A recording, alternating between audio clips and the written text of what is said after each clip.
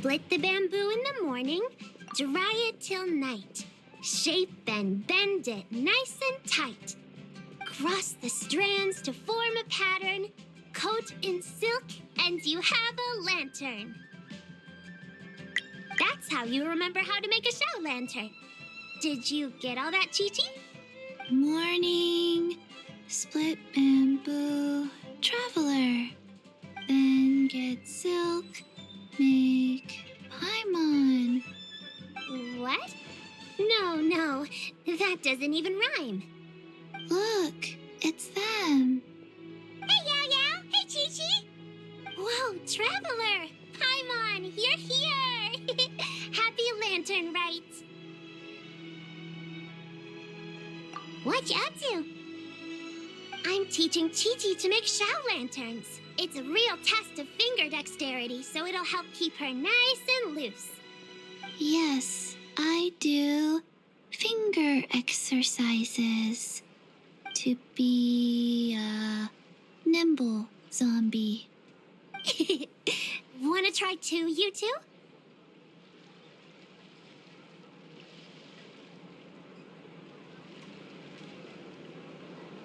Oh, okay.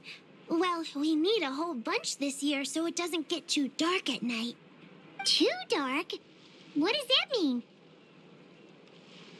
Dr. Baiju has patients who got hurt walking at night. The moon disappeared, so it was too dark to see. The moon disappeared? Like, behind the clouds? It was Jeonju, the moon devourer. Changshan told me about it, but now I forgot. It's an old myth from Chenyu Vale about a giant toad in the sky that eats the moon. What? The moon gets eaten?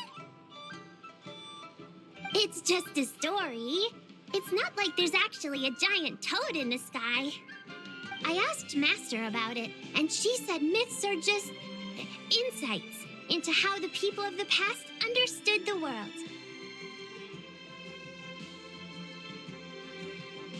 Well, I didn't see it that night.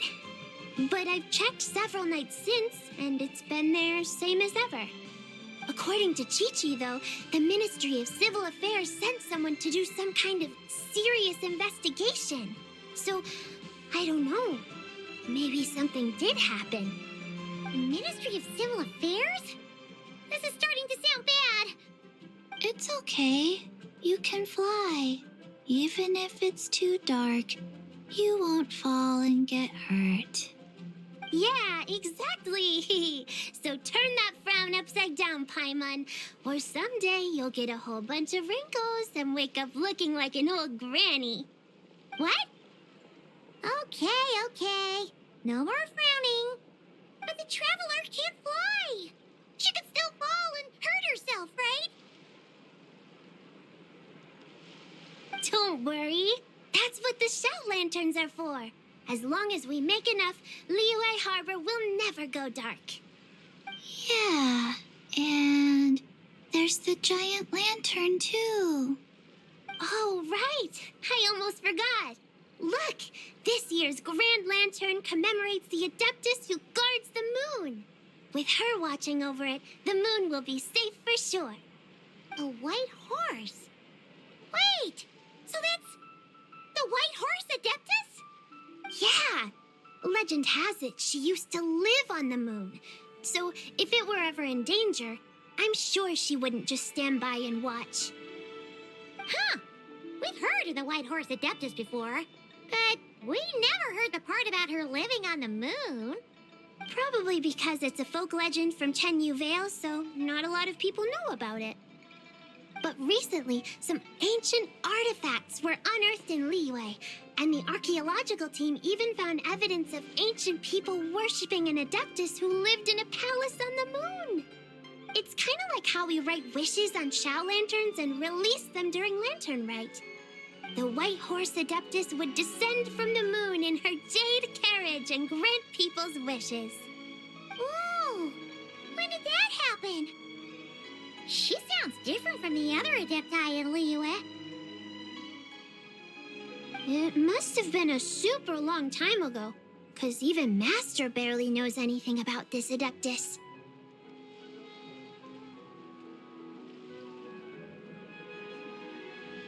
Nope. Kinda unbelievable, right? Yanfei said the White Horse Adeptus might even be a made-up legend, just like Janju the Moon Devourer. Yeah, a made-up horse and a made-up toad. You're mistaken, children. The White Horse Adeptus really does exist. Oh, Mr. Liu from the Baiju Guest House. But how do you know that for sure? Have you ever wondered how the guest house got its name, Yao Yao? Baiju White Colt. So it's named after the White Horse Adeptus? That's right. And that's because one of my ancestors was once blessed by the White Horse Adeptus. Wait, really? Tell us more! Tell us more! It was a long, long time ago, when this ancestor of mine was still a young girl. She was out gathering herbs and accidentally fell off a cliff, but the White Horse Adeptus rescued her. Oh, that's it? Paimon was expecting something a bit more special. We've heard a whole bunch of stories like that before. Patience, young one. Let me finish. After the White Horse Adeptus saved my ancestor, she told her a story about the moon and the ancient kingdom of Langan. My ancestor was so captivated that she completely lost track of time. So much so, in fact, that when she returned to her village, she found nothing but a desolate ruin in its place. It was as if, without her knowledge, countless years had passed in the mortal world. Huh? The most extraordinary part of all is that it turned out to be a dream. When she woke up, she found herself at the bottom of the cliff, right where she had fallen. Other than her medicine basket, now filled to the brim with rare herbs, it was as if nothing had happened, until out of nowhere, a horse's whinny echoed through the air, and when she looked up, she saw a pristine white horse leaping over the cliff. A white horse leaping over the cliff.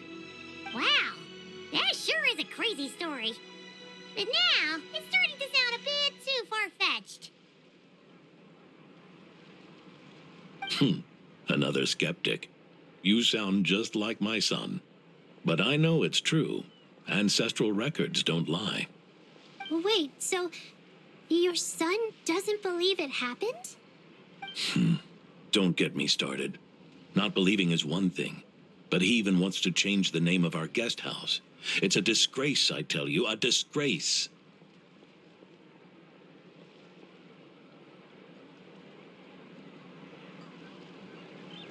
Well, it was getting about time for him to take over the guest house. And what's the first thing he does? Starts going on about how the name doesn't attract enough customers and how we're losing business to Wangshu Inn. Can you believe that? As if Baiju Guest House and Wangshu Inn aren't miles apart from each other. Oh, what about something like the Xiao Lord's Rest? Paimon bets that would get people through the doors. Xiao Lord's Rest. I like that one. This isn't about getting people through the doors. This is about disrespecting our ancestors. Oh, White Horse Adeptus, my wish is this. Let your divine power be known. Teach my foolish son the error of his ways. Paimon wants to learn more about this Adeptus. Hey, maybe we should ask Zhongli. Good idea! Mr. Zhongli is super knowledgeable. He can answer questions even Master has no clue about.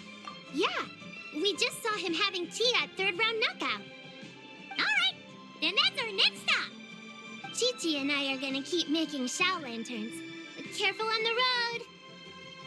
Goodbye, Paimon. Goodbye, traveler.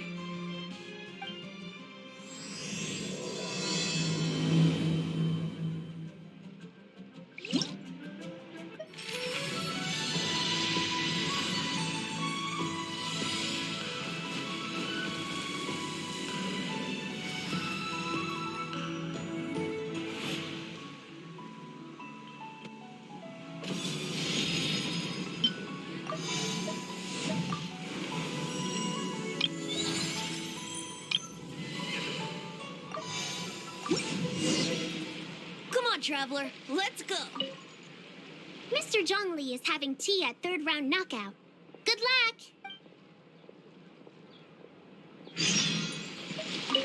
Morning. Split bamboo. Traveler. Oh no, I got it wrong again.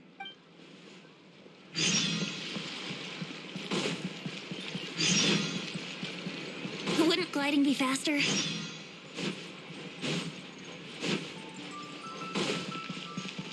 Wouldn't gliding be faster?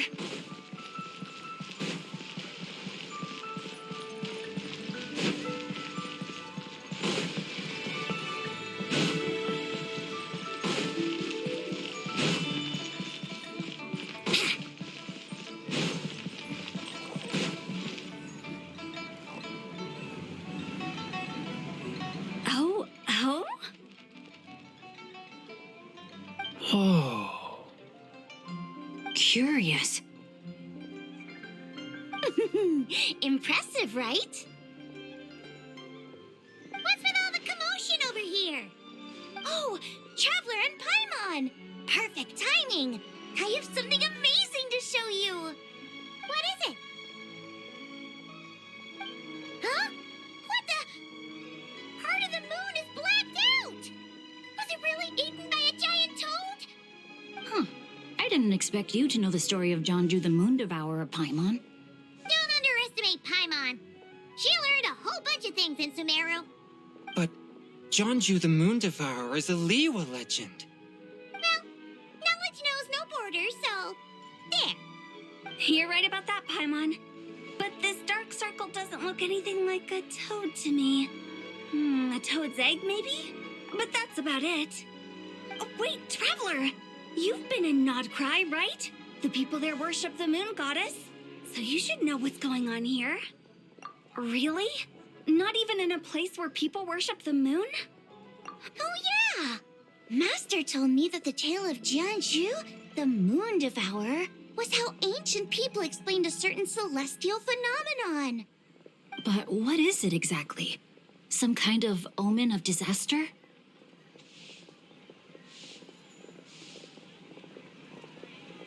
How so? Oh, but in this picture, the moon is being covered from the center. So this can't be a normal eclipse.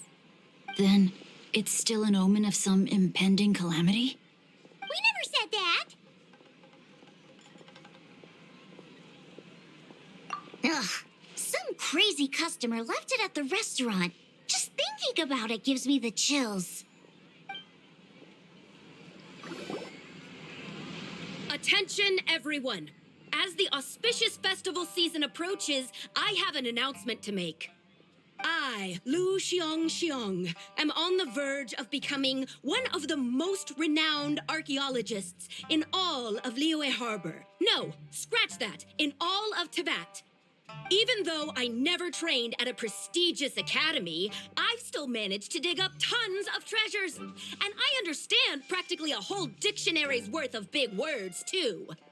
Like my pops always says, no pain, no gain. And I haven't had it easy, that's for sure.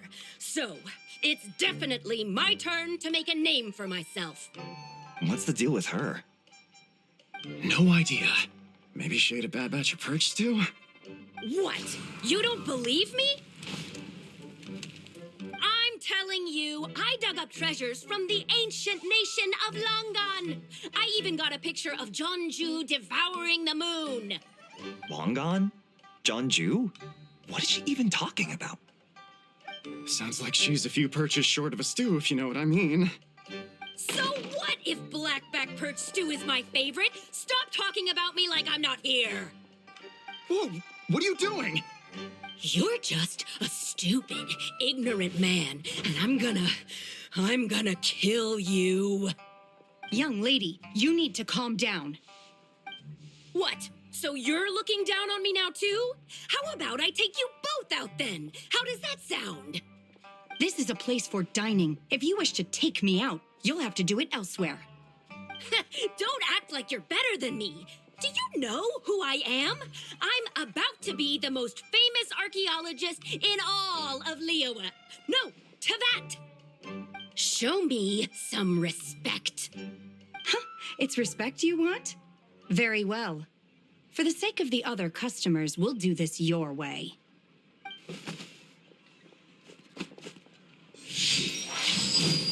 What? So Shen has started the fight? She had no choice. The woman pulled a shovel out of nowhere and started going crazy, flipping tables left and right.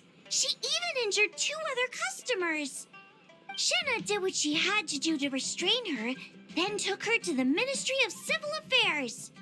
Thank goodness Aunt Shenhe was there. Or who knows what might have happened. Yeah.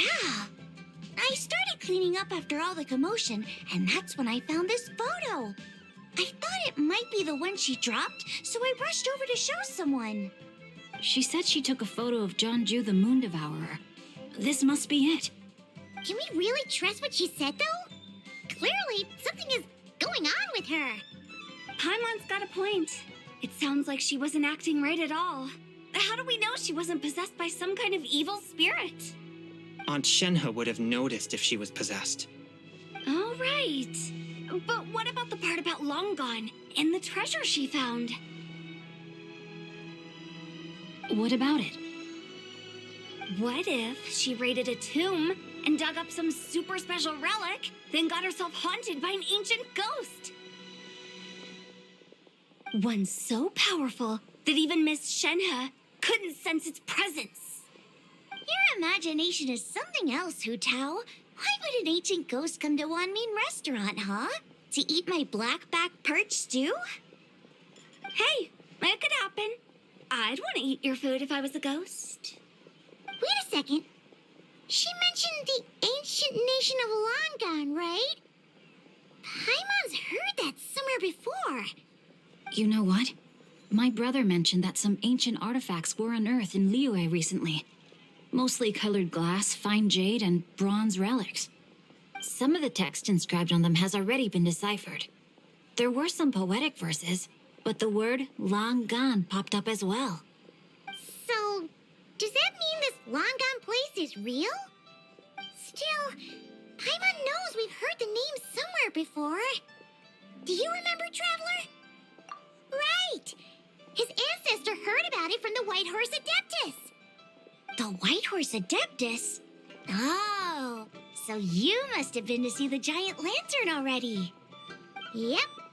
And it turns out that the White Horse Adeptus is super mysterious, too. Even Madame Ping hasn't met her. Wait, I thought she was the gold-eyed Celadon mare of the 8 Adepts. That's just the interpretation you believe in, Hu Tao. There are other theories out there, too. The elders of Qingce Village believe that during the Archon War, a white horse leapt from a clear spring, transforming into an Adeptus who aided Rex Lapis in battle. In Chenyu Vale, some of the tribes take her to be the daughter of time and trace her deeds to an even earlier era. Yet in other ancient texts, including the relics I just mentioned, she appears as an emissary who listens to mortal wishes, bestowing the blessings of the heavens and moon upon the mortal realm, which is why we write our wishes on Xiao lanterns. That's so complicated. So what's the verdict? Which version is the truth? I'm afraid there's no definitive answer to that. You two have been all over Tevat. Do you have an idea? Nope, sorry. We were actually on our way to ask Zhongli. He knows even more about this kind of stuff than us. Ah, looking for a consultant, huh? He's having tea with Miss Linlong. Shigu Antiques is hosting an exhibition tonight. An exhibition? For what? All those antiques Sing Show just mentioned. So if you head to the big ship docked in the harbor tonight, I'm sure you'll find him. So, where to next? How about we go to the Ministry of Civil Affairs to ask about the White Horse Adeptus? We might be able to find out more about the recent moon situation, too. If you're heading to the Ministry of Civil Affairs, could you give them this picture for me? Since it belongs to that customer, she deserves to get it back at least. It might even help the Ministry with their investigation.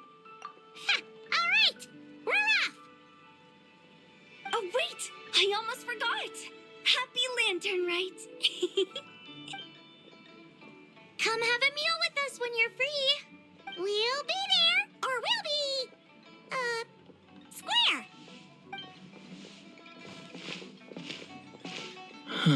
Thinking about it now, could it be possible that photograph was a fake? A fake? You mean like the customer fabricated it to gain academic recognition? Nice one, Chongyun. I never even thought of it like that. How about we go check out that place tonight? I know exactly where it is. All right. I'll get scolded if I get home too late. Live a little, Singcho. You act like this is a first for you. Worst comes to worst, we'll get Xiangling to cook you something delicious, okay? Well, when you put it like that, I suppose it's worth the risk. You were just waiting for the promise of free food, weren't you? Fine. It's a plan then. We'll meet up tonight.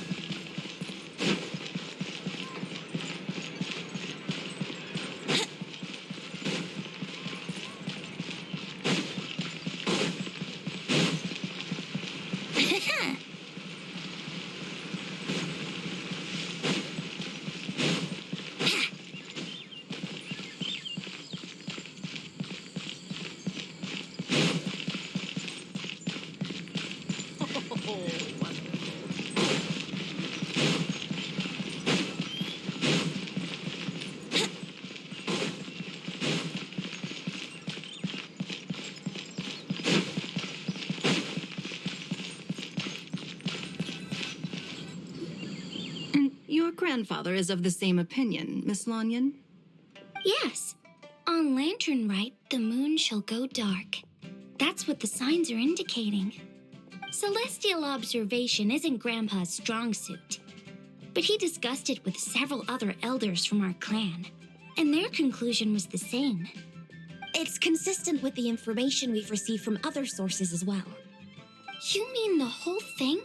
About the legend of Jianju the Moon Devourer? Happening in real life? Yes, that's one of them. So it's true.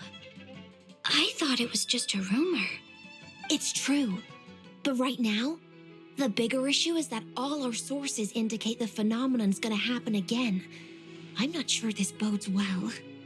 Let's remain optimistic for now. We're making progress interpreting the artifacts, and Ganyu is consulting with the Adepti as we speak. Besides, apart from the incident at Wanmin Restaurant, there haven't been any other moon-related disturbances. Minglong, Kuching, and Lanyan! You're all here! Oh, Traveler! And Paimon! It's been a while. Happy Lantern Rite. Yes, happy Lantern Rite. What brings you here, though? I thought you'd be in the harbor enjoying the Xiao lanterns. You're certainly not the type to visit Yujing Terrace for no reason. Is there something I can help you with? What? We're not allowed to just drop in on our friends during the festive season? I was only teasing. You're welcome to visit us anytime you wish. Happy Lantern Rite. Oh, and about all the moon business you were just talking about? We have something to show you. Here, take a look. Whoa, something really did take a chunk out of the moon. Someone managed to capture a picture of it. Is this Jianju, the Moon Devourer, then? Even though we confirmed this event took place, I still can't quite believe what I'm seeing. Where did you get this picture? From Xiangling. She found it when she was cleaning up after that customer caused a scene. She thinks they must have dropped it. Wait, Is this Chawang Terrace? No, it's just where I'm from. It said that Chawang Terrace was where the ancient people of Chenyu Vale communicated with the heavens. And in this picture, the moon happens to be right above Chawang Terrace. I was just surprised, that's all. It's probably just a coincidence. That's interesting because the ancient people of Chenyu Vale migrated there from the chasm area. The chasm? So, that place is involved too? According to our investigation, that customer you just mentioned, Lu Xiangxiang, her father and grandfather are merchants in Liyue Harbor, and her mother and grandmother grow tea in Chaoying Village. A few days ago, she left her home in Chaoying Village to join a civilian archaeological team funded by Hoishan Hall, and ended up excavating some artifacts in the chasm area. These artifacts were then entrusted to Shigu Antiques and are set to be featured in an upcoming exhibition. Then, of course, the incident at Wanmin Restaurant occurred. We suspect something happened during the excavation that left her with quite the shock. And now, it seems like she also went to Chawang Terrace and took that picture of the moon disappearing. The chasm? Chawang Terrace? Things are getting pretty complicated. She's not in a good mental state, so we took her to Boo Boo Pharmacy to get some help. Why don't you come with me to check up on her? At this point, you seem invested in this case too. Then let's head there now.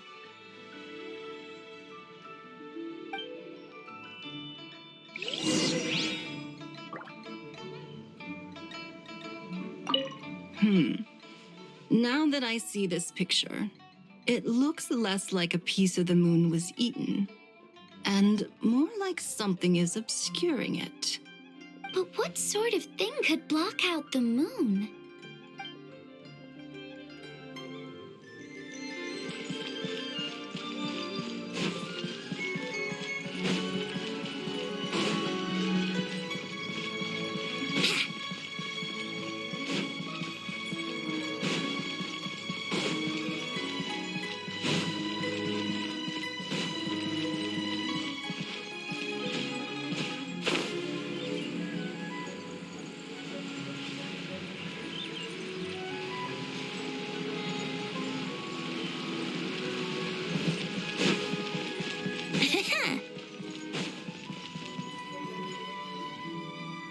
Lady Yuheng. Oh, and the Traveler and Paimon are here as well. What a pleasant surprise. Happy Lantern Rite. I hope we're not interrupting, Dr. Baiju. Not at all. I assume you're here to see the patient. Unless it's urgent, however, it would be best not to disturb her rest. It's quite unstable. She's even more agitated than when she first arrived. And she refused to cooperate when we tried to check her over. I had no choice but to prescribe a calming draught and to have her rest for 2 days. So she's getting worse? That isn't the news I was hoping for. It's just a precaution. Based on an earlier conversation with her, it seemed more like a fixation than anything else. She hasn't lost her mind. That's right. When we asked about it, she kept insisting she was going to be famous far and wide. Well, it might not be far and wide, but she certainly made a name for herself around Yujing Terrace. Even some of the Qixing know who she is. Not often, that's for certain. From my initial assessment, the patient appears to have experienced some sort of shock, and whatever it was seems to still be haunting her. But what could have caused such a thing? The relics from the chasm? Or the moon above Chawang Terrace that night? Come back in 2 days, and you might just have your answer. I suppose that's all we can do for now. We'll take our leave then, Dr. Baiju. Of course. If you need anything else, don't hesitate to stop by. Speaking of those relics from the chasm, aren't they being featured in an exhibition tonight? That's right. Are you planning to attend? Yeah, we wanted to have a talk with Zhongli anyway, and now Paimon's even more curious about these relics.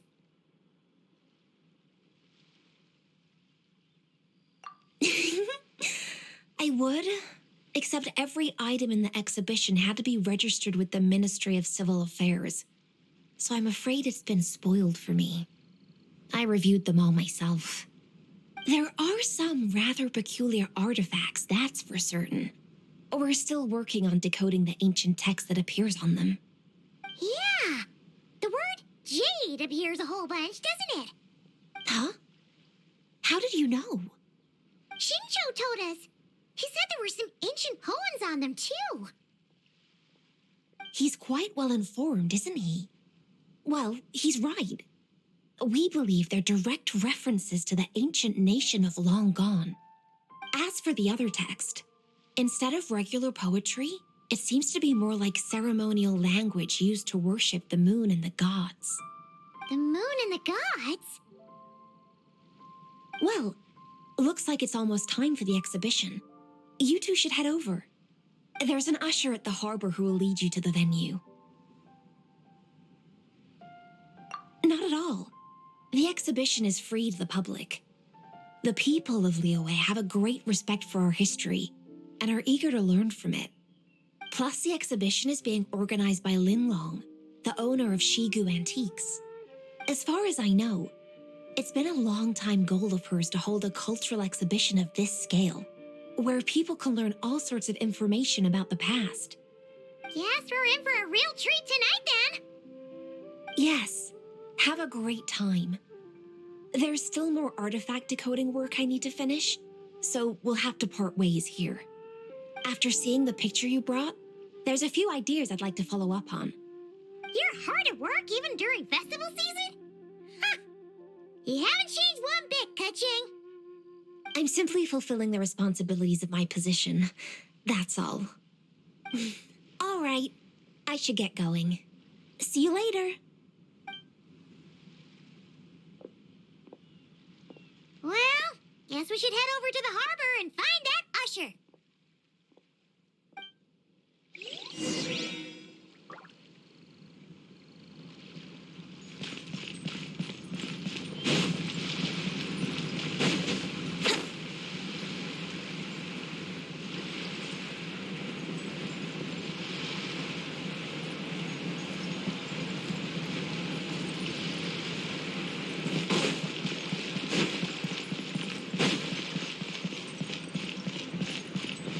Wouldn't gliding be faster? Ah, here for the exhibition? I can take you aboard. After you.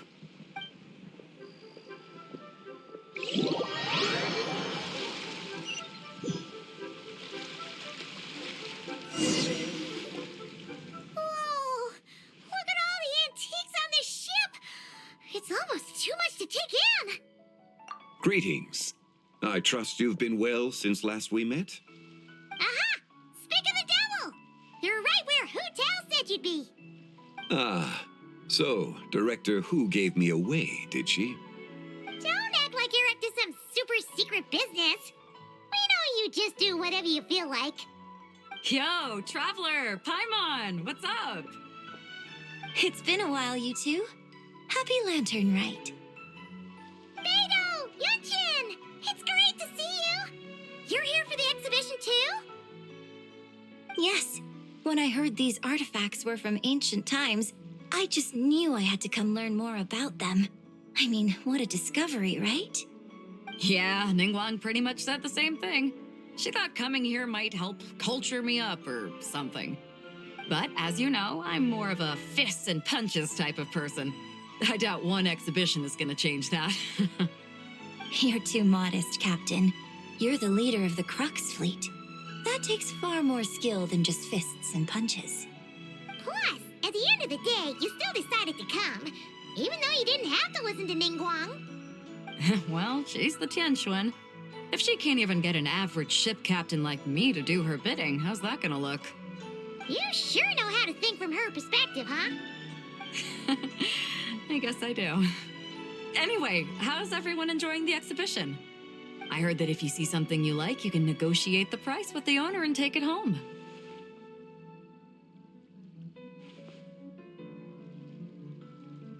Wait, so we can buy this stuff?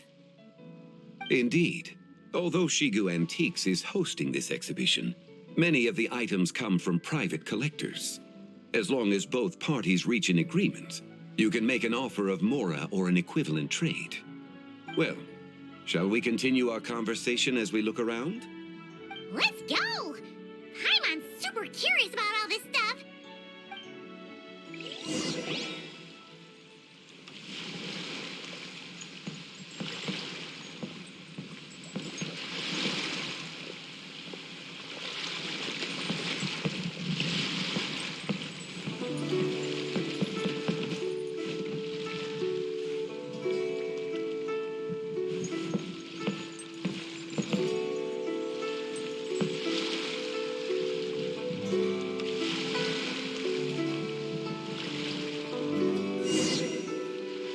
Whoa! Look at this painting!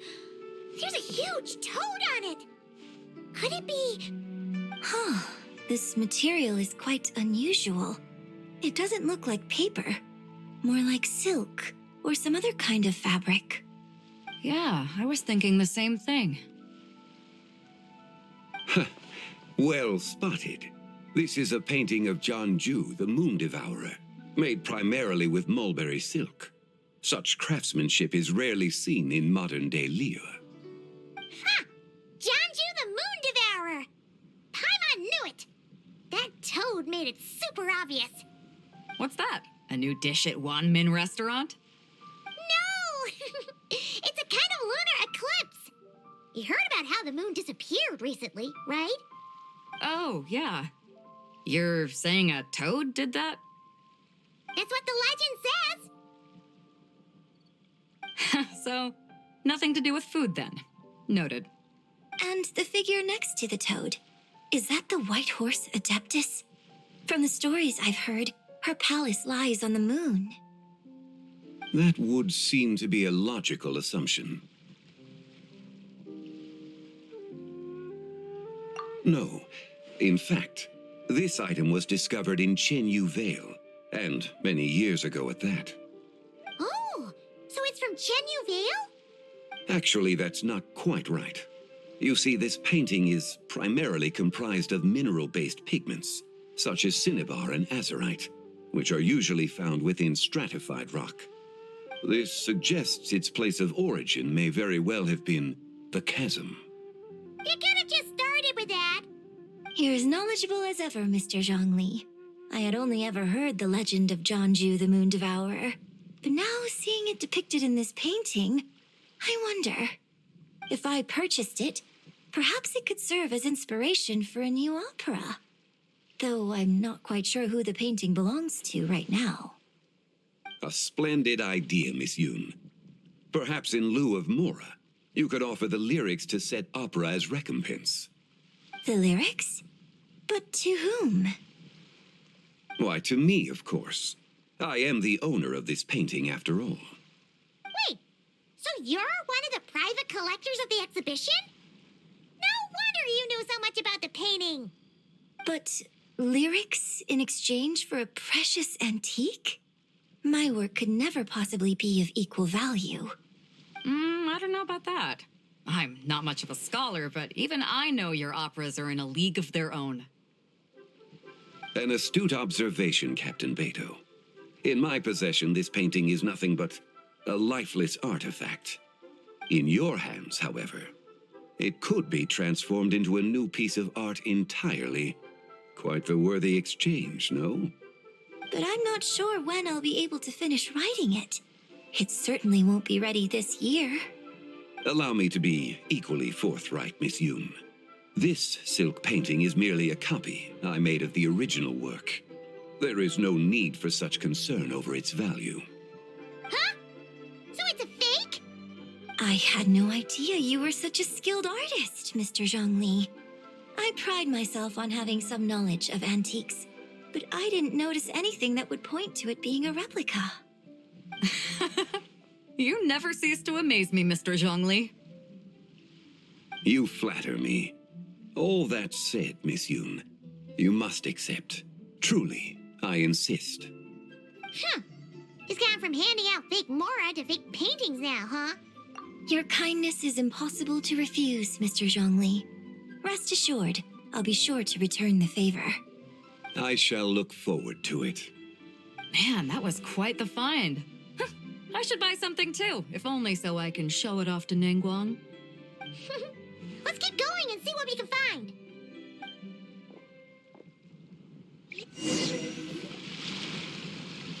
Wow, this bronze war chariot is really something. It must have quite the story behind it. I've never seen anything like it before. Do you know what this is, Zhongli? Ah, I heard from Miss Linlong that a carriage made of Celadon jade was unearthed in the chasm. A copper canopy, a body adorned with flowing clouds and geometric patterns. Yes, this must be the one. A precious piece indeed. This thing's gotta be thousands of years old, right? Crazy to think people back then were capable of such intricate metalwork.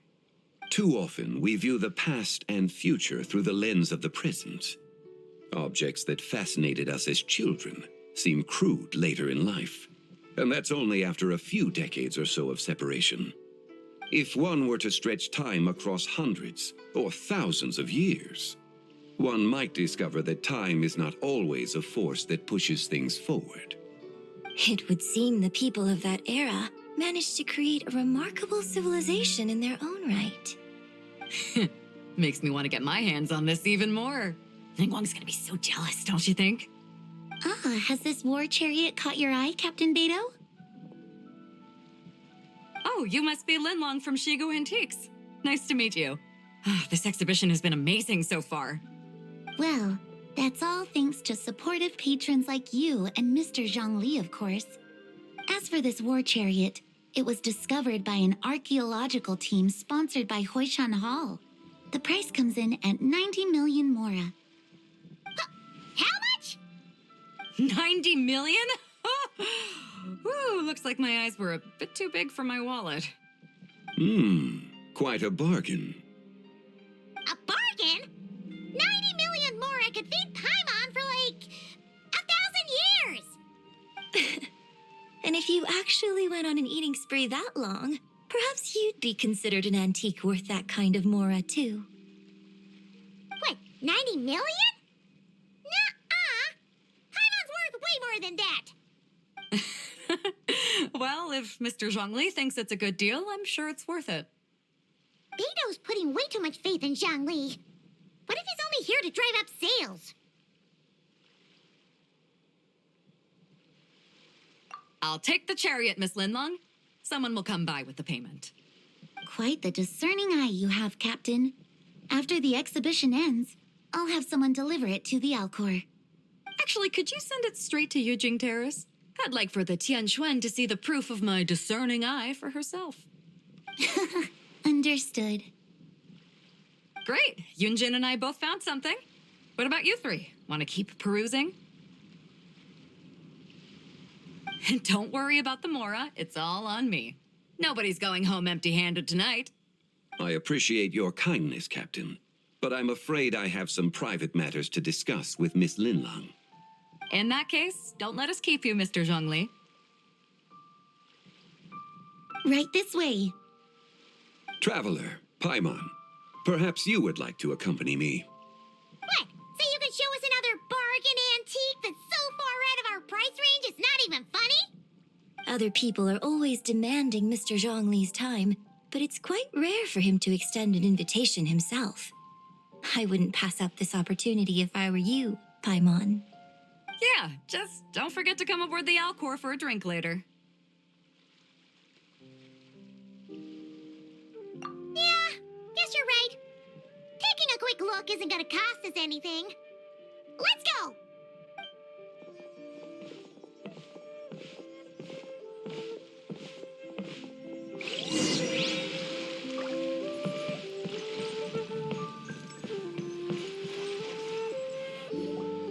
These are all the jade pieces that were found, Mr. Zhongli.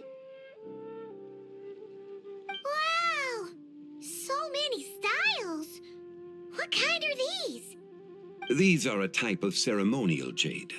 You're familiar with Chenyu Vale's rain jade, right, yes? Oh, yeah!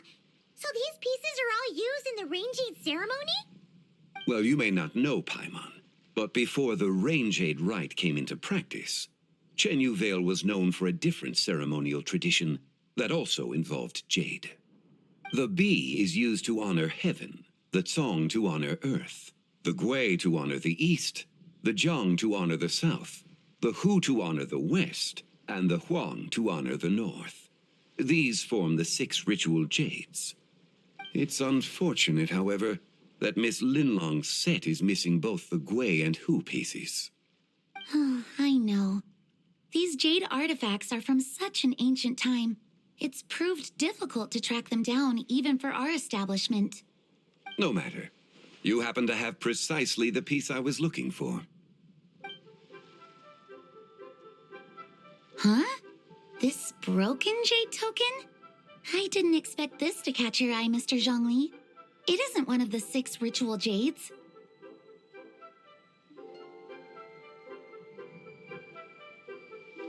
An affect belonging to an old acquaintance of mine. An old acquaintance? One of your collector friends, Mr. Zhongli? You could say that. Traveler, take a closer look.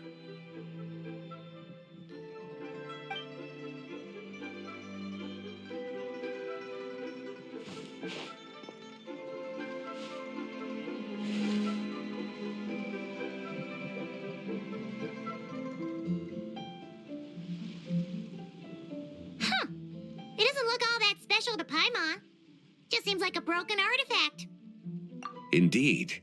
It's been thousands of years since the moon has appeared in such a form. So, in the past, the moon wasn't always full. Then, could this missing chunk be from when Jianzhu devoured part of the moon? It's worth looking into. Your insight is invaluable, Mr. Zhongli. I had no idea how special this piece was. Since it has caught your interest, allow Shigu Antiques to cover the cost. Oh, that is far too generous, Miss Linlang. Not at all.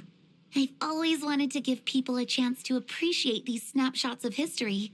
So holding an exhibition like this has been a lifetime wish of mine. And it never would have been possible without your help, Mr. Zhongli. I merely put in a good word with a few acquaintances of mine. And it had a profound impact. Without your recommendation, I doubt half of these collectors would have come to the exhibition. So, on both a personal and professional level, I owe you my thanks, Mr. Zhongli. Wow! Zhongli actually did something useful for once.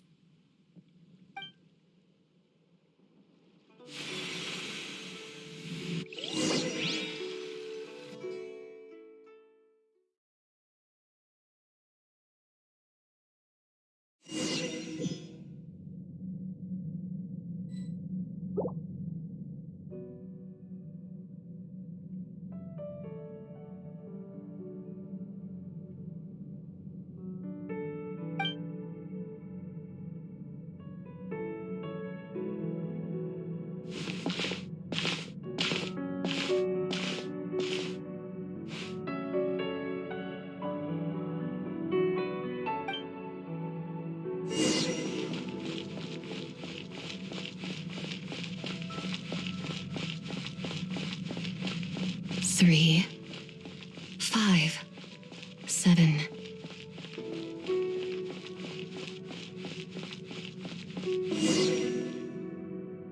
$11, 13, 17, 19, 23, 29.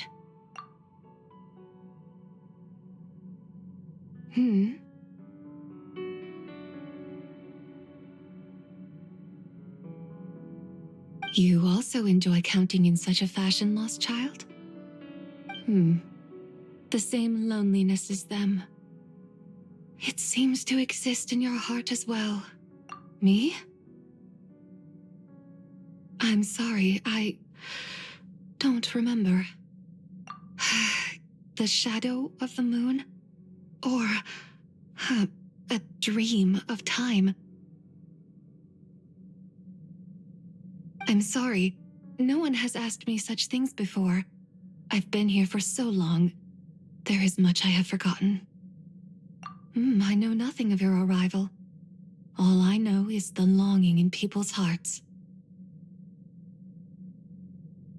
Yet, I sense the moonlight's guidance within you, child. Perhaps that is what brought you here. You seem confused. Perhaps I can help in some way. The path home is... that direction. I believe someone told me that before.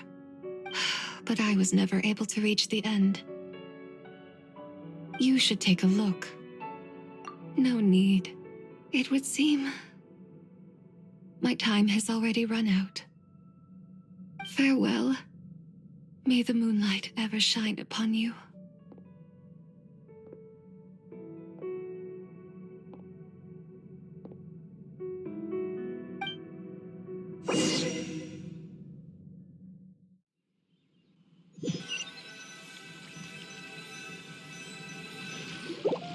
Wow! Jiangwei actually did something useful for once.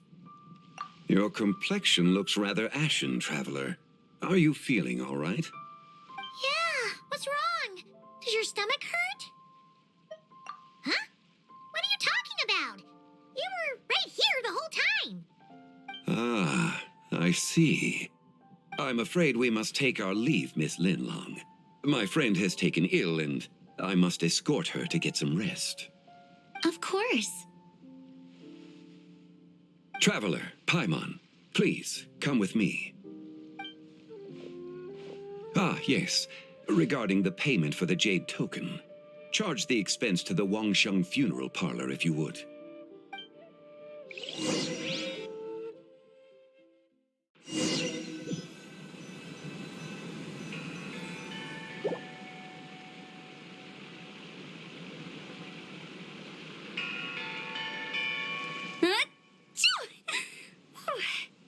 Guess someone's thinking of me.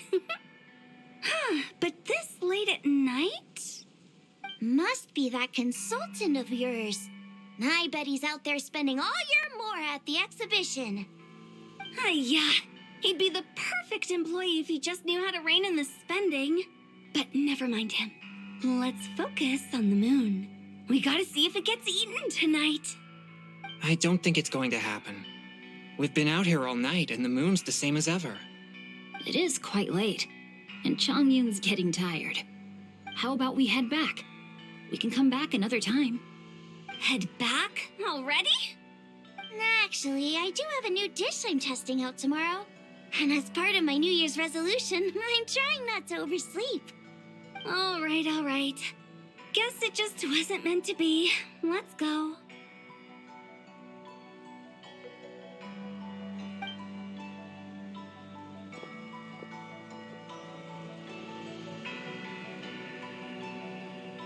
When the sun's out, bathe in sunlight. When the moon's out, bathe in moonlight.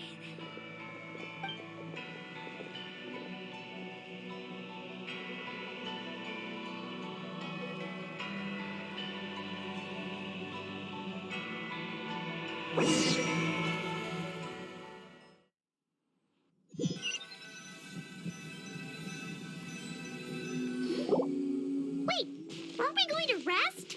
Why did you bring us here? Because I imagine the Traveler would like to know what just happened to her. Oh, right. Ugh, Paimon's confused, though. She could have sworn you were there the whole time. Oh, how is that possible?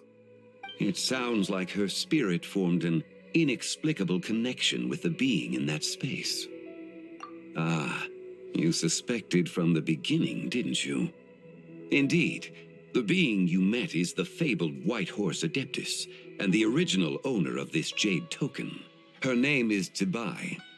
Wait, does that mean she's inside this token? No, She does not reside within this token, but rather within the moon's shadow.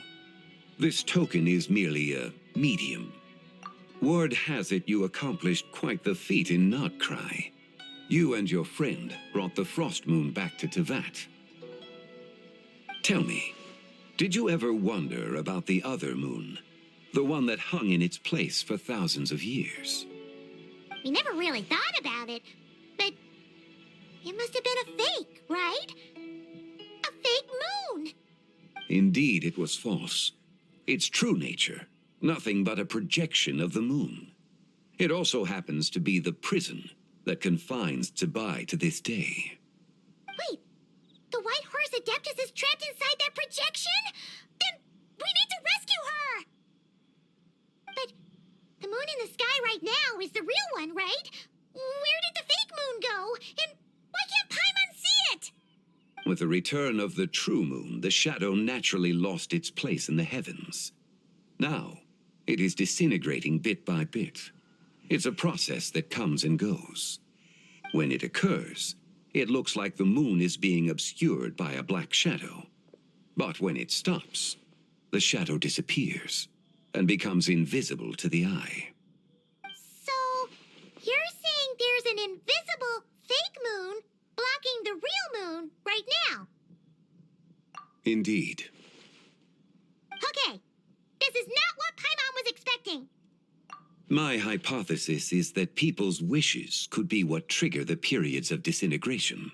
After all, when you experienced that episode just now, it was precisely when Miss Linlong spoke of her own wish.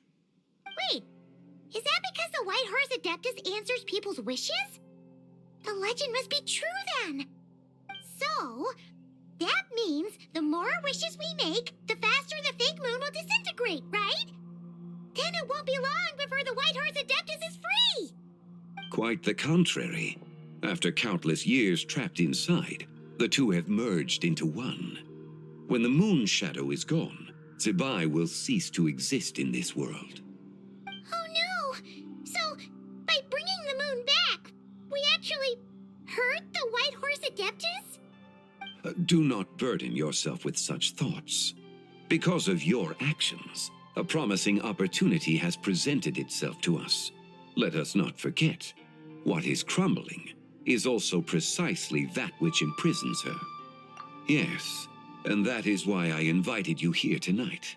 Your connection to that broken jade token confirms that you can do what I envision. However, while I had hoped to receive your assistance, this matter could have significant ramifications. I must admit a certain reluctance to implicate you in more of Tevat's secrets. Often, the deeper one's knowledge of such matters, the harder it becomes to extricate oneself from them. You are someone who once traveled through the boundless sea of stars.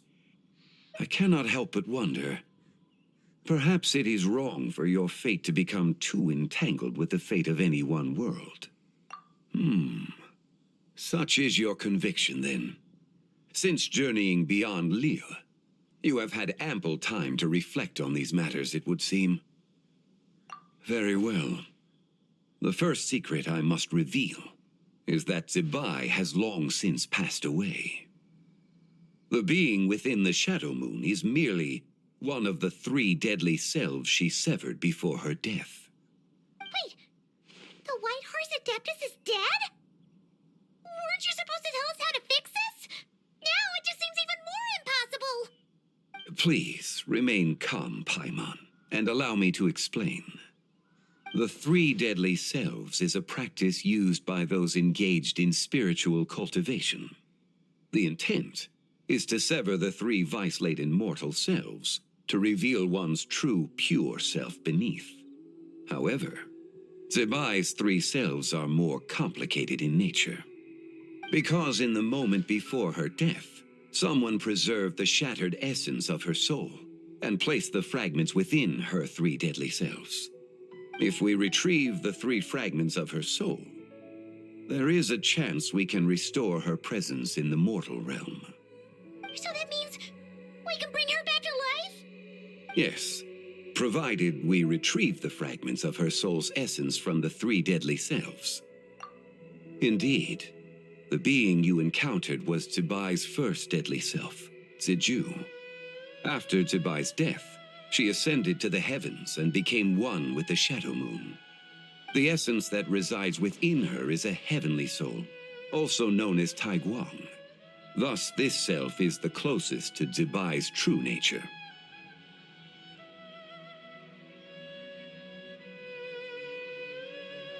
That said, because she is trapped within the Shadow Moon, we have no choice but to seek out the other two soul essences first. Then we can unite them as one.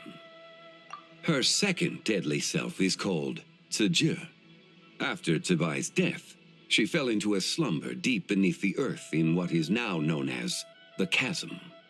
The essence within her is the Earth Soul, also known as Xuangling. She is the self that inherited most of Zibai's memories and wisdom. The chasm? So, do we have to go there to find her? That won't be necessary. I sensed her presence on the jade carriage from earlier, the one at the exhibition. It's possible the return of the Frost Moon awakened her, and she emerged from the chasm alongside that batch of ancient artifacts. Wait! That must be why you agreed to help with the exhibition! To investigate the artifacts! Indeed. So in truth, Miss Linlong was the one who helped me. The third deadly self is Zichao. The essence within her is the human soul, also known as Yojing, Zibai's shade. Thus she is the most free-spirited among the three. She lent me her aid during the Archon War, 1,000 years ago. But later, as her powers waned, she retreated into the mountains. I imagine finding Zichao should prove the most troublesome, so I shall take it upon myself to track her down. So, we need to find the second deadly self, right? But where do we even start? Locating her should not prove difficult. In life, Zibai was fond of mortals, and as the self who inherited most of her memories and wisdom, Ziju should be the same. It's possible she has possessed someone, and is meandering the bustling streets of Liyue Harbor as we speak. Possess someone? Wait! Are you thinking what Paimon's thinking, Traveler? What if she raided a tomb and dug up some super special relic, then got herself haunted by an ancient ghost? Exactly! Lu Xiangxiang! It seems you have a lead in mind already. She'd still be at Boo Boo Pharmacy. She was super agitated when she first got there, so Baishu gave her some calming medicine and told us to come back in 2 days. Do you think it could be her, Zhengli? It's quite possible. The deadly selves are impure beings that can easily influence mortal minds. A sound plan. Well, I should get started on my own investigation then. But you're leaving already? I must. Zichao went into hiding after the Archon War. If I am to have any success tracking her down, then there's no guarantee. I should start sooner rather than later. But there's still so much you haven't told us. Like, who the White Horse Adeptus actually is, and how she died in the first place. Not to mention who it was that preserved the fragments of her soul. Should our endeavor prove successful, then naturally those answers will follow. If not, speaking of them would be rather meaningless. It would seem that this is a question you are unwilling to set aside. Very well. I shall tell you. It was the Avatar of Time. Ah, so you know of her existence. The ruler of time saved her soul. Indeed. Preserving what remained of Zibai's soul in the moment before her death. Only the power of time could be capable of such a thing. However, there is no telling what effect it has had on the three deadly selves. In other words, you must exercise caution when seeking out Ziju. On the night of Lantern Rite, countless Xiao lanterns, and the wishes written upon them will be released into the sky. I estimate that this event will trigger the Shadow Moon's collapse. When that happens, the cage that confines the first deadly self will open. That is our moment to act, but also the moment where all could be lost. For if we fail to retrieve the other 2 soul fragments in time, Zibai's resurrection is hopeless. As I mentioned before, the answers to your remaining questions should come in time, providing our efforts bear fruit. Let us hope that all proceeds smoothly in the days to come.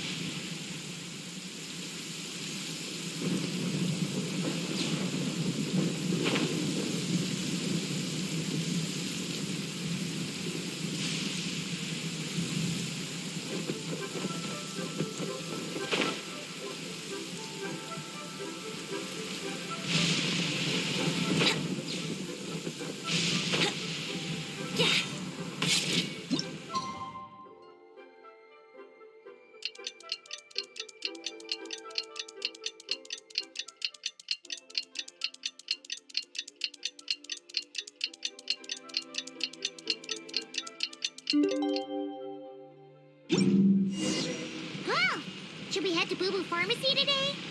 Fingers crossed we learned something useful.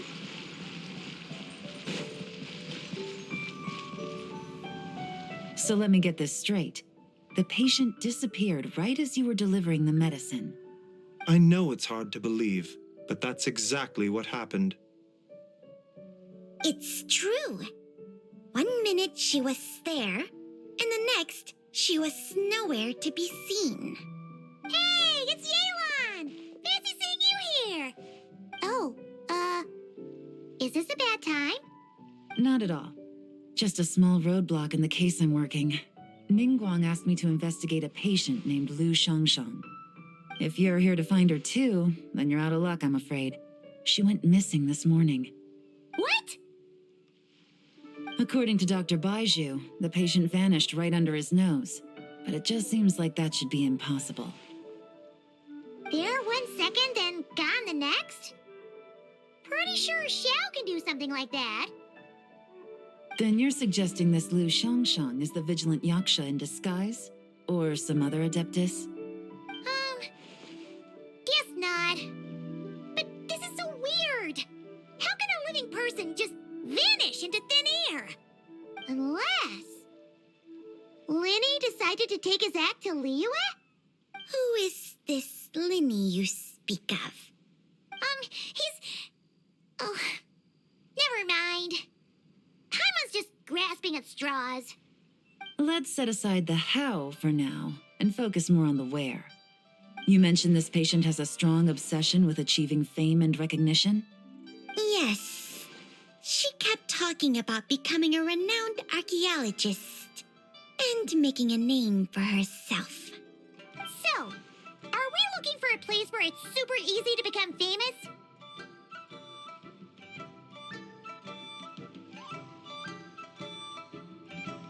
I think we should check out the Xiao lantern crafting stalls. Because it's easy to become famous by making Xiao lanterns? Not exactly. When the people of Liyue need a solution to a problem, their first thought would be to pray to the gods and the adepti. If her wish is to become famous, she might write it on a Xiao lantern in the hopes that the fabled White Horse Adeptus might make it come true. That certainly sounds probable. Turns out, the White Horse Adeptus might be a lot closer to home than she thinks.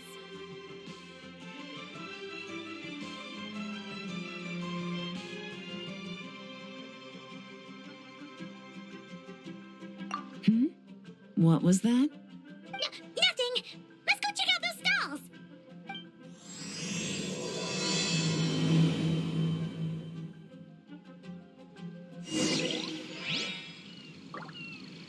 Is it possible I was just imagining things? But I saw it too. We can't both have been imagining it.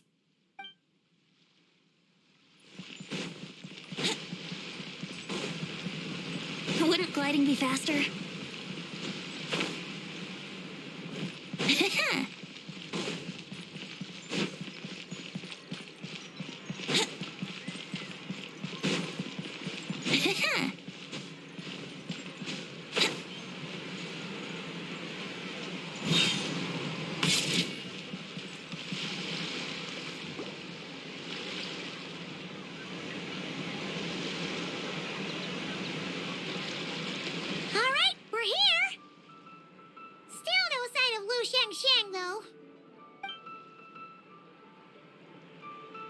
As long as you're patient enough, Paimon, you'll find that hunting down people is no different from hunting boars.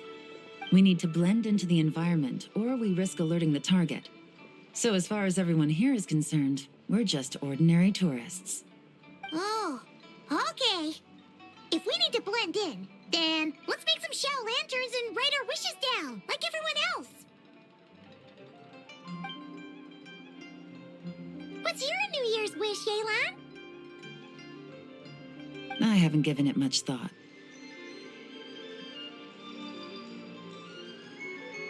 Oh, and it can't be work-related. You gotta take a break once in a while, right? You're always digging out this suspect, tailing that criminal, hunting down this gang or that. Which is super amazing and all, but it's gotta be exhausting. Really getting into this, huh? You said to blend in, right? Come on! It's all part of the act! So you gotta think of something! Then I suppose it'd be to go traveling the next time I get the chance. Traveling? That's our bread and butter!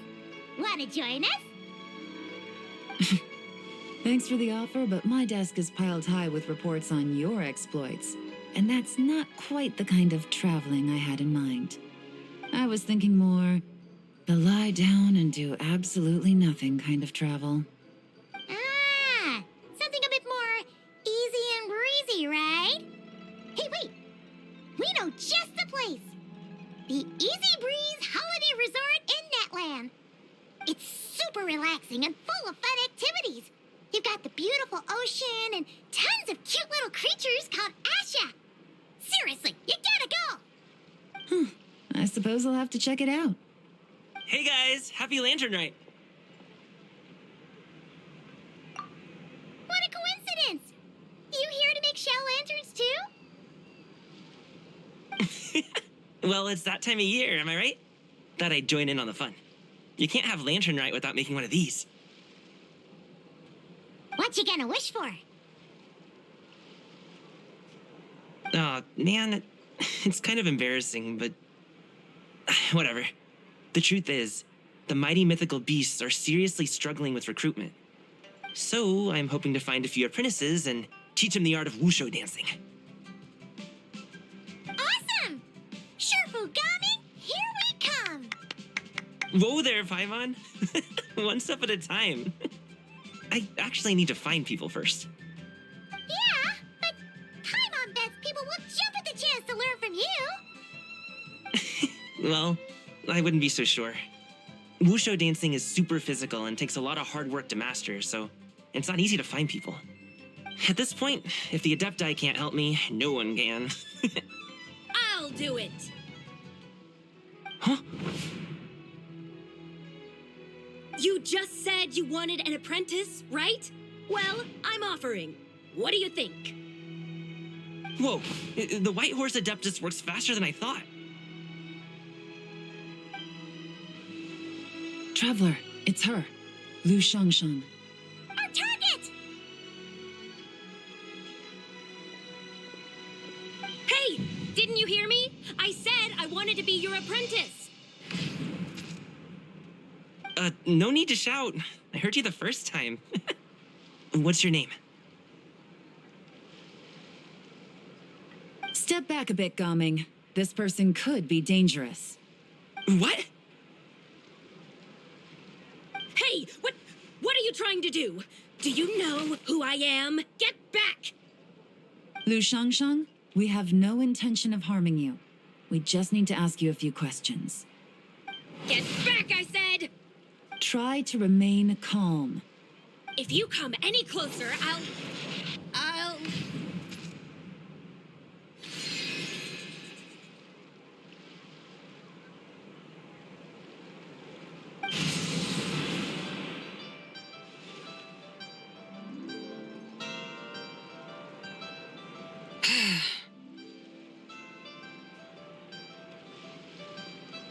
Little wisp of a being. How are you able to see me? So what if I am? Leave at once! You, a mere mortal, whose own life hangs by a thread, would dare reach for the power of life and death? Unless you wish to be condemned to eternal damnation, you would do well to abandon this foolish endeavor. I shall speak on this no further. Don't come any closer. How did I get here? Who are you people? Playing dumb, are we? Save it. We know you attacked those people at Wanmin Restaurant. What? No, I would never. You must be mistaking me for someone else. You don't remember? Of course not. How could I do such a thing? What about the photo you took near Chuang Terrace? What photo? What's going on? It's like she lost her memory or something. Well, this complicates things. I'll take her back for questioning and let you know what I find. Take her away. But I didn't do anything. I swear. That's weird. She seems so normal now, but she doesn't remember anything. This is just great. An apprentice falls right into my lap, and now she's gone! Don't worry, Gaming. This is a special case. I'm sure you'll find one soon. Unless you're gonna pony up and offer a real solution, Paimon, I don't want to hear it. Gaming? What's up with... I'm done here. I'm gonna go find an apprentice, and I won't take no for an answer. Gaming, wait! Is it just Paimon, or was Gaming acting super weird just now? What? How do you know? Oh, so you saw the second deadly self? And you think she moved from Lu Xiangxiang to Gaming? Uh-oh. Then we better find him before something bad happens. Let's go!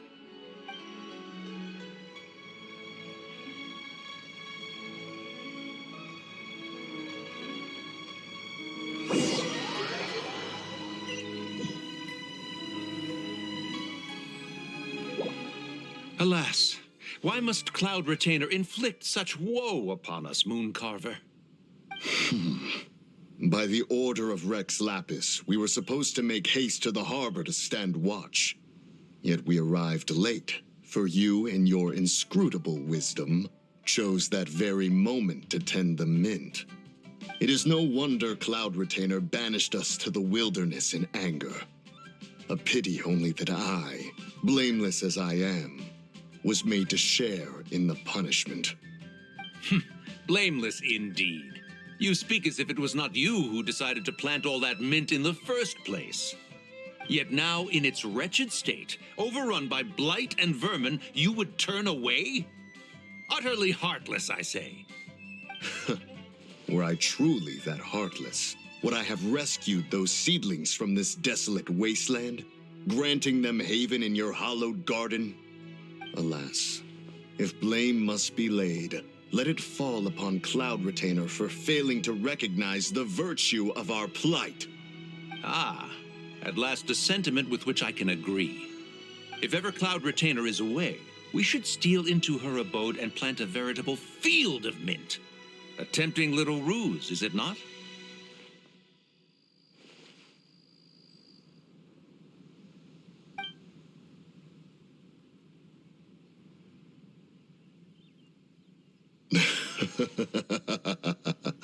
Positively ingenious.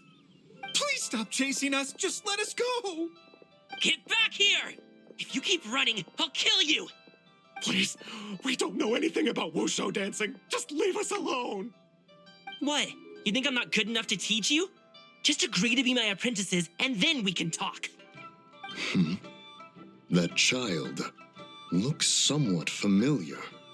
Ah, it appears to be the wushu dancer from Liyue Harbor. I have seen him perform on occasion. Come, let us take a closer look. Has trouble befallen you, young one? Perhaps we can offer aid. Oh, thank the gods. Please, sir, you have to help us. This guy's trying to force us to become his wushu dancing apprentices, and he won't take no for an answer. Oh, so it is you who require aid, not the other way around. Get out of the way, old man! This is between us. Preposterous. You dare to presume we are of a mature age? Listen here, brazen youth. Skilled you may be in the art of dance, yet your offstage demeanor leaves much to be desired. Hold on, Mountain Shaper. Something is amiss. Look closer. Huh. Indeed, he bears the mark of something unclean. It spells trouble. You there, depart at once. Hey! You drove off my recruits, old man. You'll just have to take their place, even if you're a bit on the decrepit side. Many years it has been since a being has dared speak to us in such a manner. Now let us see what evildoer has sought to use you as its puppet, young one. You two, you're Adepti. Does that strike fear in your soul? Whoa! Two Adepti recruits just fall right into my lap? That white horse sure knows how to grant a wish. Coming! Slow down! Wait for us! Jeez, take a hint, will you? I told you to stop following me. Traveler, Paimon, keep your distance from this youth. Evil has taken a hold of him. We know! It's one of the White Horse Adeptus' deadly selves! She's possessing Gaming! The White Horse Adeptus' deadly selves? Could it be that Rex Lapis called us to Liyue Harbor for this very reason? Hey! What are you two whispering about over there? Who's gonna be first apprentice and who's gonna be second? It doesn't matter. I'm not the kind of Sufu who plays favorites. Insolent spirit! Be gone from this child at once!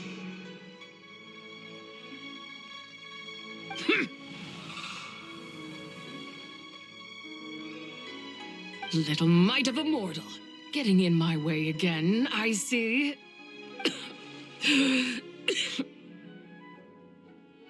That is no concern of yours. No, only by doing it myself will I find peace. Otherwise, rage will consume me. If I lose control, all will turn to dust. The curse of time. The memories this body holds. Come no closer. This is your final warning. Insolent spirit! Be gone from this child at once! Huh? Traveler and Paimon? And two Adepti? Where are we? Weren't we just making Xiao lanterns in the harbor? Gaming! You're back! Ah! The sun is most scorching. Agitation stirs within me. I require cooling mint to beat this heat. And speaking of, Cloud Retainer has scorned this verdant wonder long enough. It is time for her to feel its wrath. The wrath of mint! Mountain Shaper, where are you going? Oh no! Now Mountain Shaper's acting weird! Oh, you don't think it spread to him, do you? Spread to him? Quickly now, explain to me what has been happening.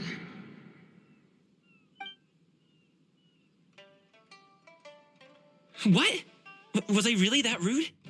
Jeez, someone get my dad to throw a slipper at me. I'm so... Whoa! You okay, Gaming? He is fine. It is simply exhaustion.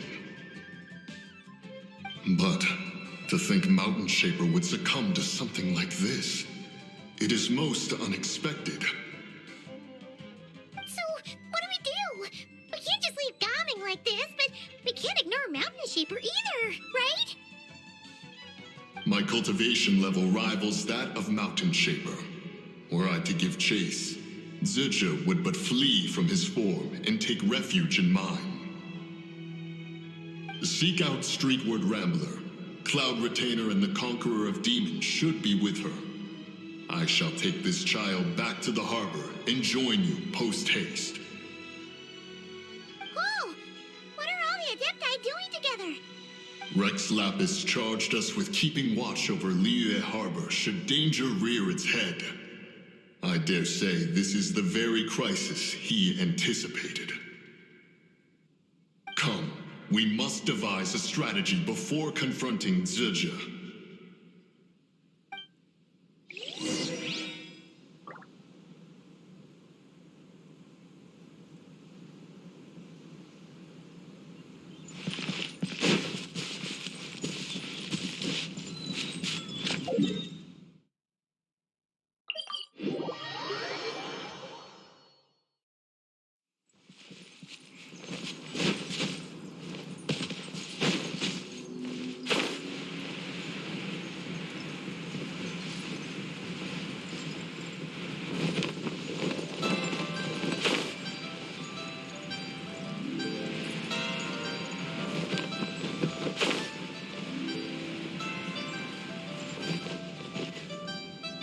The White Horse Adeptus?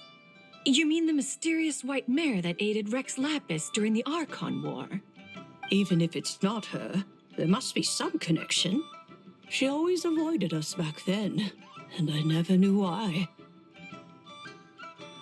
Rex Lapis's recent trip seems to be related to this person as well. Xianyun! Madam Ping! Xiao! Great! You're all here! Ah, Traveler. It has been quite some time.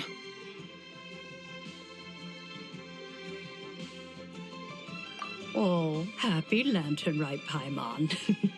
You're as lively as I remember. I trust things have been well. Sorry, Madam Ping. No time to catch up. Something terrible has happened. What is it? Has Mountain Shaper gotten himself into trouble? Mooncarver is here with you, but he is not.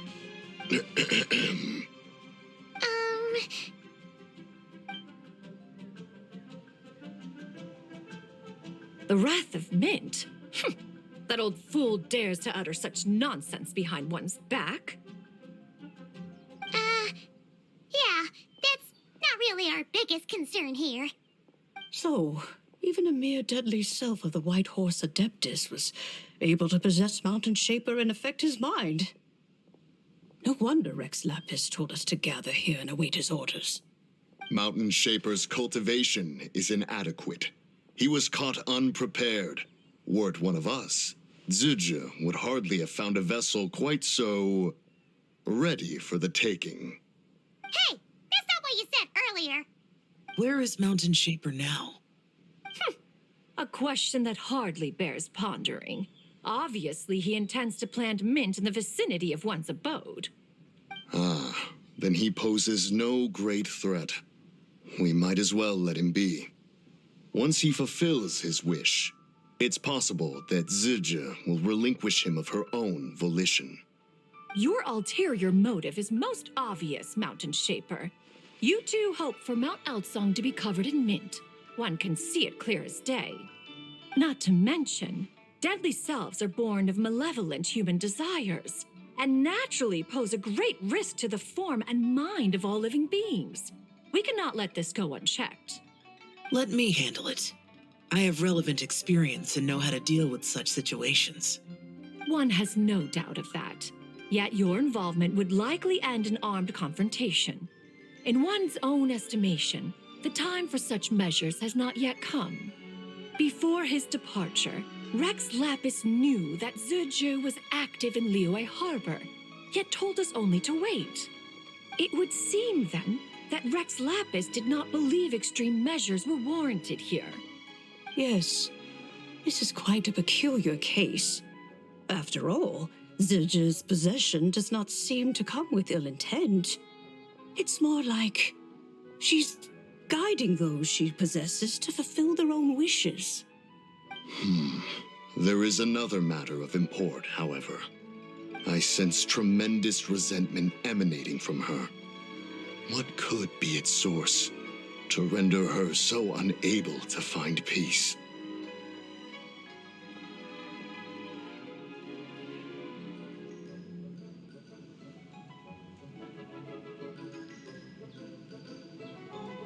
She was talking about the White Horse Adeptus memories, right?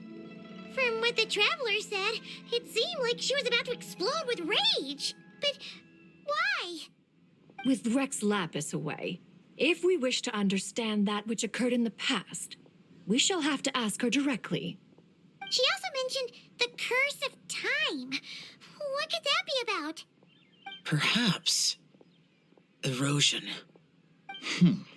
Indeed. We are of the same mind.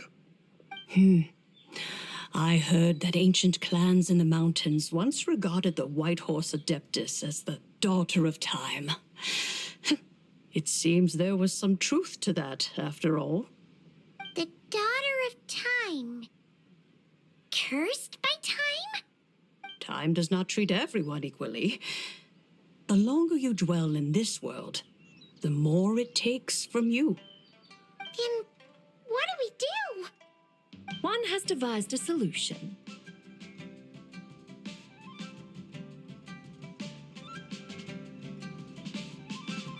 Based on what you have told us, it seems that Zizhu is in the habit of leaping to a different host when provoked. One's plan is for us to block all escape routes while you confront Mountain Shaper, forcing Zizhu to reveal herself. Then, if prior experience stands, she will have no choice but to possess you. However, not only are you able to sense it, you are also unaffected by the peculiar state of stasis.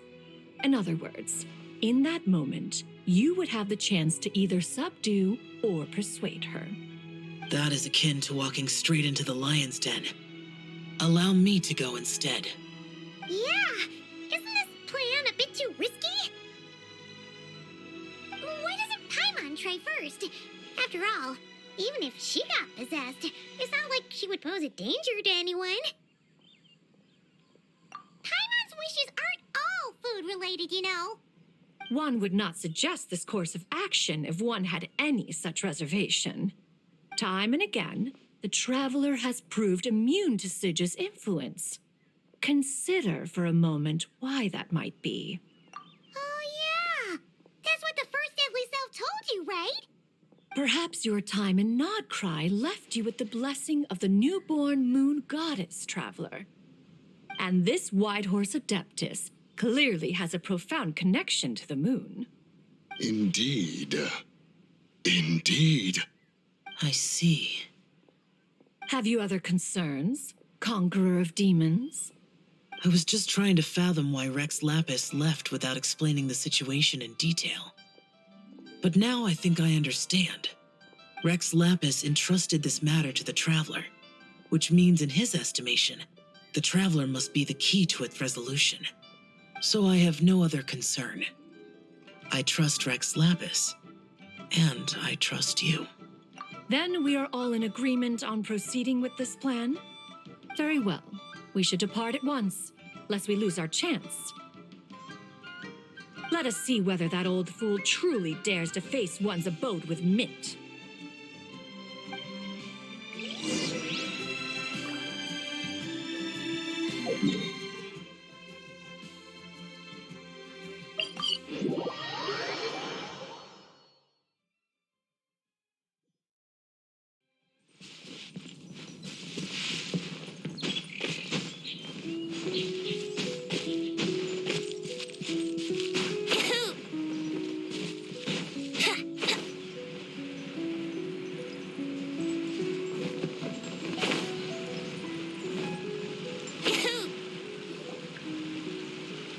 1 mint, 2 mint. Let us plant a whole slew of mint.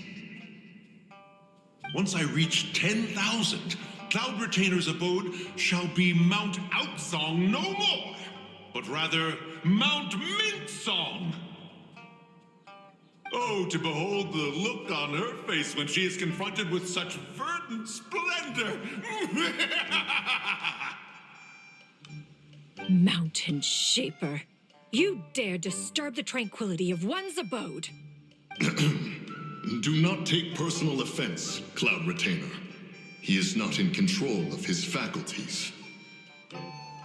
Exactly. Let it go this once. Zitja is the one driving him to do this. Huh? But Zurger just helps people fulfill their own wishes and desires. Not now, Paimon. Oops.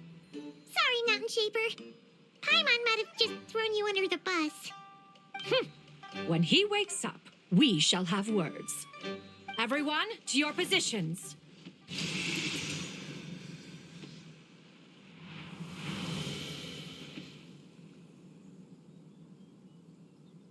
Be careful.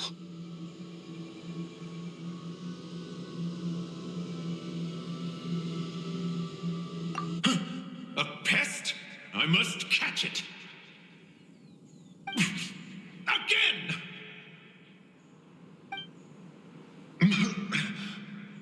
Oh, young one, it is you.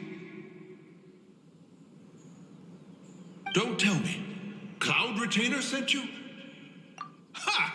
Such brazen insolence. Such presumption. Such boundless avarice. That wretched adept's impudence knows no end. If she dares lay a finger on my garden, I shall smash her cuisine machine to pieces. You think I am one to fold so easily?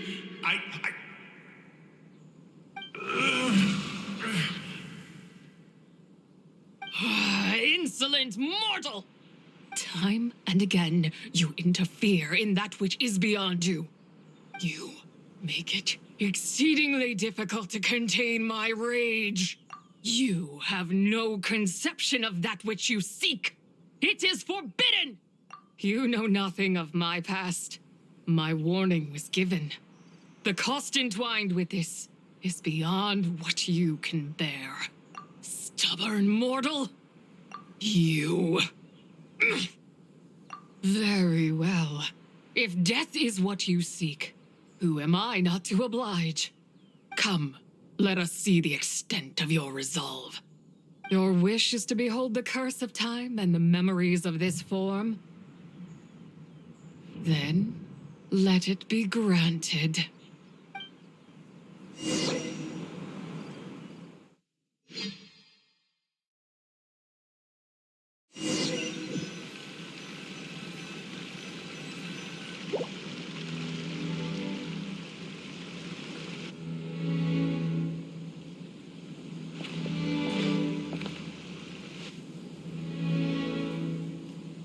You who seek death, stand before me. My prison.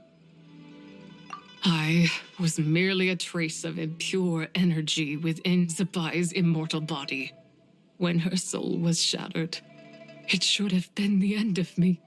But then, the one who governs time descended from on high and froze the moment of her death. And so, I remain in this world, unable to find release. A mortal who knows of her existence and would dare to speak her name. Who are you? Help.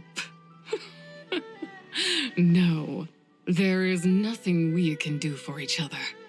Her power, the one who governs time, it has surrounded me ever since. A blessing and a prison, all at once. No, I have been asleep in this prison for countless years, until a familiar presence woke me.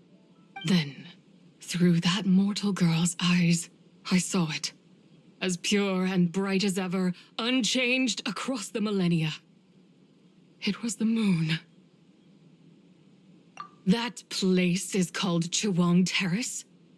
Did later generations rebuild the altar in a new location? It looks just like the one used to honor Zibai.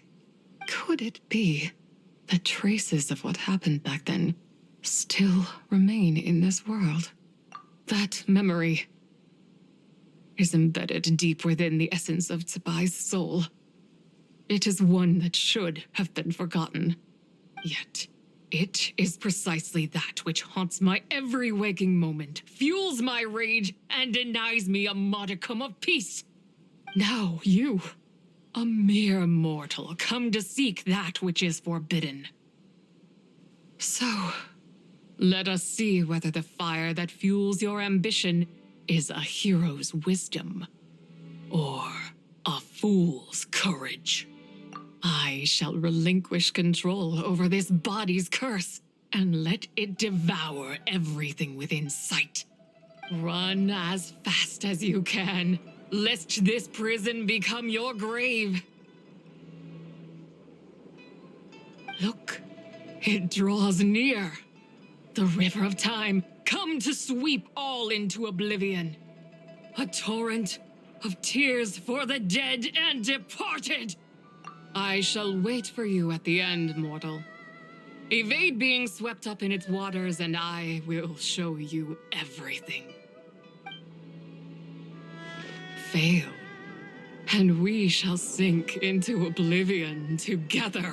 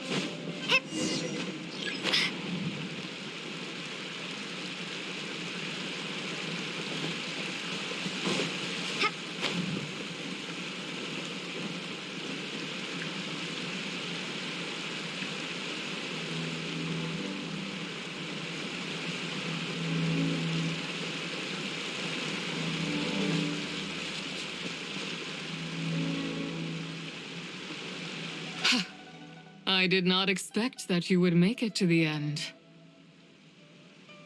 Yes, it would seem even time cannot hold you back. In that case, perhaps this truth is one you can bear. Come, let your wish be granted.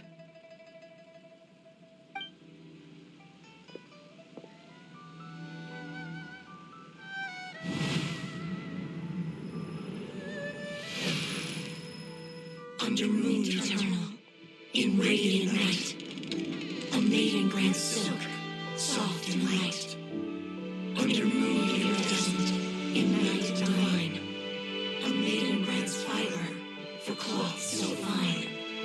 Under moon of frost, in night so great, a maiden grants tools to divine our fate. What are Mom and Dad doing? Shh, just make a wish. The kind Adeptus on the moon is listening.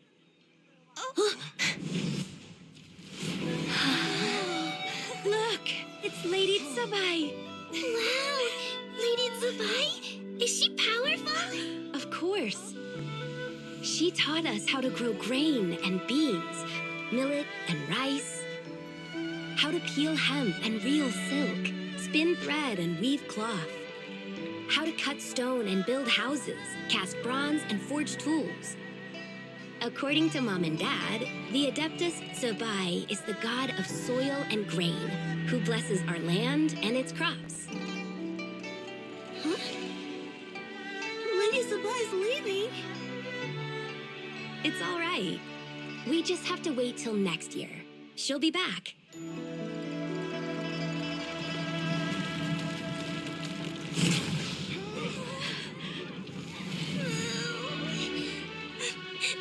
Mom and Dad are gone. Why hasn't Lady Zibai returned? She'll come. We just have to believe. What is that?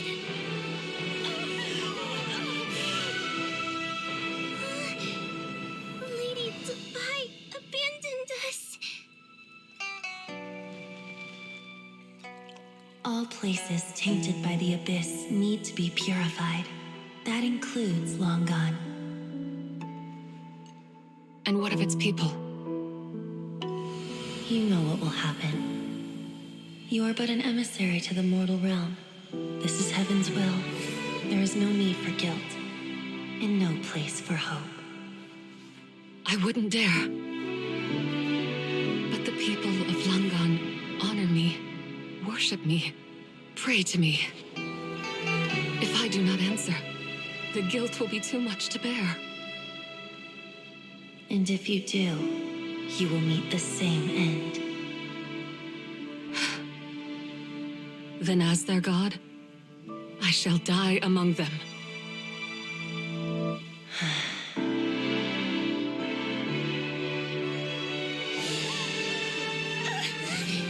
Look!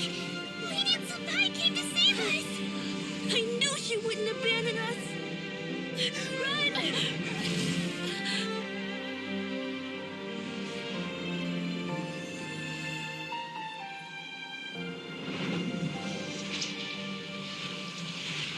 You have done enough.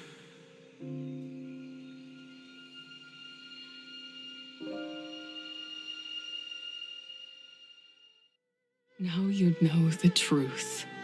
These are the memories that suffocate me where I stand and crush me under their weight. Not just my nation, but the people I loved. Were it within my power, I would ignite a blaze fierce enough to burn a hole through the heavens themselves. It was a time of war, one that ravaged heaven and earth. Remnants of the battles tainted with cursed power fell from on high and devastated Langan. The heavens decreed that the tainted filth had to be cleansed. No matter the cost, if I just had more time, I could have helped more people to escape. But it wasn't enough.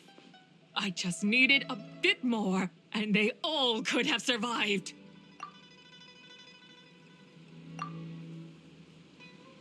I never imagined there would come a day where I found peace. So long this rage has been within me. Yet here in this moment, it has stilled at last. Thank you. If you wish to bring Zibai back to life, mortal, then you may take the part of her soul that lives in me.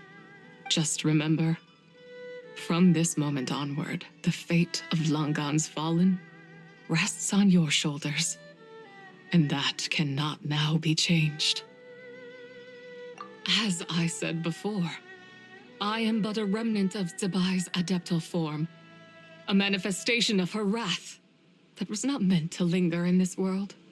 By taking away this fragment of her soul, you take away my shackles as well. So, let it be done. Ah, it's your turn to grant one of my wishes, is it? Very well. In regard to my fate, and that of Langan's fallen, I know there is little I can demand of you. However, should another raise a war banner against the heavens someday, let my name be set upon its cloth. I ask for this, and nothing more. Now, take what you came for. I was a lone moon, shrouded and dimmed in cloud-veiled night. Now darkness breaks, free and unburdened. I reclaim my light.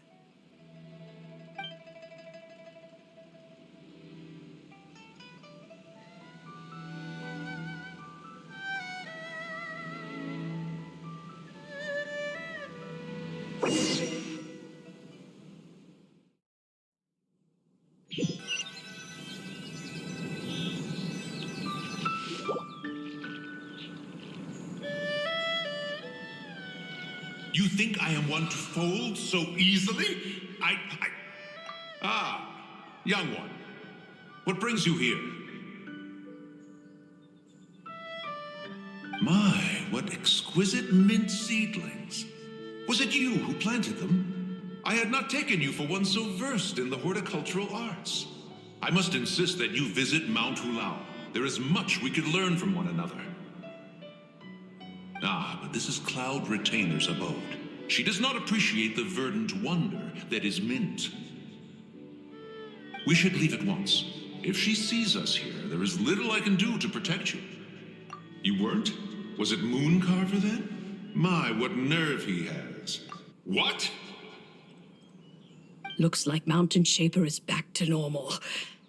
Has the matter with Zibai been resolved then? Wow, that was fast. That took, what, like a second? A second to us, perhaps. But for the Traveler, I imagine it felt much longer than that. One's plan was most successful then. And you're all right, Traveler. You don't feel strange in any way? Well, sounds like good news all around. I'm glad this matter is resolved. What is this matter you speak of? The possession of that mortal child? The matter of Zibai may have been resolved, but there is another that is far from over. The mint you planted around my abode. Perhaps you have a moment to spare for a little chat, Mountain Shaper.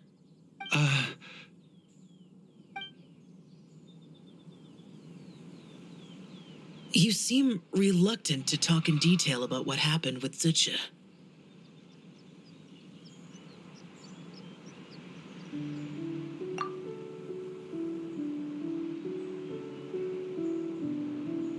Don't worry. I won't ask you to reveal her secrets to me. And I doubt the other Adepti will either. Huh? You don't want to know what happened? The expression on your face. I know it well, Traveler. It's one I've seen Rex Lapis wear on many occasions. Whatever you learned, it must be too heavy to share. But you're okay, right, Traveler? That deadly self didn't hurt you, did she? Well, as long as you're not hurt, Paimon doesn't need to know anything else.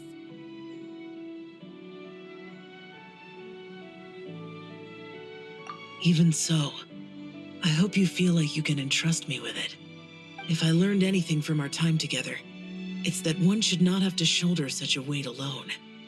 Not to mention that certain knowledge brings danger in its wake. I would never want you to feel forced to be the sole keeper of such secrets. Yeah, kind of like how one person can't finish a whole slime, you know? Better to grab a bunch of friends and eat it all together.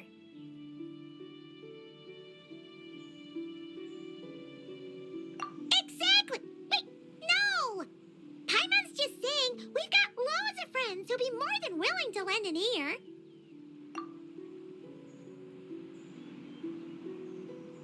I never knew there was such a tragic chapter in the ancient past of this land.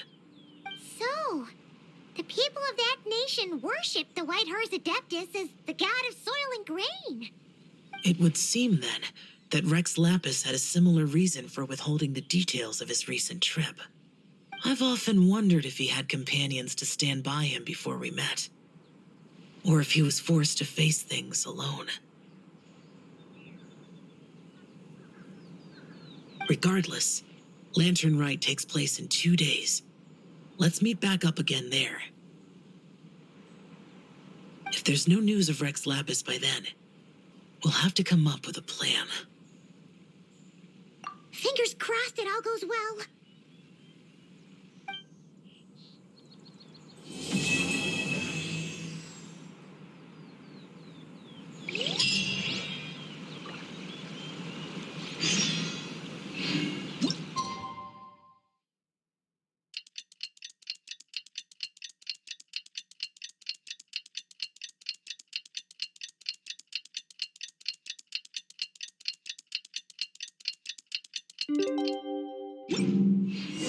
It's time to meet back up with Xiao.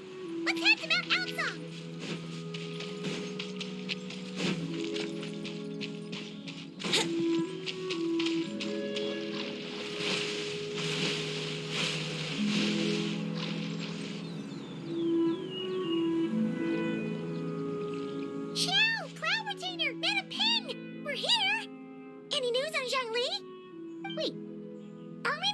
2 Adepti?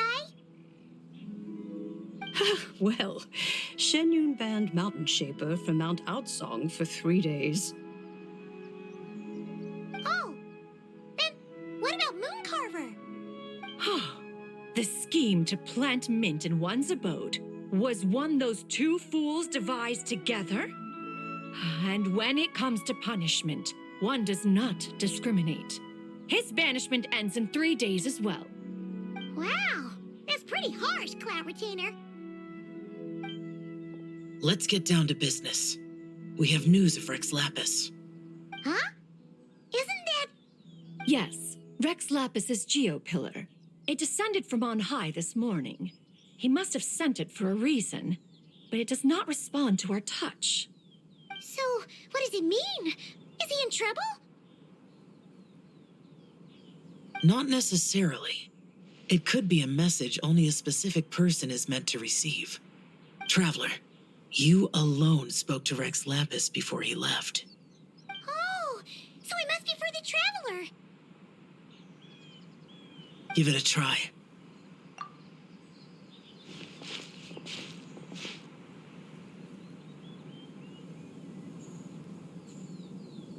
Come to the spring on Mount Qingse. I have left an entrance for you.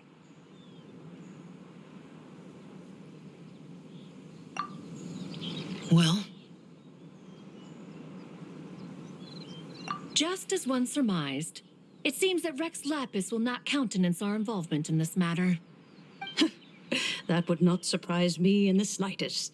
He's always had a soft spot for the Traveler, after all. But be that as it may, we have served Rex Lapis for millennia now.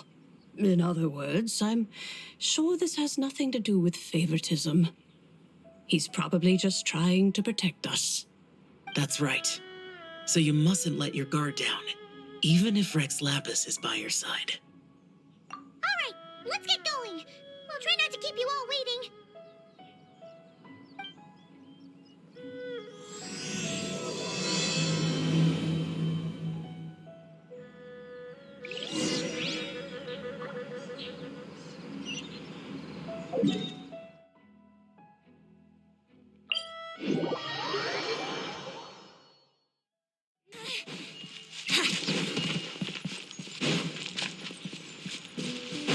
Here we go.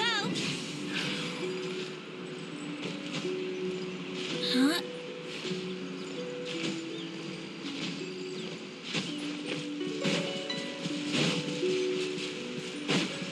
Keep your eyes peeled. He should be around here somewhere. Oh dear.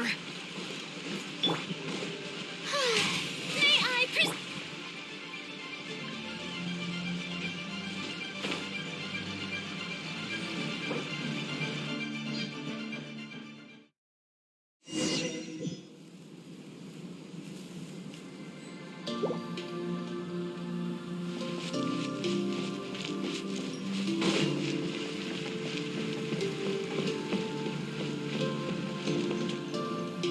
Who could have imagined that the once mighty Geo Archon might end up so, sitting on a humble stool in the woods, quietly weaving moon lanterns? You really do look like an old man now. This is a Xiao lantern, not a moon lantern. In ages past, when the gods waged war and the world was in turmoil, these lanterns were lit to guide fallen warriors back to their homes. Had you tarried in the mortal realm for but a little while longer, you might have become quite accustomed to them.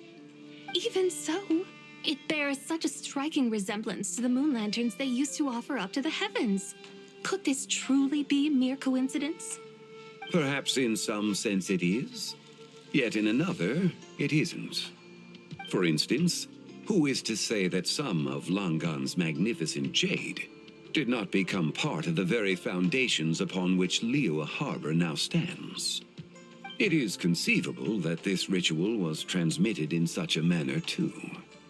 Now, let's not let ourselves get carried away. For all its splendor, do not forget that, in the end, even Langan could not escape its heaven-sent fate.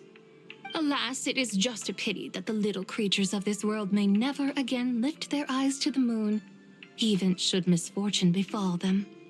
But you, Geolord, now that you rule this realm, why take the trouble, not to mention the risk, to visit one who bears such profound guilt as I? Are you not afraid that you might be sullied by the curse of time that was laid upon me? There is no risk to speak of.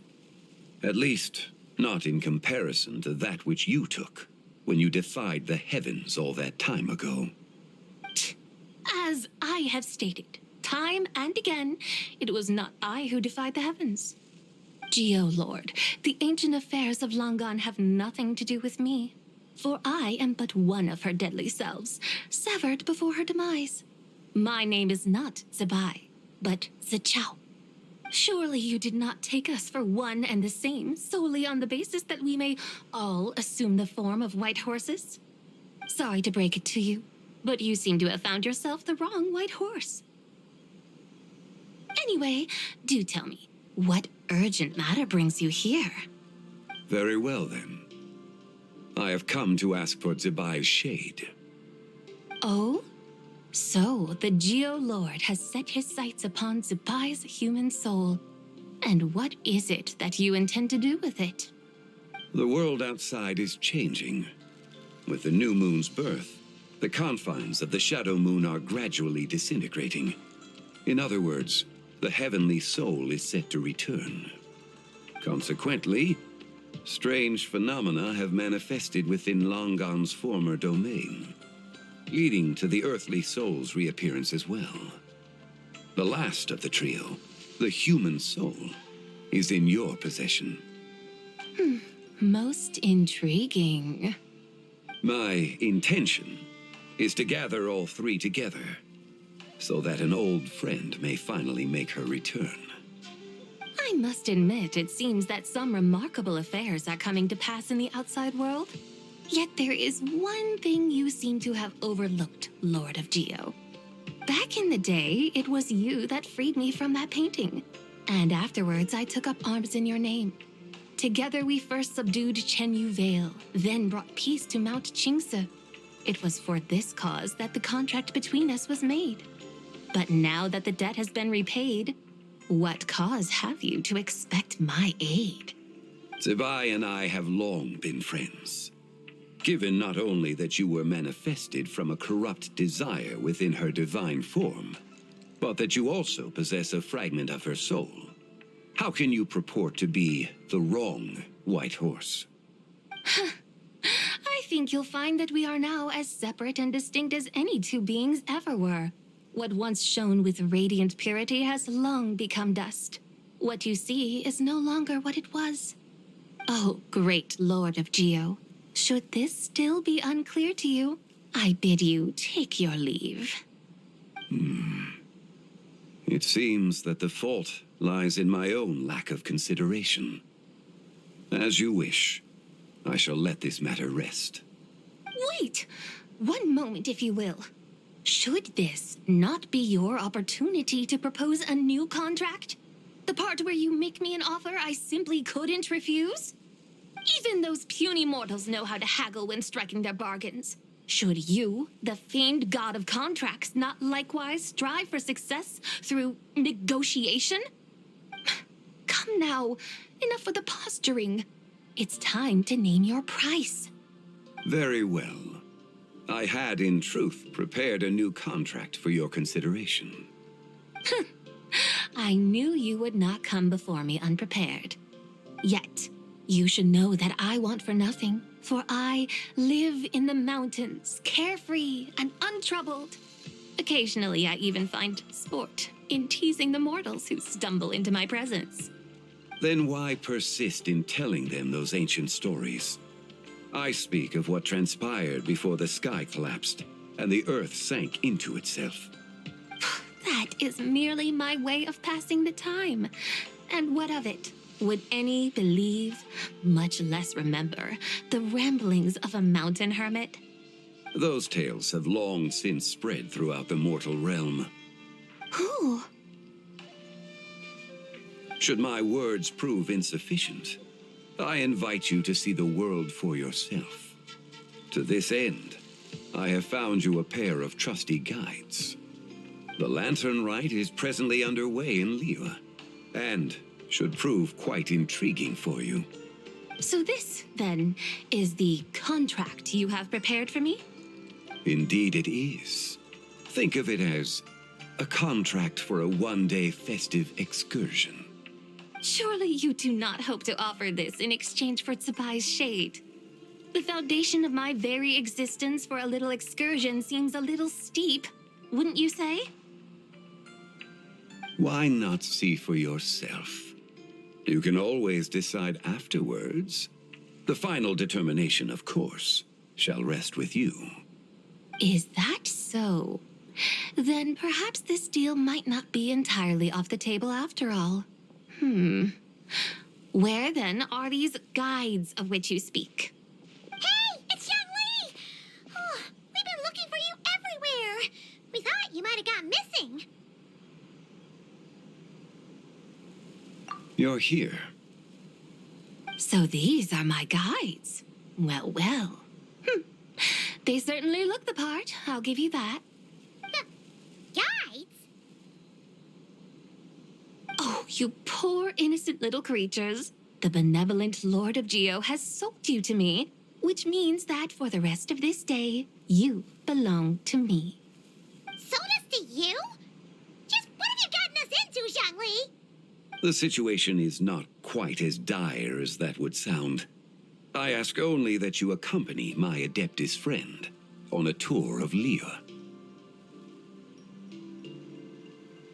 I would suspect that depends on how well you entertain me. Entertain you?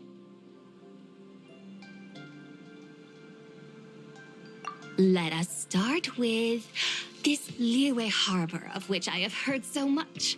Nowhere is quite so fascinating as a place teeming with little mortals. How come this Adeptus sounds so different from what Paimon imagined? Okay, we'll take care of it. Get ready to find out why they call Paimon the best travel guide in all of Tibet.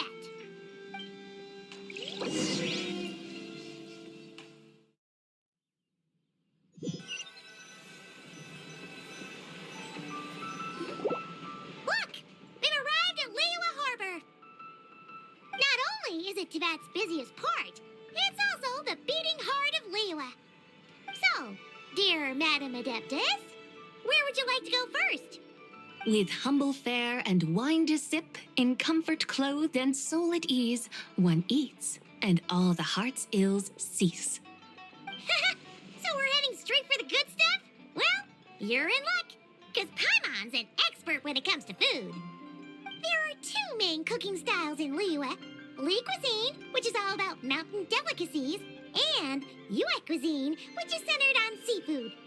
The most famous restaurants are Liuli Pavilion and Shinyue Kiosk. Oh, now Paimon's starting to drool. Yes, sir. Only option is to go try them both. 2 meals, back to back. Both sound like excellent options to me. Are these the kind of establishments that most people might visit on a regular basis? Not exactly. Both Li cuisine and Yue cuisine are known for their pricey ingredients. Definitely not what you'd call the budget options. But don't you worry about that. Just think of it as Zhang Li's little treat.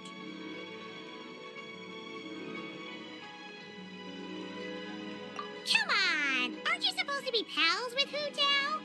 I'm unsure we can afford to spend a little more of her mora at least.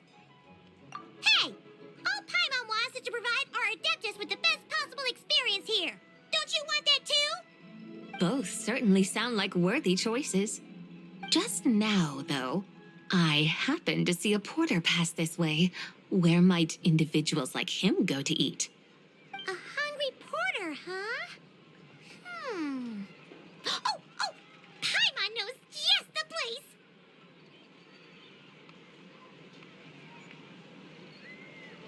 Yep. Nothing fancy schmancy there. Just tasty dishes is made with simple ingredients in a variety of different styles. Most importantly, it's great value for money, too. No wonder everyone loves it, huh? Oh, and the owner happens to be a good friend of ours, too. One Mean Restaurant.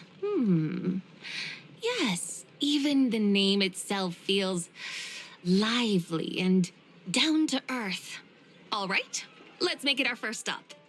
Yippee! That's a great choice, too. Alrighty, let's head over there right away. Paimon can't wait to dig in. One Mean Restaurant, here we come.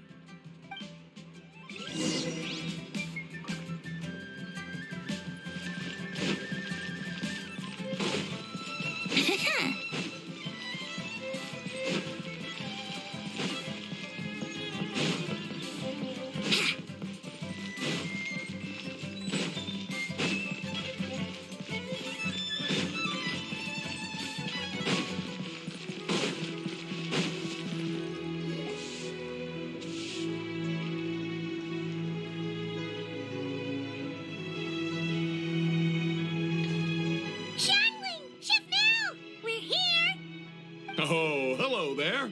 What a surprise to see you two. Welcome, welcome. Hey there, Traveler and Paimon. We're a little busy today, so grab a table while you still can.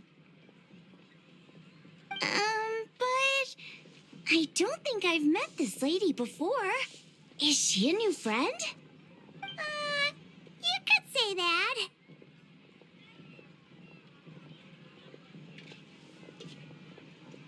Oh, I see. Well, hey there. A friend of the Traveler's a friend of mine, too. Don't worry, we'll take good care of you. Just order whatever you want, it's on the house.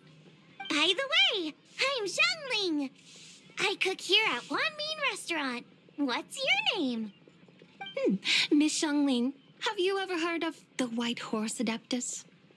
Of course. What about her? I am her, and she is me. Huh? You mean you're an Adeptus? Oh, you young'uns crack me up. Come on, Xiangling. You've got to keep up with the times. Haven't you heard of cosplay? It's like a role-playing game where you dress up as famous characters and pretend to be them. Seriously, it's all the rage, and it looks like this young lady is quite the expert. Your friends sure keep their fingers on the pulse, huh, Traveler? Wow, Dad. Didn't know you were so tuned in. But how come I haven't heard about it? You gotta listen to our customers. Didn't I tell you to spend less time chasing after wild vegetables and more time making friends? You're even more out of touch than I am. Hey, I like making friends too. Isn't that what I'm doing right now? Anyway, even if it is just a costume, is it all right if I still call you White Horse Adeptus? Of course it's all right, because that's exactly who I am. Okay. I can see you're really committed to the role. How about I call you the real White Horse Adeptus instead? In that case, you can call Paimon the real Traveler. You're right. You could have at least switched outfits. Puny mortals. Nevertheless, I suppose it might be amusing to indulge in your little charade for a while, at least. All right. Go grab yourselves a table. I'll come take your order in a bit.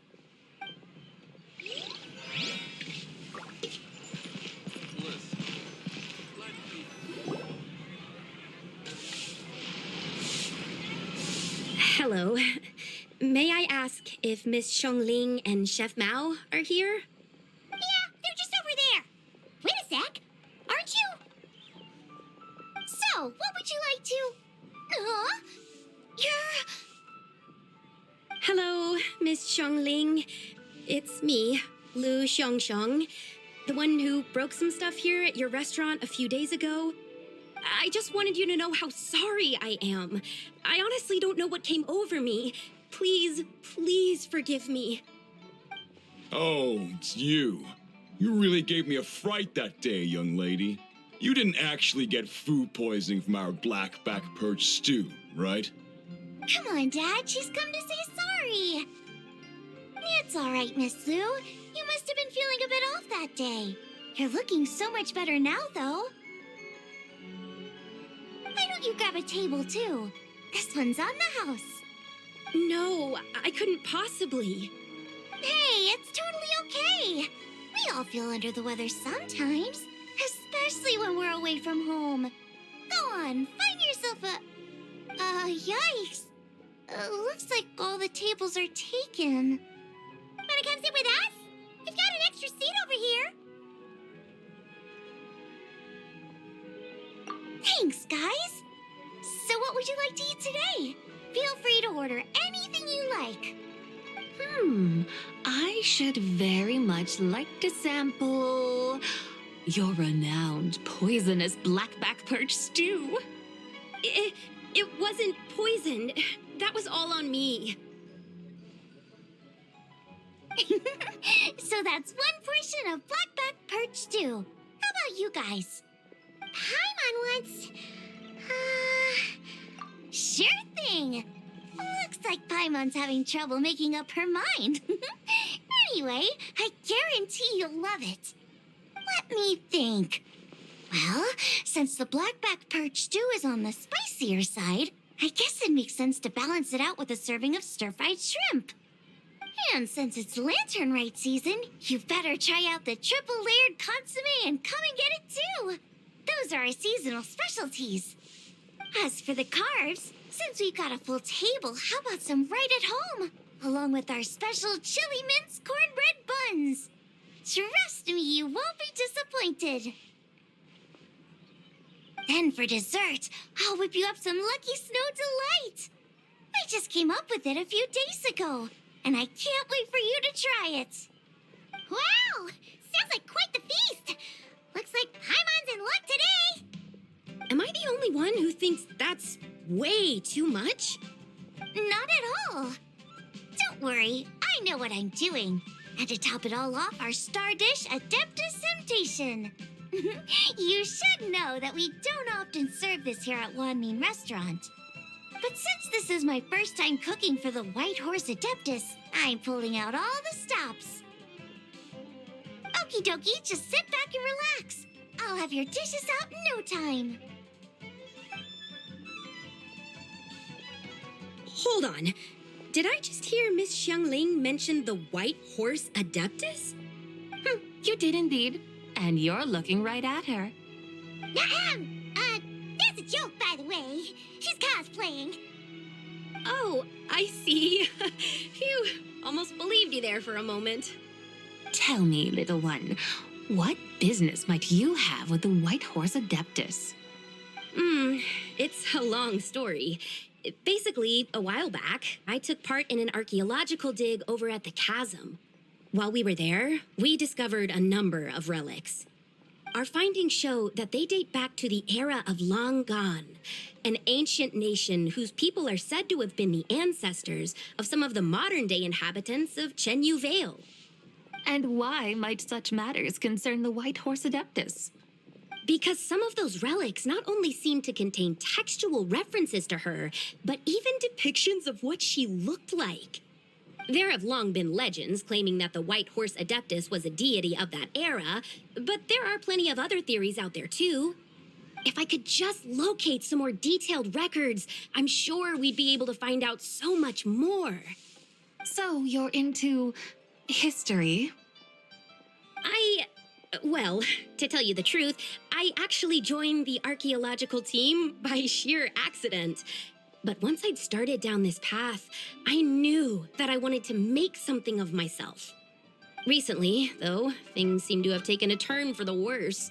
I still can't believe I caused such a mess and even ended up hurting someone.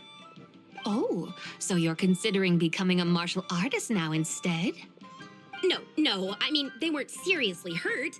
It was just a few scratches, and they let it go after my mother compensated them.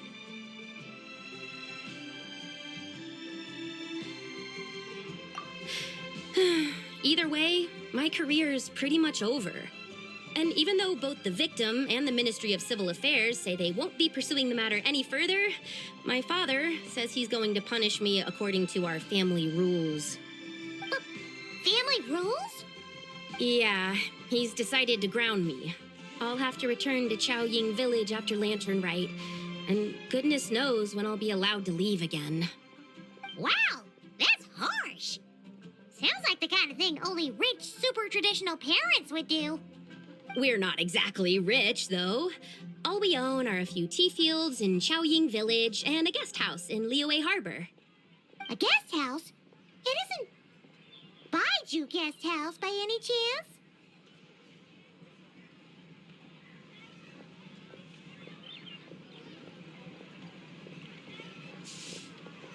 Yep, he's my grandfather. So you've heard of the guest house before? Small world, huh? Come to think of it, didn't Boss Lu mention something about hoping that the White Horse Adeptus would show up and let her divine power be known?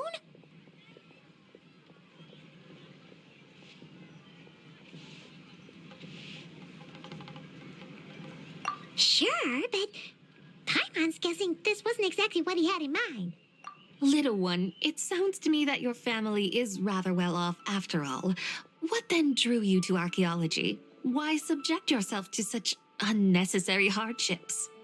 Even if I stayed at home, there's no guarantee I'd lead a nice, easy life. Just look at my father. Recently, my grandfather put him in charge of the guest house, and he came up with a bunch of ideas right away, starting with changing its name. That didn't turn out well, though.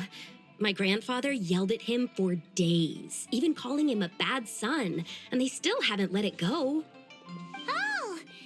Paimon thinks we might have heard about that, too. Long story short, being dependent on others is never fun. You just end up being completely under their thumb.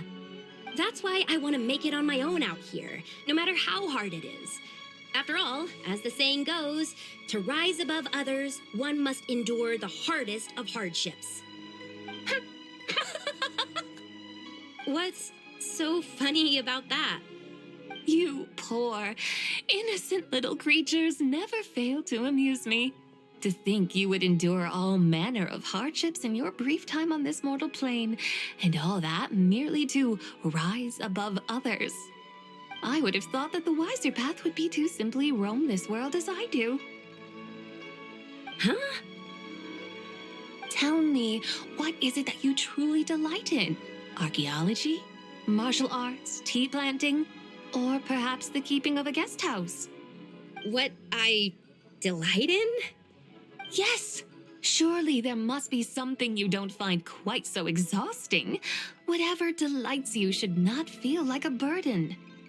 But do things like that really exist? Of course! Take Miss Xiangling, for instance. I defy you to detect even a hint of hardship on her face when she wields her walking spatula. So, since it seems you are resolved to tread the rocky path, you should strive with all your might to pursue that which brings you delight. You mean, like cosplay? I suppose you might say that. Looks like the White Horse Adeptus is really getting into her role. I think I get what you mean, then. Maybe I should have a chat with Miss Xiangling before I head home. Okay, everyone. Sorry to keep you waiting. Here's your food. Wow. It all smells so good. Oh, finally, I get to try that famous poisonous stew. Hey, didn't you hear what Shang said? It wasn't the stew. If anyone's to blame, it's that other you. What's up? How fiercely this mortal fare burns upon the tongue!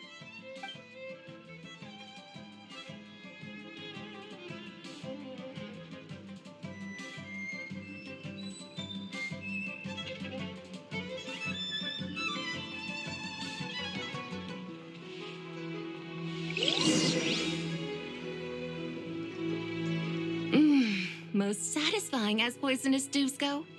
So, where to now? Time, I think, to seek out some diversion? Oh, there's plenty of entertainment options in Liyue. Paimon will tell you that. The locals like to drink tea, walk their pets, play chess, watch operas, attend storytelling performances. Storytelling performances? You know, like listening to people telling stories. They're usually based on old Liyue legends, just like their operas. Stuff like The Divine Damsel of Devastation, Through the Eyes of a Dragon, or The Sanctification of Tao Do. What about the story of the bright moon that sits in the sky above us? Paimon doesn't think she's heard that one.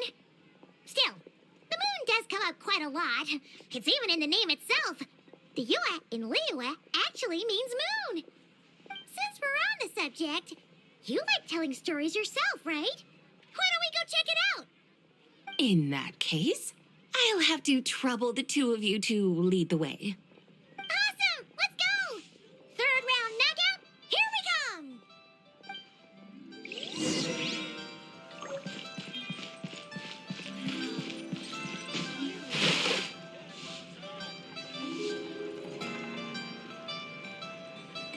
What a tongue twister. I'd have made a complete fool of myself if I tried to say it on stage without practicing it first. Call yourself Iron Tongue, Tien.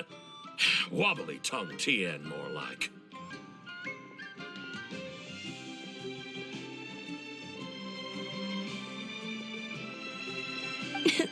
I used to have that problem a lot.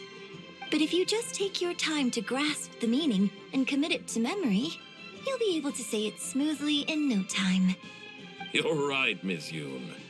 I'll give it another try. Hey, Yunjin! Fancy seeing you here! What are you two talking about? Ah, Traveler and Paimon, we meet again. And who, may I ask, is this? You may call me the White Horse Adeptus. The White Horse Adeptus? She's not really an Adeptus.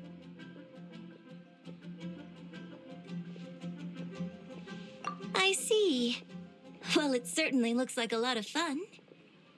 Oh, funny you mention it. This type of thing is actually something I'm quite familiar with. Once, to perform Through the Eyes of a Dragon, I decided to imagine that I was Rex Lapis himself.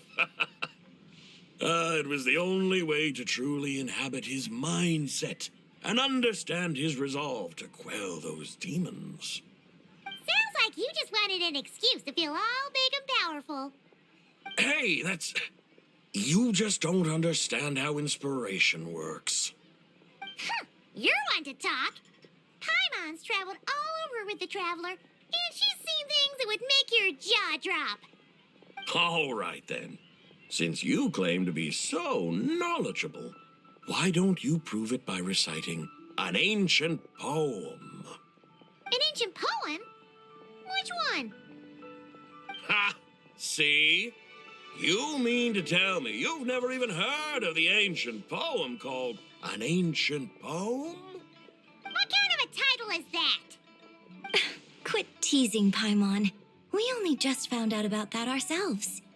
He's talking about the writing on those ancient relics. When we first saw it, we couldn't figure out what it all meant.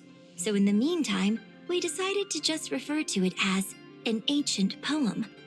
However, thanks to the painstaking work of the scholars who were tasked with decoding it, it seems like that's exactly what it was.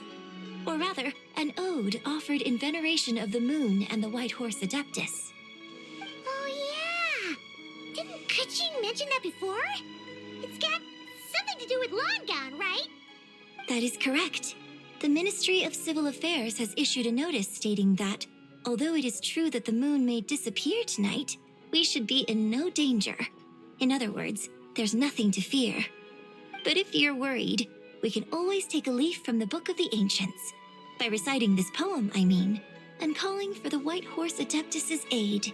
If we do that, I'm certain she'll protect our moon and keep us safe. Seriously? Paimon has to get a look at this.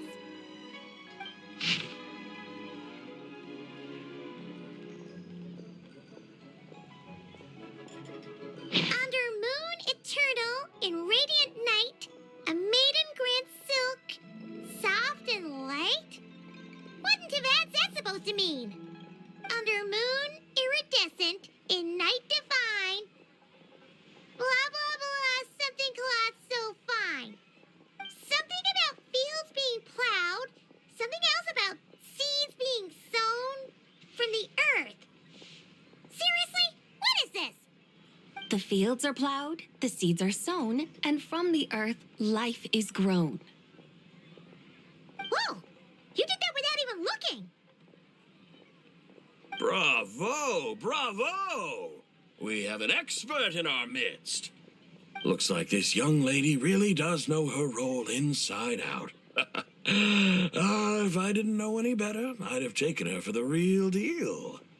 That's because I am the real deal. That's the spirit. This is exactly the kind of mindset I was talking about. Behold, mortals, I am none other than the indomitable Rex Lapis himself. Kneel before my godly splendor. Believe me, young lady, I know exactly why you do it. Back in the day, I was just like you. I must say you are rather amusing as mortals go. Miss Whitehorse Adeptus, it is a great pleasure to make your acquaintance today. I have some questions regarding the poem, and I was wondering, perhaps, if you might be able to shed some light on it?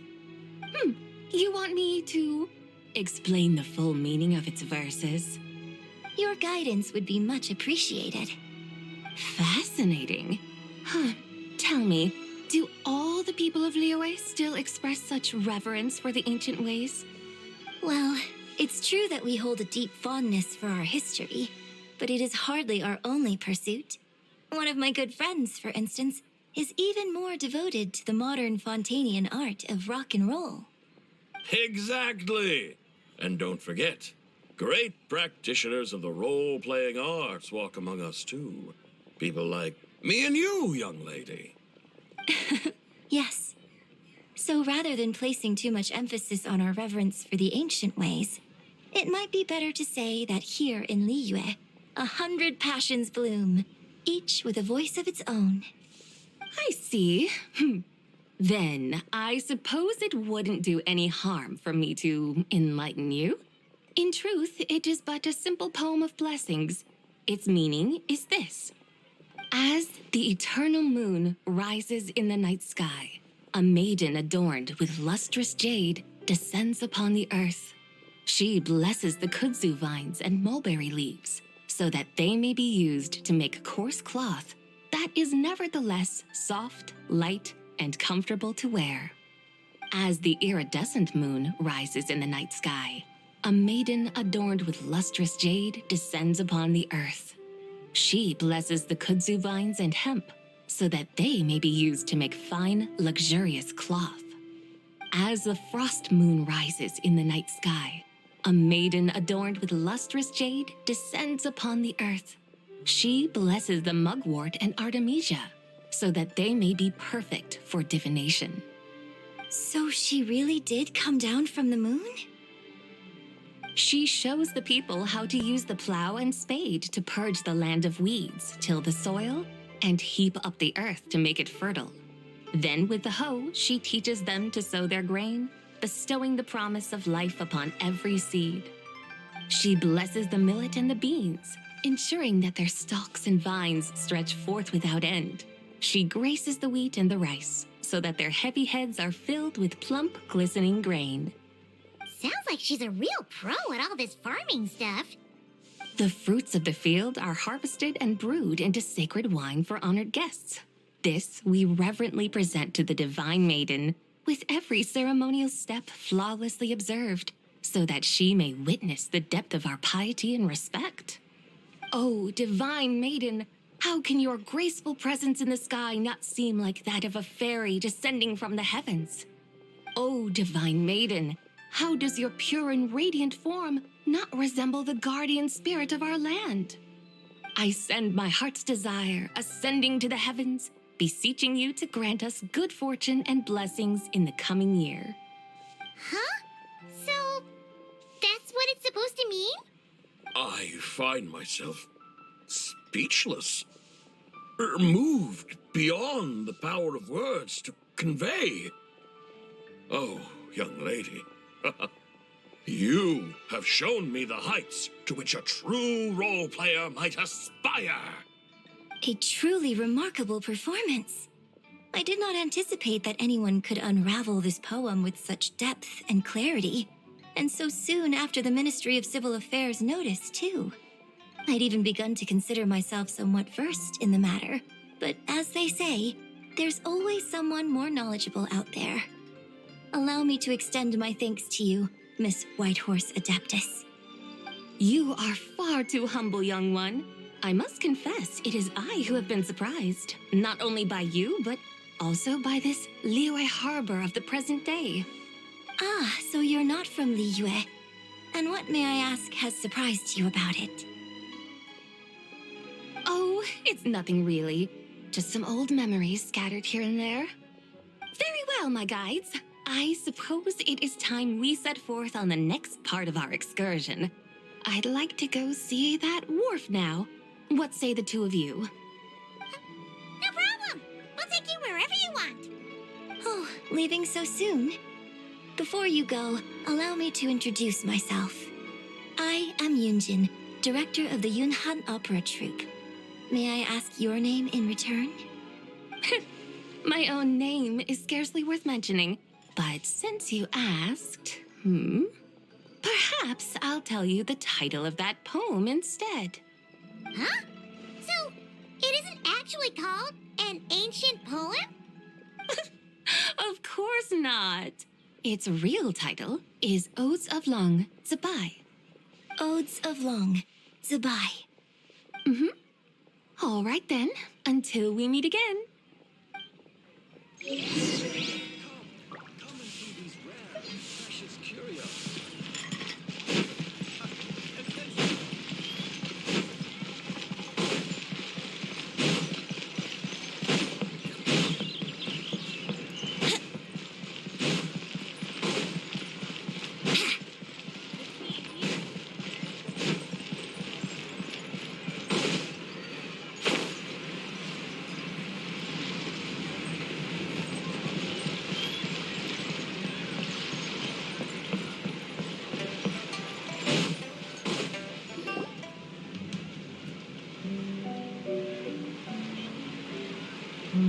Hey, Ganyu! I almost forgot to mention. On my recent trip to Notcry, I came across something really fascinating in the Frost Moon Scion's library. I found records in their collection of another divine envoy living on the moon. A divine envoy on the moon? You don't think it could have been referring to the White Horse Adeptus too, do you? No way to say for sure. Still, the similarities between our legends are intriguing, to say the least. Isn't it amazing? Especially when you consider how far apart we are. It truly is. We might live in different lands, but when we look up at the night sky, we all see the same moon and stars. Right? It's like we're all bound together, no matter where we are. When you think of it like that, it's almost as if our friends from other nations will be right here celebrating with us. Isn't that a wonderful thought? No wonder you were so excited to go see the giant lantern when you first got back. Sounds like you're a real fan of the White Horse Adeptus, huh? I guess you could say that. Just a pity she's so elusive. Even Granny's never met her, you know? Maybe she really is just a legend after all. Hey, Yanfei and Ganyu! Trust, Paimon. The White Horse Adeptus is as real can be. Huh? Oh, look! It's the Traveler and Paimon! Feels like I haven't seen you two in, like, forever. Happy Lantern Rite. It's so good to see you again. Hey, you two. Happy Lantern Rite. Did I hear you right just now, Paimon? Does that mean you've actually seen the White Horse Adeptus? She has indeed. And now, so have you. Huh? And you are? Why, who else? The White Horse Adeptus, of course! Could you maybe start with something else next time? You're the White Horse Adeptus? That's right.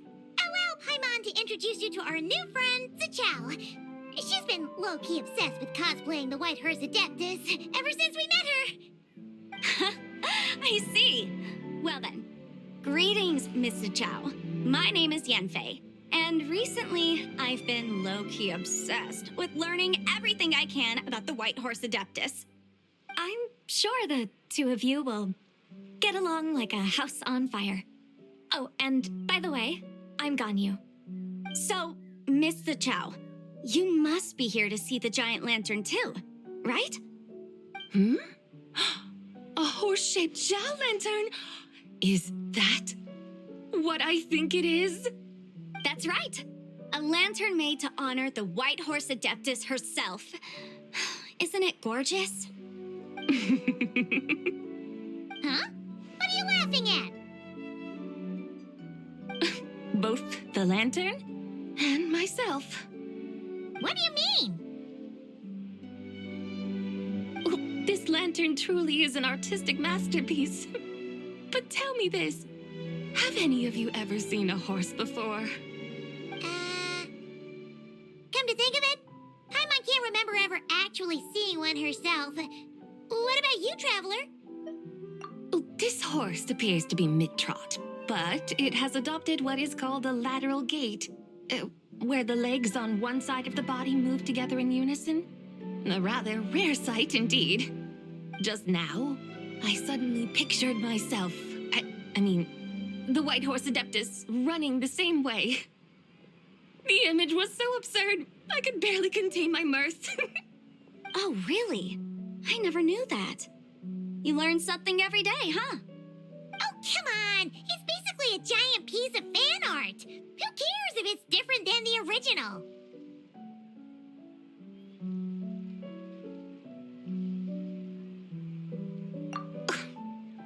I was merely laughing at my own ignorance. I came here thinking that the White Horse Adeptus's tale had been long forgotten. Yet here I am, gazing upon a lantern made in her honor. Well, you couldn't have been more mistaken. There are so many tales about the White Horse Adeptus, I'm starting to lose count. Just off the top of my head... Just so you know, Yanfei, we've heard it all like a million times before. Aha! But there's one thing I can guarantee that you haven't. Huh? You mean like a new chapter of her stories come to light? Mm-hmm. And I heard it from Ganyu just yesterday. Hey, why don't you share it with the others? Sure, no problem. Where to begin? Do you guys still remember what Liyue's Moon Chase Festival is about? Of course! It's a festival held in honor of the Stove God. That's right. But it took a really long time for the Stove God Festival to become what it is today. In its earliest form, it was actually an adeptal ritual known as the Moon Chase Rite. Paimon remembers Madame Ping mentioning that before, but she never explained exactly what it was. According to Cloud Retainer, the Moon Chase Rite was originally a ritual meant for communicating with the moon. Communicating with the moon? But for what purpose? At first, Cloud Retainer wasn't entirely sure either, as it was always Rex Lapis who performed the ritual. Whoa! Rex Lapis did it himself? Must have been a really important ritual. That's right. Unfortunately, despite numerous attempts, they never actually received any response from the moon, which is why they eventually stopped performing it. But then, just yesterday, Keqing took a picture of the moon being obscured by a dark hole to Cloud Retainer and asked if it had anything to do with the Moon Chase Rite.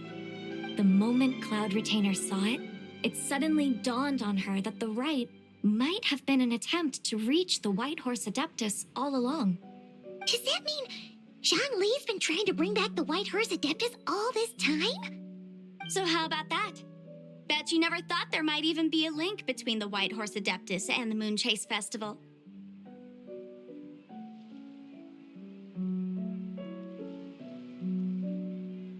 If Kutching hadn't taken that picture to Cloud Retainer, we would never have known any of this. This is probably what Kutching was referring to that day when she mentioned there were some ideas she wanted to follow up on. So, Geo Archon.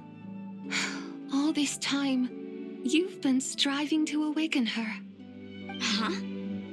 What do you mean, awaken? Nothing. What I truly meant to say was, this new insight you've provided has been truly eye-opening. Oh, by the way, my trusty guides, I've been meaning to ask, where in Liyue Harbor might one enjoy an expansive scenic view? Huh? We're off to the next stop already? But Paimon's barely done digesting that lore bomb just now. All the more reason to find the right spot to let it sink in. Oh, so that's what you're up to. A tour of Liyue Harbor? In that case, if you're looking for a spot with a panoramic view, I'd recommend Yujing Terrace. That's a great idea. Since the terrace is on higher ground, the sea view from up there's so much better.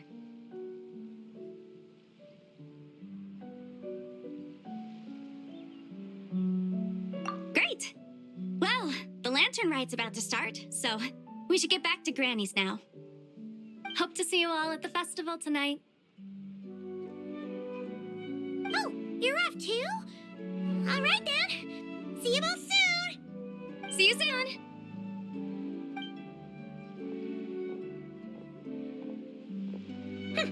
Very well, my guides. What are we waiting for? Okay, you're the boss. Eugene Terrace it is. After all, the customer's always right.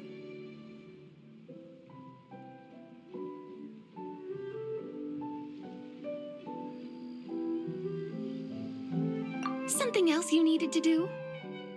Oh, Paimon likes that idea. And what, may I ask, is a photo? It's this awesome invention that lets you record moments in the blink of an eye. Except, you've got to try not to actually blink. Oh? What must I do in preparation, then? Nothing. All you gotta do is choose a pose. The Traveler will handle everything else.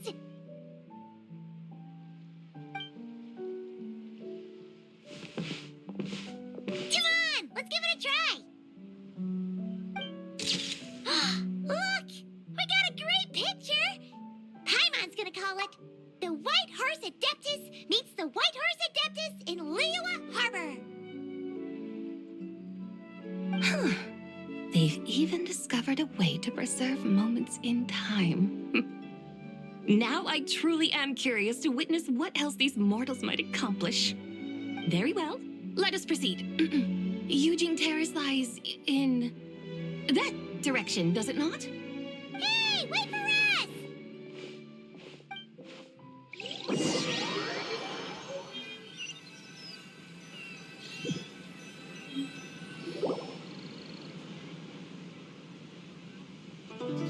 Truly a marvelous view if ever there was one. It seems the charm of this Liyue Harbor is only heightened by the sun's dying light. And soon, people will start releasing their Xiao lanterns to mark the most important day of the year. Practically everyone will be with their friends and family, eating a big meal, chatting, and even setting off fireworks. Trust Paimon, it'll look even more amazing then. What do you say? Want to stay to see that? No need. Let us bring this weary day to a close. Weary day? You mean you didn't enjoy your tour? I had imagined you would arrange for me to witness some grand spectacle. Perhaps the descent of divine beings, the manifestation of the sacred before mortal eyes, or the appearance of a selfless hero come to aid the helpless and downtrodden. Or, should that not come to pass, then at the very least spend a little more coin. For that, it seems, is how one finds true enjoyment. Alas, but there was none of these. Instead, we merely filled our bellies, listened to tales, and gazed upon a crude imitation of my likeness. And now the sun begins its descent. What a day of quiet tedium. Well, we're so sorry. If we'd known that was what you wanted, we'd have done it all differently.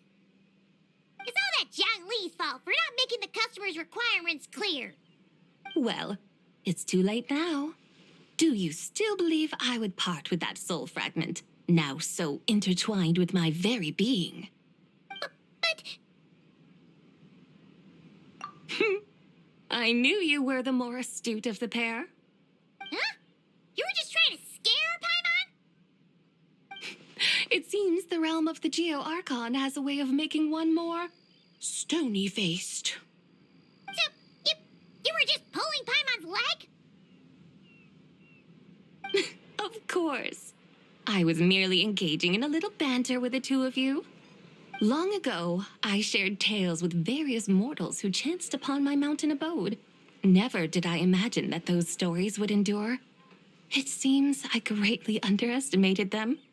Perhaps, as your Geolord said, a few pieces of ancient Langan's magnificent jade have truly become part of the very foundation of this land. So, you've decided to help us? Again, that goes without saying. I made up my mind some time ago now.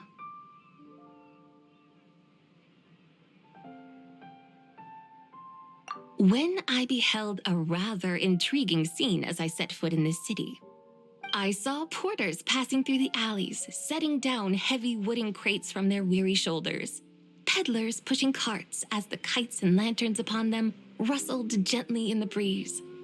I saw cooks cooking, actors acting, scholars reading, soldiers marching, children playing, elders resting, officials officiating, and the common folk absorbed in this or that, reveling in the simple joys of life. Some, it seems, have already found that which stirs their hearts, while others continue to fret, troubled by uncertain futures. Yet, in this gentle and serene order, each holds fast to their anticipation, not only for the celebrations to come, but also for the first light of the morrow.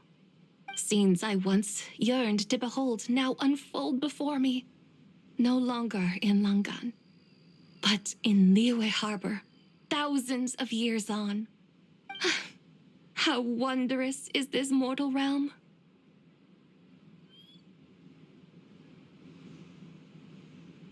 Thank you, Whitehorse Adeptus! Thank you so much!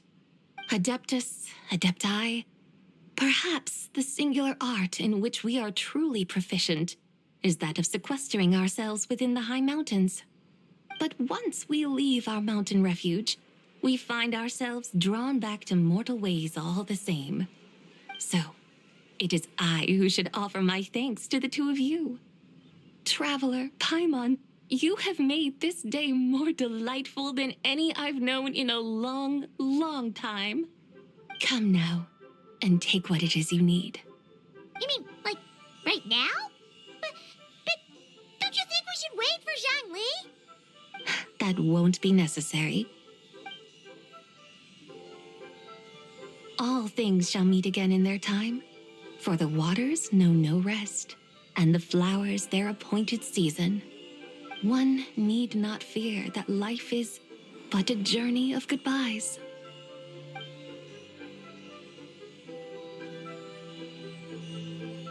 Is she gone?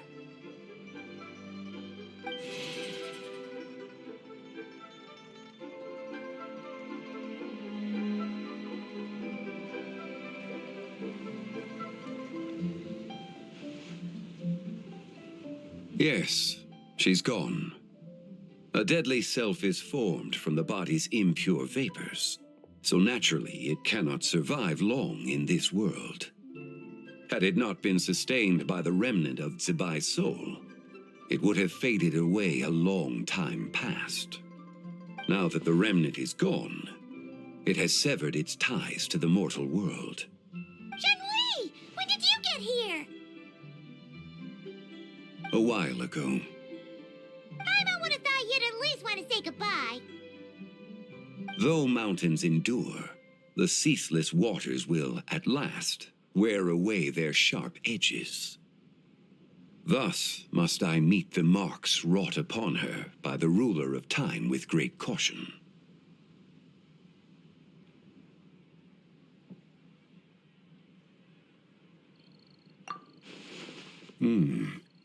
It may be goodbye for now, but someday we will meet again. Really? And when might that be? Who can say for sure? Years and years from now, perhaps. Or maybe tonight, at the Lantern Rite. Are you saying that if the White Horse Adeptus were to be resurrected, she'd still have the memories of the 3 deadly selves? That she'd still remember us? We will find out soon enough.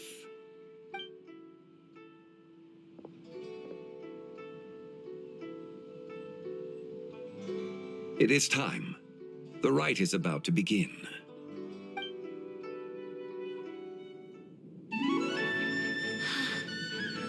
The rite is about to begin.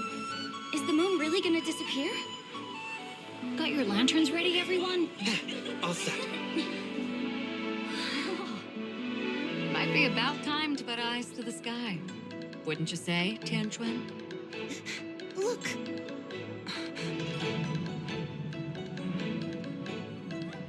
When the sun's out, eat the sun. When the moon's out, eat the moon.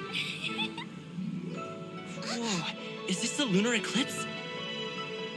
Under moon eternal, in radiant night, a maiden grants silk, soft and light. Under moon iridescent, in night divine, a maiden grants fiber for cloth For so you. fine. Under moon of frost, in night so great, a maiden grants tools to divine our fate. The fields are plowed, the seeds are sown, and from the earth, life is grown. The seedlings stretch, the crops do rise, and all unfolds before our eyes. Fruits are gathered, sweet wine is poured. These gifts we offer to our Lord. Pure as heaven, so fair and bright, she shines as light in this dark night. And with her does this, wish take flight.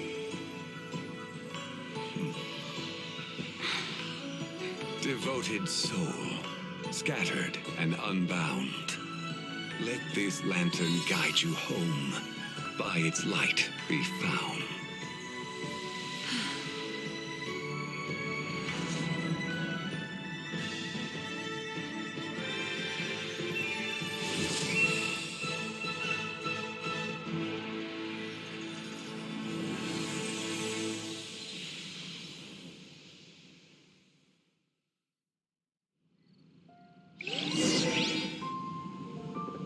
Did we do it? Do we finally get to meet the real White Horse Adeptus?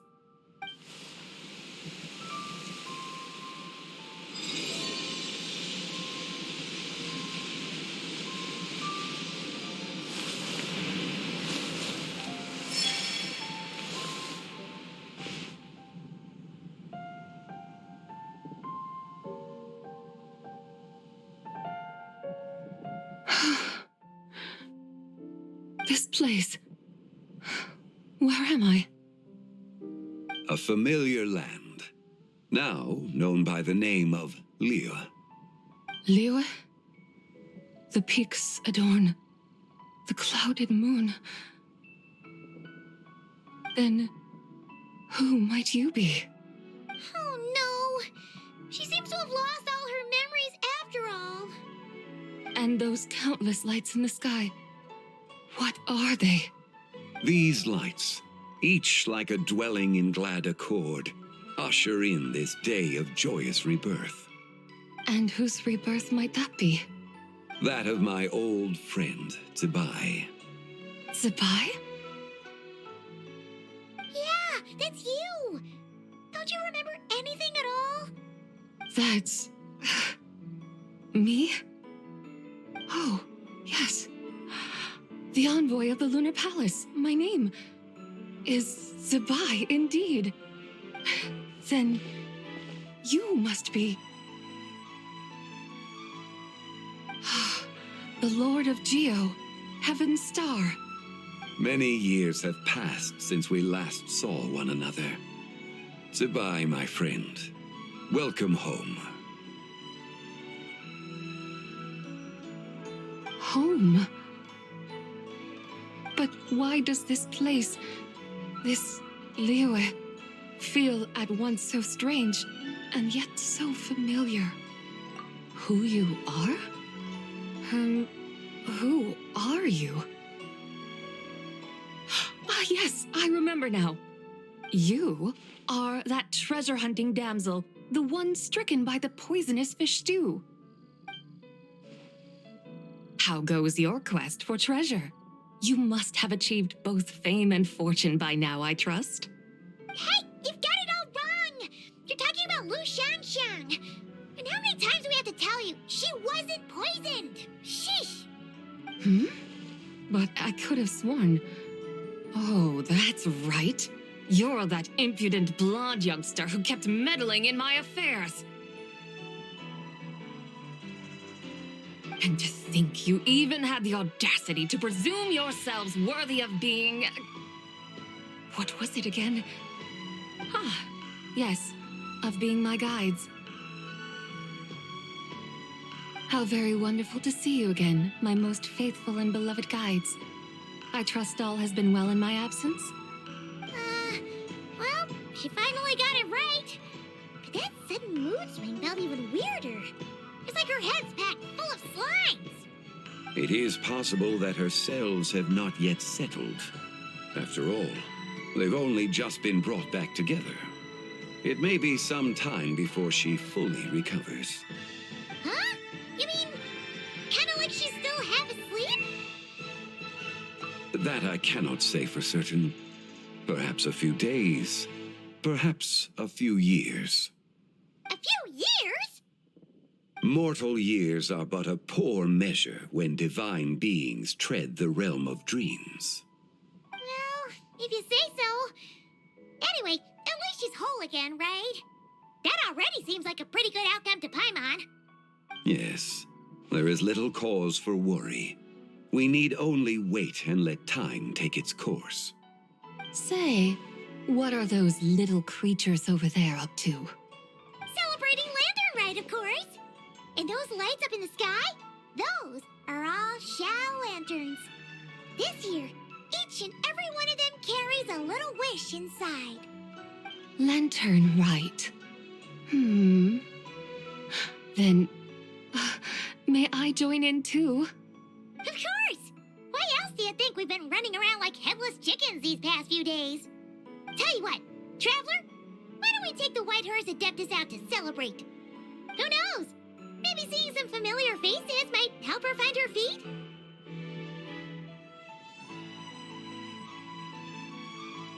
Hey, Zhangli! You've got some time on your hands now, right? Why don't you come along with us? By no means a bad idea, Paimon. Oh, and Zibai, before Paimon forgets, when we meet the others later, remember to wish them a happy Lantern Rite. Happy... Lantern Rite? Happy Lantern Rite! Yes, happy Lantern Rite indeed. Well then, let's go!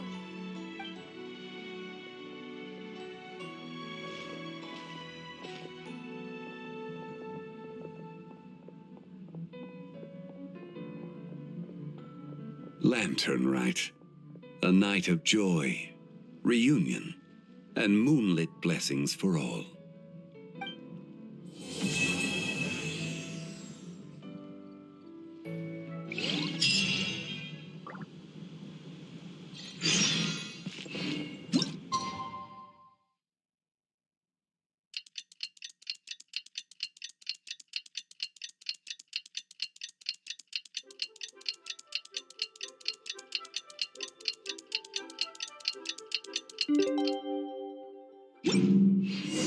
Paimon wonders how the White Horse Adeptus is getting along. Maybe we should check in on her? We can ask Zhangli where she is.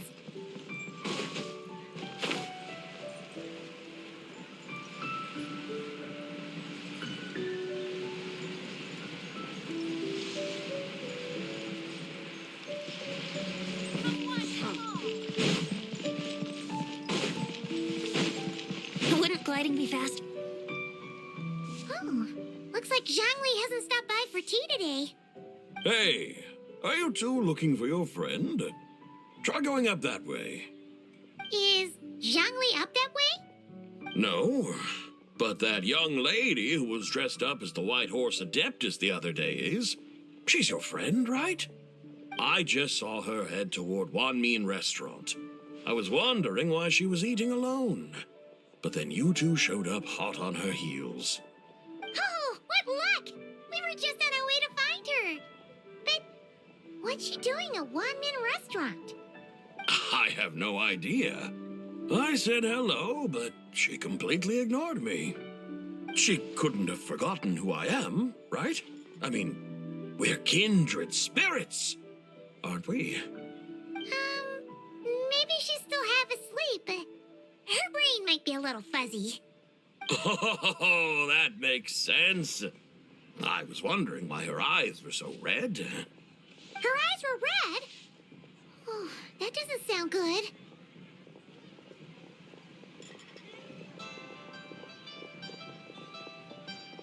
You young people, staying up all night because you think you're invincible. Look at your friend, missing out on sleep so she can pretend to be the White Horse Adeptus. That's where that leaves you, you know. A word to your friend from someone who's older and wiser. She really needs some rest. Paimon won't be so certain about the older and wiser part. Yeah, what was that?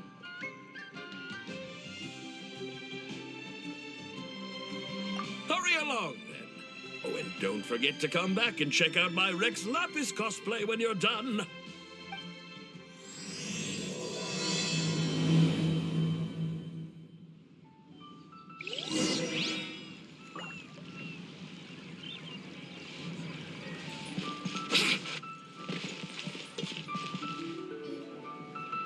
Where's the proprietor? Come out and see me at once! Xiangling and Chef Mao aren't here right now. What can I help you with? And who might you be? My name is Shenhe. I work here at Wanmin Restaurant. Shenhe. Shenhe. Are you that crane adeptus who loves planting mint? It's been a few days. Have you improved your gardening skills? Did you manage to cover the slopes with mint? Mint? I don't know anything about mint. But I am familiar with Qingshen and glaze lilies. Ha! Already casting mint from your mind. How can a practitioner of self-cultivation be so fickle, chasing after every new plant that catches their eye? I'm not sure I get what you mean. Are you delirious from hunger? Would you like something to eat? Shenhe! White Horse Zibai! So this is where everyone is! Traveler, Paimon. It's been a long time. Happy Lantern Rite.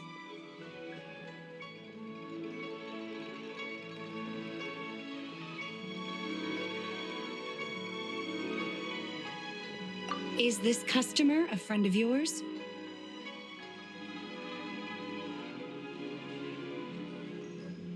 Don't mind her, Shenhe. She's just a little cranky because, she didn't sleep well last night and she's only just woken up. Look how red her eyes are. I see. In that case, Miss Zibai, I have a tonic here infused with Qingshen. It's cool and soothing when applied to the eyes. Would you like to try a few drops? Stop right there! Who are you two noisy children? Hey, have you forgotten about us already? Guides. Yes, I seem to recall something about some guides. Ah, yes, now I remember. What luck! I was just looking for someone to show me the way to Elong Wharf. Huh. Is she starting to come around? Someone requested my help in purchasing some tea leaves. I was informed they have discounted prices during the festival and that I shall get a good deal there. Tea leaves? This sounds like Zhangli's doing. He sure knows how to get people running errands for him. Your friend Rex Zhongli initially requested the most expensive tea, but then a young lady in a hexagram hat mentioned he'd burned through the Wangsheng funeral parlor's yearly expenses at an exhibition a few days ago. As such, he is only permitted to buy items that are discounted this month. Oh, that's his boss, Hu Tao. It's about time she realized the problem and put a stop to his spending sprees. Oh, I see. So that's why you're here. Unfortunately, Wanmin Restaurant doesn't sell tea leaves. If you're truly in need, I could gather some wild tea from the mountain slopes. You don't sell tea leaves? But I remember your boss, Miss Lu, saying that she owns tea fields. You really should get some rest. The person you're talking about isn't the boss of Wanmin Restaurant. She's just like you. She came here to eat. Is that so? Life really is full of surprises. What surprises? Your brain really is as gooey as a pack of slimes. Paimon can't believe Zhongli entrusted you with going all the way to Yilong Wharf and buying tea. That would be excellent, my dutiful guides. Ah, yes, Miss Crane. I apologize profusely for my improper behavior just now. Please forgive me. I completely understand. Master often says that the human body is like a mechanism in need of regular maintenance. When a person cannot rest at night, they are sure to become irritable and on edge. Miss Crane, you appear reasoned and compassionate on the surface, yet I sense dark forces churning within your spiritual core. Those red ropes you wear are what bind them. Am I correct? Oh, you can sense that? Indeed. I also sense that with your strength, you might try undoing one or two of those bonds when training. Untie Shen has ropes? Wouldn't that be risky? Though the use of red ropes to bind the soul is a wondrous technique, practitioners must eventually learn to break free from external aids and look within themselves for restraint. Master has told me similar things, but I am not ready yet. Your self-cultivation has progressed far enough. Then I will seek further guidance from my master. If you still have doubts, you can find me at the Baiju Guest House. I'll be taking up residence there for a while. For now, my dutiful guides, let us be off.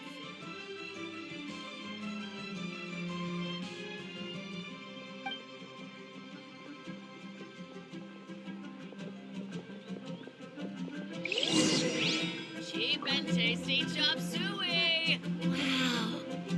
Nero's really got a lot.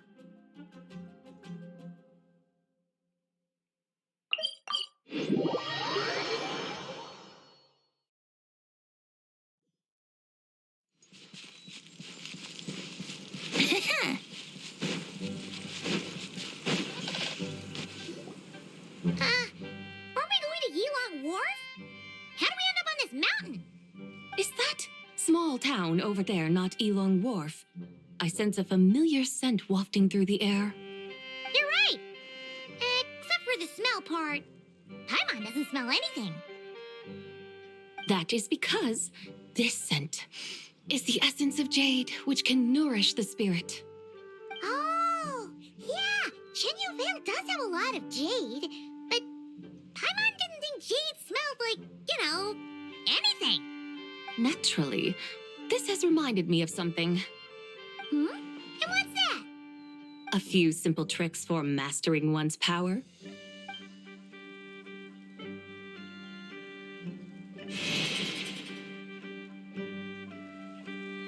What is that thing?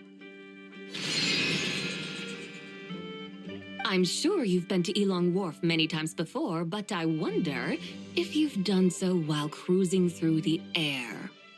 You've been such dutiful, dedicated guides, so allow me to offer this fresh experience as recompense. Please step in.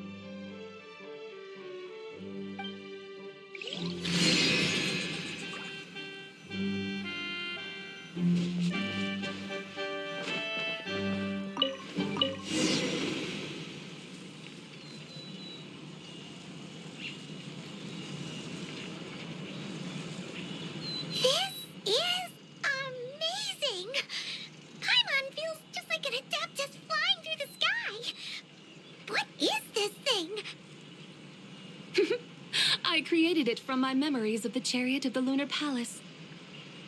Many years have passed since I last laid eyes upon it, so there may be some discrepancies. Nonetheless, it is functionally much the same. A lunar chariot? Wow! Paimon never imagined she'd get to ride in one! So, Zibai, does that mean you used to work on the moon?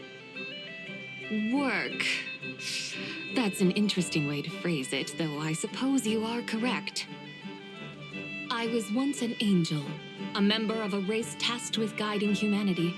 Then, graced by serendipity, I became a moon envoy. Huh? What's a moon envoy?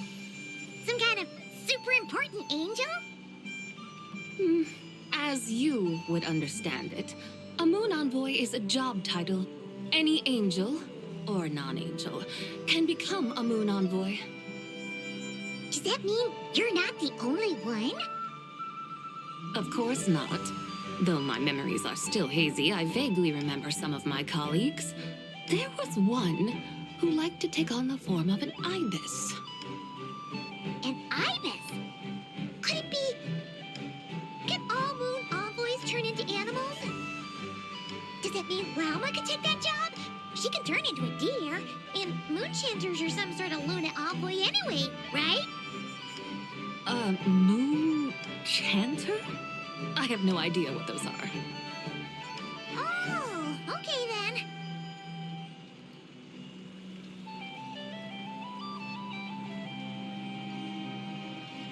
Look! Paimon thinks she saw a tea vendor over there! Very well. Let's take a look.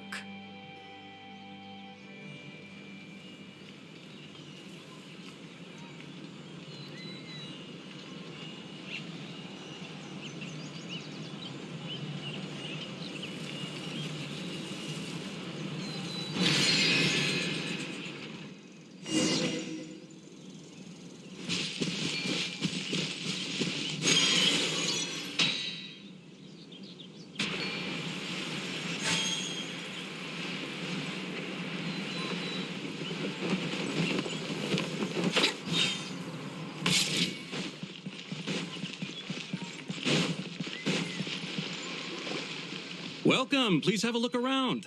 We only sell teas of the finest quality sourced directly from Xiao Village. Right now we're offering a special discount for Lantern Rite. Look over there! Discounted tea!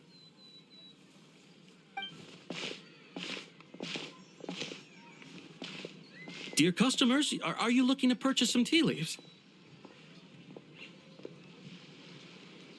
I can see from your bearing that you are no ordinary customers. My humble shop has some exquisite teas that should satisfy your more refined tastes. We're not here for quality. We're looking for a discount. A discount? Well, that's a coincidence. Our Sungla tea is on sale right now. A special festive offer. Something about the name of that tea sounds familiar to Paimon. Buy 3 boxes of Sungla tea during the festival to get 10% off. Buy 4, get 20% off. Buy 10, but... That's right! 10 boxes at half price. Have you been to our shop before by any chance? Oh, Paimon's definitely heard this spiel before. 3, 4, 10, 10, 20, 50. Zibai, what are you muttering about? When purchasing 3, 4, or 10 boxes, the corresponding discounts are 10, 20, and 50%. The intervals between the two sets of numbers are 1 and 6, and 10 and 30.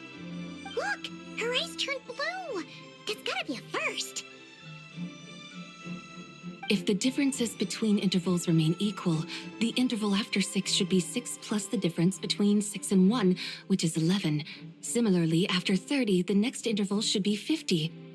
Therefore, extrapolating upward, the next two numbers in each set should be 21 and 100. You're making Paimon's head spin. Those numbers, what do they mean? They mean that if we buy 21 boxes of Sungla tea, we should get a 100% discount. 100% discount? You mean we'll get them for free?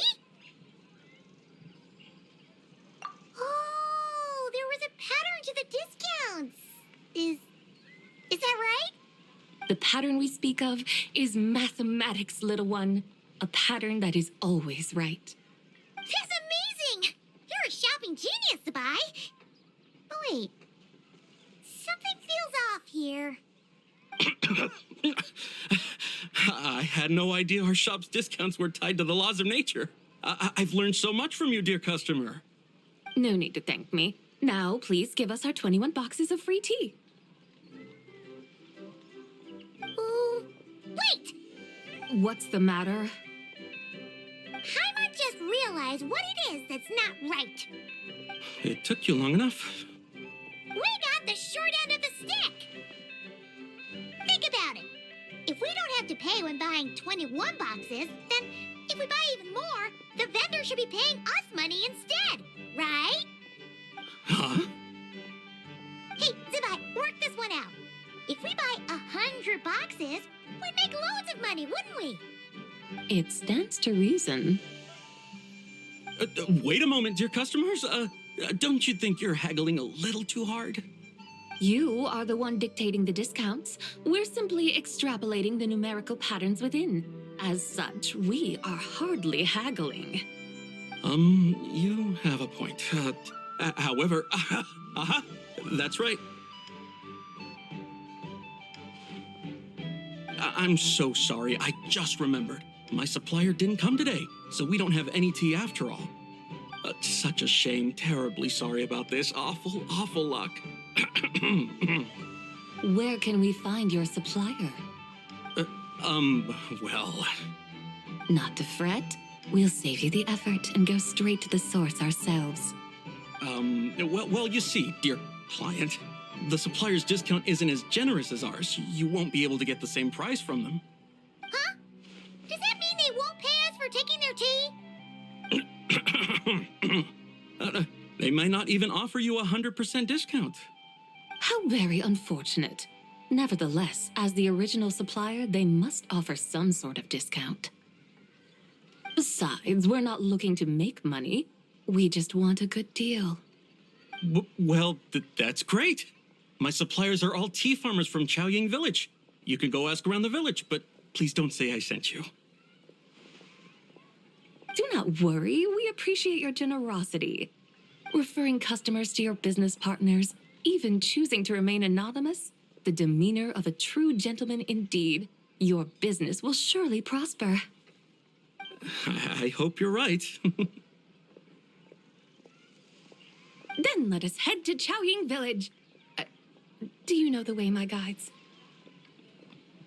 Of course! Just follow us.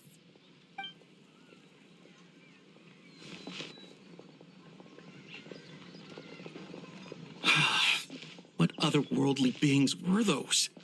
Thank the heavens I managed to send them on their way. I should hurry home and pray to the White Horse Adeptus. May she bless me such that I never encounter such customers again.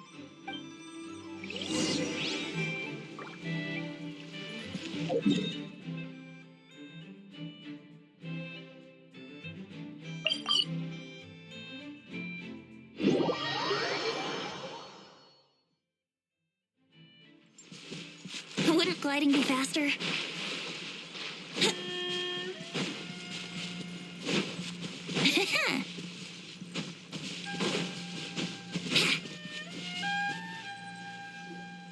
Here we are! Xiaoying Village! The mountains and waters are pristine. They embody the beauty of heaven and earth. It's a good-looking place, all right.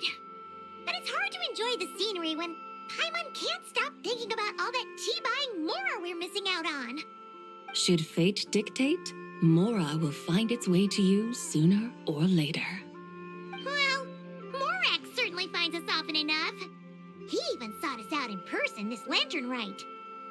For now, let's look around and see if any tea farmers are selling their crop. We'll be able to see more clearly from up high. Let's take to the sky and enjoy the beautiful scenery while we're at it.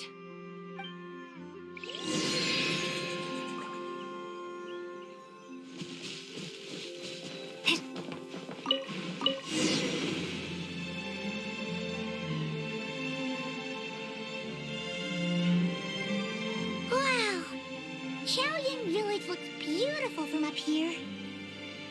Indeed, the houses here are quite different from those in Liyue Harbor. They follow the natural contours of the mountains, forming unique, elegant structures. Yeah, it's super beautiful. The white walls and dark tiles frame the emerald waves of the terraced fields, while the curved eaves and tall gateways juxtapose each other with grace. It's almost too beautiful to be true. The crowing of roosters and barking of dogs, the calls of farmers working the fields, a vibrant pastoral chorus overflowing with earthly vitality. Yeah, it's incredibly beautiful, huh? Have you studied the linguistic arts by some chance? Huh? Your vocabulary for beauty seems rather constrained. Paimon knows how to say pretty as well. I see. Now then, let's take a look around and see if we can find any farmers selling tea.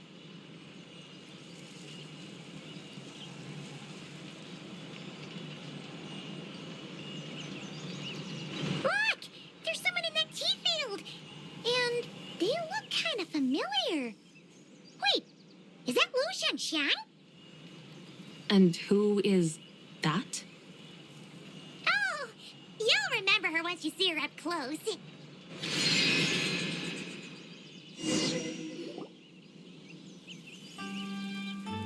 Hey there, Lu Xiangxiang! It really is you! Huh? Paimon, Traveler, and the White Horse Adeptus. Fancy seeing you here. The White Horse Adeptus has a name now. You can call her Zibai. And you are... Wait. I remember now, you're... Don't say anything about food poisoning or fish. You're the young lady who wanted to rise above the rest, are you not? Yes, that's me, but I'm in a bit of a state right now. At best, I can say I've fallen below them. Fallen below them? What happened?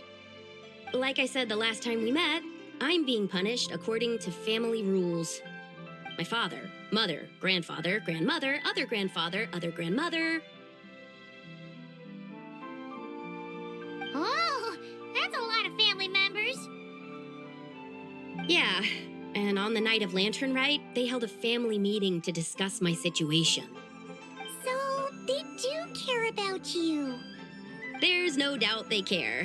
But they think that since I caused all that trouble in Liyue Harbor, it shows I can't be trusted on my own. They decided to ground me. Ground you?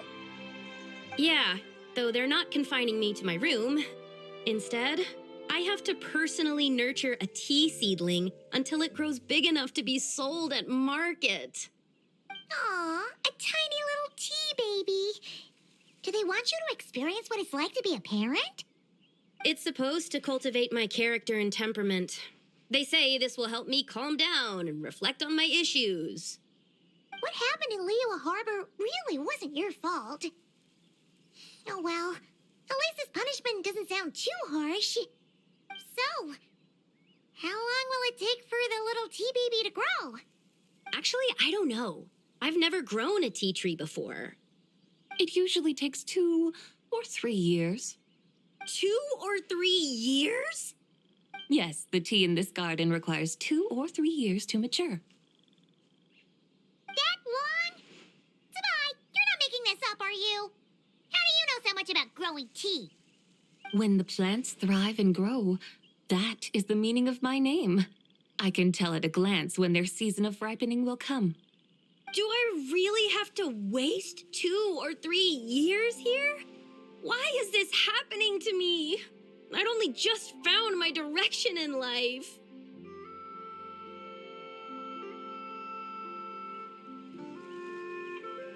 Yes, during the night of Lantern Rite, I heard many people reciting poems from Long Gone in praise of the moon.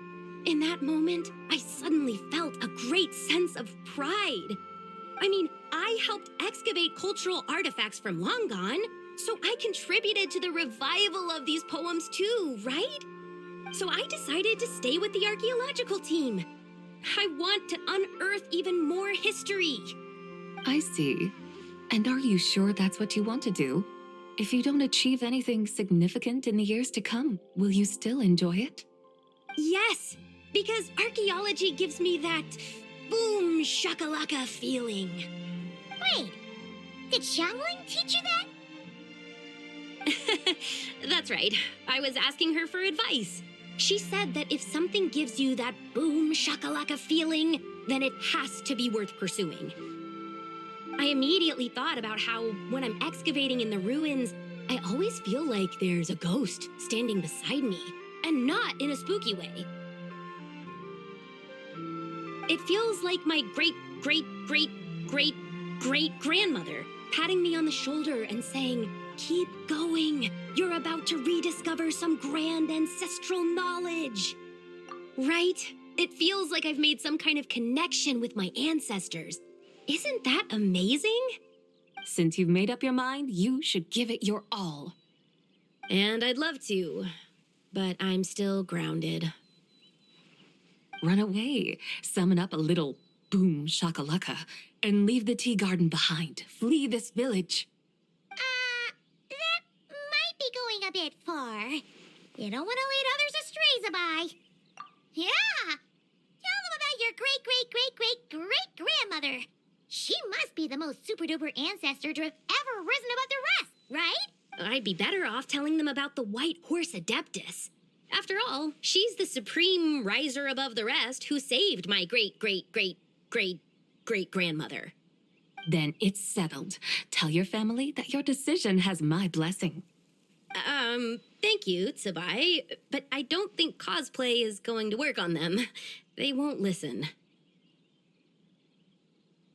They don't need to listen. You need only follow the rules they've set out for you. What do you mean? As I'm sure you know, some ancient texts refer to the White Horse Adeptus as the Daughter of Time. My family history contains such records, but what of it? If the White Horse Adeptus were to manipulate time to make your tea seedling grow overnight, then you'd be free, correct? Is that how it works? If the White Horse Adeptus were to really get involved, my grandfather would let me leave right away. But who really believes that she'd show up and help?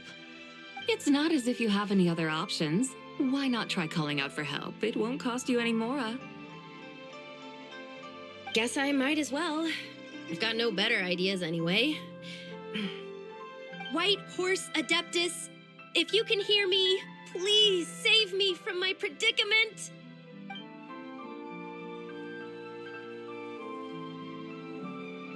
Ugh. Nothing happened, as expected. Perhaps the White Horse Adeptus has already heard your prayer. Why not come back here tomorrow and take a look? By then, the seedling you planted may well have grown into a thriving tea tree. Thank you, Zibai, for trying to comfort me. I do feel better now, kinda. But can't you really do something like that?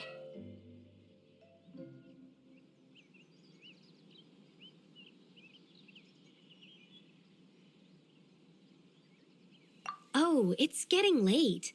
Why don't you all stay at my house tonight? My family may be strict with me, but they're always welcoming to guests. That sounds great! Let's get some sleep and then come back here tomorrow to see if our tea baby has grown.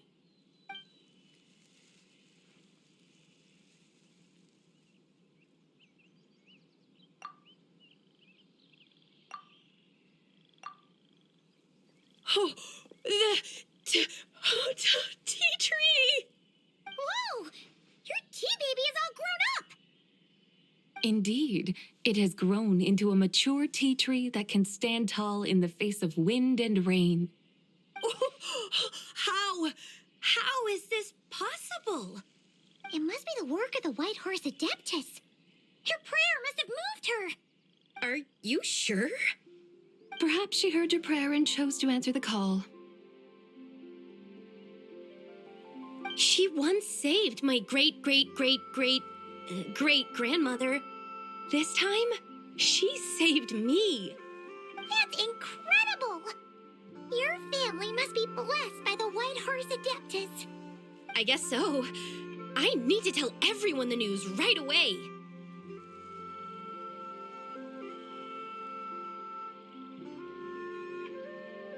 They'd better. Since this is the will of the White Horse Adeptus, I don't see how they could object. Go.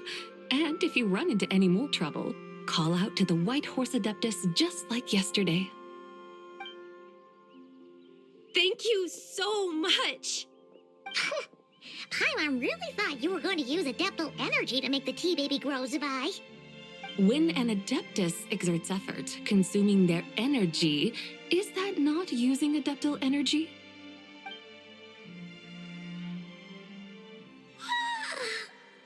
All right. What are we doing out here in the middle of the night? We're here to help Lu Xiangxiang fulfill her wish, of course. Can you really make the tea baby grow? It won't be easy, but there are ways.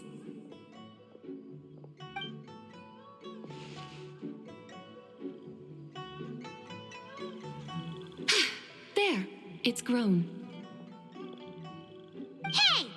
You just transplanted a tea tree from over there! So, there's a mature tea tree here now, yes? Yeah, but... And am I not the White Horse Adeptus? Well, yeah.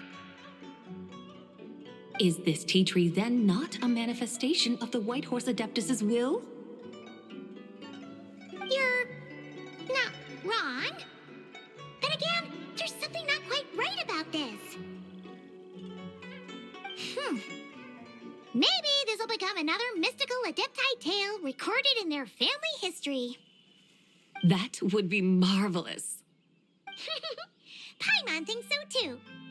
Hey, Traveler! Zibai seems to be doing much better now, don't you think? Oh! Paimon bets that's why Zhongli chose to send her on this errand. That's a great idea! We've already shown her Liyue Harbor, Yulong Wharf, and Xiaoying Village. How about we head to Qingce Village next? Qingce, that name sounds familiar. The scenery there is really beautiful. Pretty, too. It's the perfect sightseeing spot. How about we show you around? I must say, I have been mightily impressed by the mountains and waters of Liyue. Please lead the way, my dutiful guides. All right, let's go!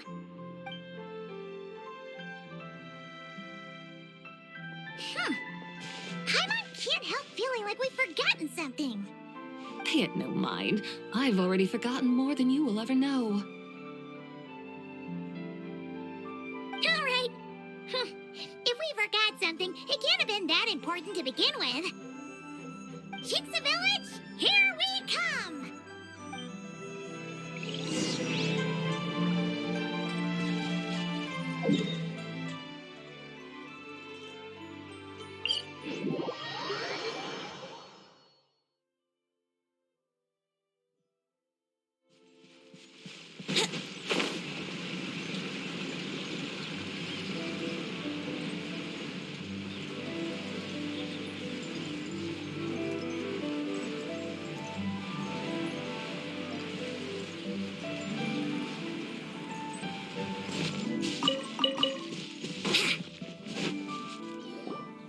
We should plant cucumbers. We should plant canolas. We should plant cucumbers. They're easy to sow. We should plant canolas. The flowers are pretty. What are you arguing about, little ones? We're deciding what to plant in our field once Lantern Rite is over. Yeah. Dad gave us a small plot of land to grow our own crops. He said we can keep all the more we get from selling them. We should plant cucumbers, right? Dad plants cucumbers every year. We should plant canolas. We can press the seeds for oil. It smells good and sells for a good price. Ah, An agricultural debate. This should be easy to sort out. Hmm? Granny, are you a farmer? Could you tell us what to do? Granny? What did you just call me, you rapscallion? Oh no, her eyes are gonna turn red again. It's just, my granny smells really nice, and you smell nice too, so... Sorry. How about we call you Auntie instead? Auntie? Oh, all right. Big Sis Zibai, can you help us decide whether we should grow cucumbers or canolas in our field? You little rascals. Using priceless land like this just for cucumbers and canolas? What a waste of heaven's gifts. Huh? What should we plant instead? With the coming of spring, when all things awaken, the field should be sown with the 5 grains. What are those? The 5 grains are life's staples, the heart of the people's table. I notice the people here mostly eat rice, so that is where you should begin. Based on the local climate and soil, seedlings planted in mid to late spring should produce mature grain within 2 or 3 months. When autumn comes, you can plant a second crop, with time still to harvest it before the first frost. The rice you harvest can be sold at market or kept in your stores. It's a far better choice than cucumbers or canolas. Oh, but Big Sister Zibai, I like canolas. That's no issue. It is unsuitable for continuous cropping in any case. You can rotate it with rice to maximize your yields. After the second rice harvest, around wintertime will be the perfect opportunity to sow their seeds. And when they mature in mid to late spring, you shall be just in time to sow the first rice crop of the year in turn. This way, your field will sustain balance, rice and canola in a harmonious cycle.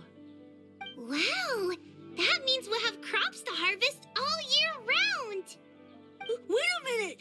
If rice and canola take up the whole year, what about my cucumbers? A firefly dares rival the brilliance of the moon? In what twisted universe should cucumbers vie for land with rice? Big Sis Zibai, you're going to hurt Lil Lee's feelings. Auntie hates cucumbers.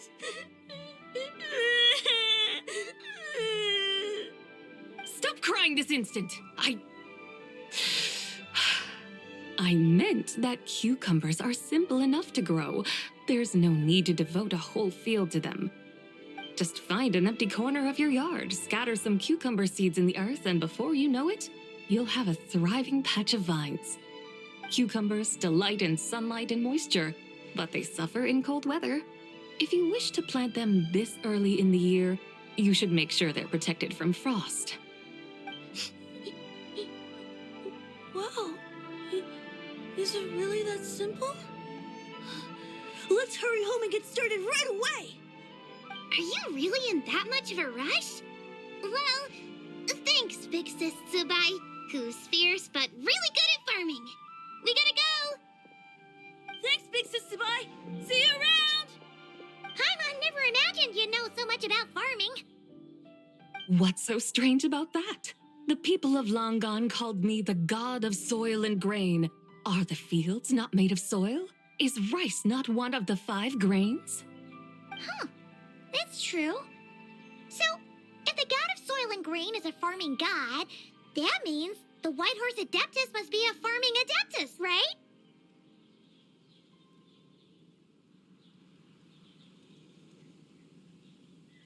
Of course the god of farming is down to earth. Mind your tongue, impertinent child. How dare you diminish the lofty bearing of an adeptus? Hey! You're the one who said the god of soil and grain is all about farming. Enough! It's time for us to take to the skies once more. Join me now. Witness the majesty of mountain, water, and field, and broaden your horizons.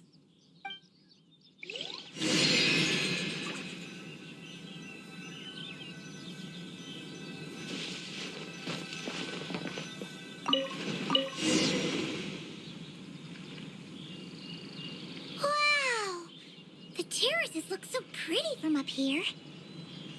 The mountains tower like pagodas, the hills coiling at their feet like shells. Layers built upon layers, rising and falling in harmony. A truly unique and mesmerizing sight. Thinking about it, you have a special connection to this place, you know. A special connection? Yeah! There's a local legend about a white horse leaping from a pure spring to follow Rex Lapis into battle. Don't you remember? You must have been living in seclusion around here. That does sound somewhat familiar. Oh, and if we keep going up this way, we'll reach a super duper spooky spot. You might have a connection to that place too. There's an ancient array that seals away the remains of a fallen god. A god's remains? Yeah! The people of Liyue turned that story into an opera called The Sanctification of Tao Do. Does that ring any bells? Tao Do. The 7 and 8 gates array. That's right, that's right! You do remember! Buna, the god of the underworld, who could pacify the forces of life and death. Huh? So, Tao Do had another name? Let's go take a look.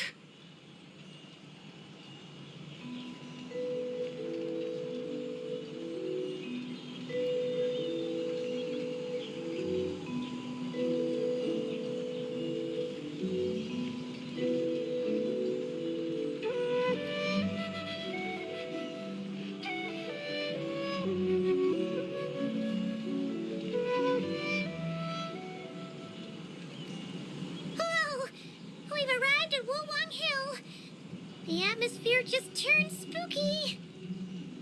I can't help but feel there's something strange about this friend you haven't seen in ages. Huh? Paimon thought she heard someone's voice. Let's head down and check it out.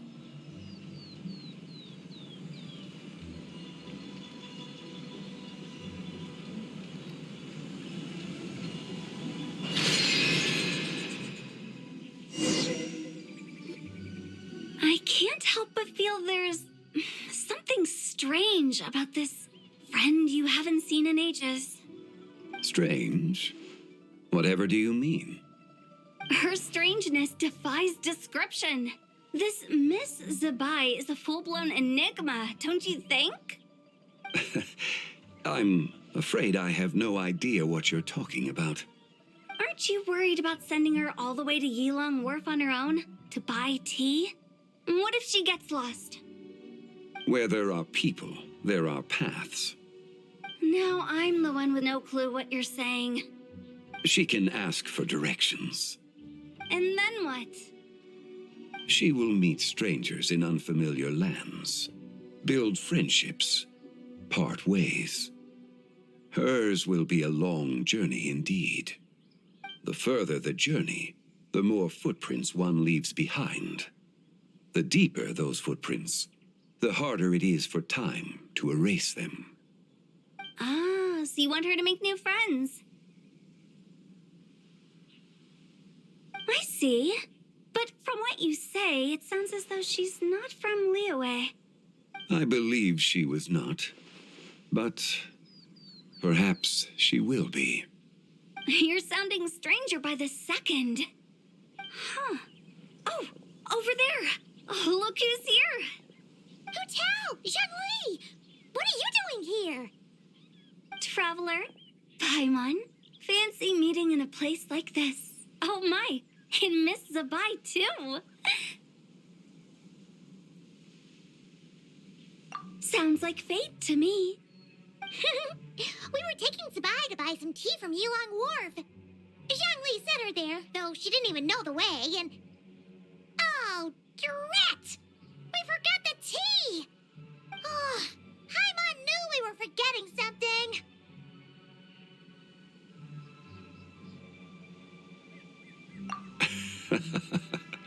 What's done is done. There's no need to dwell on it. Fresh tea grows with each passing year. Let fate deliver it as it wills. Exactly. You can get tea wherever you go. You're hardly running low now, are you? Paimon feels a lot better now that you've said that. Still, I'm a little confused. If you were buying tea, how did you end up all the way out here? We're taking Zibai on a sightseeing tour. We started at Liyue Harbor, stopped in at Yulong Wharf, went sightseeing around Xiaoying Village, made our way to Qingce Village, and now we're here. Wow, that is quite the itinerary. Yeah, actually, Paimon thinks it's about time we headed back.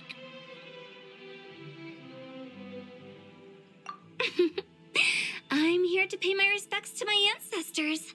My dear consultant kindly agreed to join me. It is Lantern Rite, after all. Adepti and ancestors should be venerated alike. Ancestors? Wait, could you be?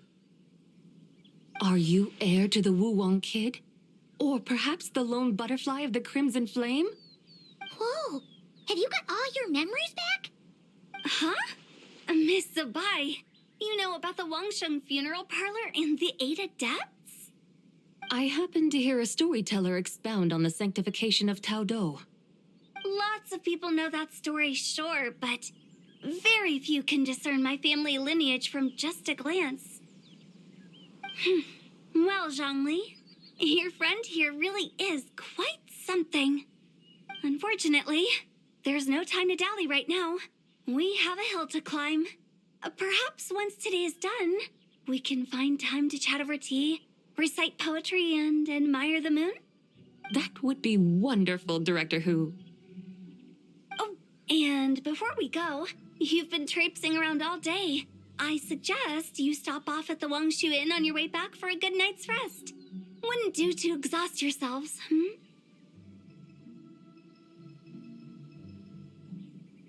Don't mention it.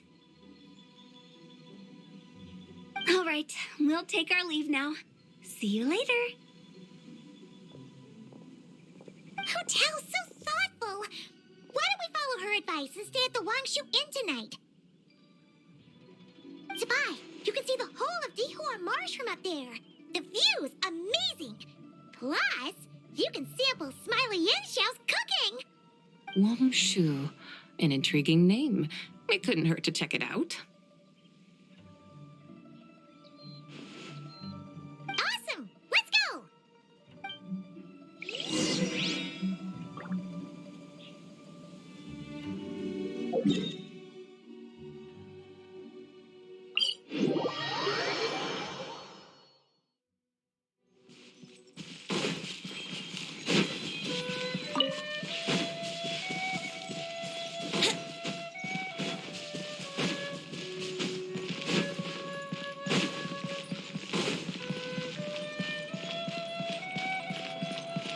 Wouldn't gliding be faster?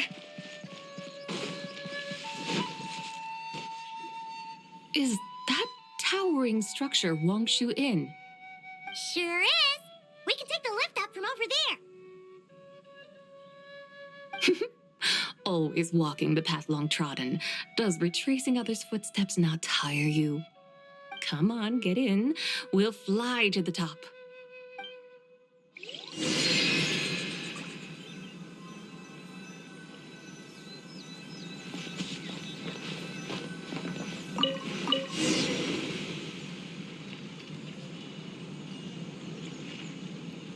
Are we really going to fly up to Wangshu Inn? Isn't that a bit showy? All the guests are going to see us. Is that a bad thing? To be able to witness an Adeptus. This will surely add to the inn's appeal, not to mention the room prices. The owner will thank us. You seem to really like showing off your powers. This inn's architecture is incredible, and the surrounding countryside radiates a picturesque charm. No wonder the new proprietor of the Baiju guest house thinks he can't compete and has decided to change his own establishment's name. The new proprietor? Ah, You mean Lu Shengsheng's dad. So you know about that, too. Personally, Paimon thinks it should go with something like Rex's Rest. That's a contender's name if Paimon's ever heard one. A fitting name indeed. So you think the guest house should change its name, too? Paimon kind of thought you'd say something like, such sacrosanct traditions must never change. Time flows ever onward. Why should the rules of yesterday be carried forward into the world of tomorrow? The people of today should determine what is to be kept. Huh. You're not as old-fashioned and stuffy as Paimon thought. The years ebb and flow, seas recede to reveal fields. In the vastness of time, I am but a wild horse in a boundless sea of dust. Even Rex Lapis, having waded through the waters of the river of time, is not quite the same as before. Zhongli? What was he like before? That is another story for another time.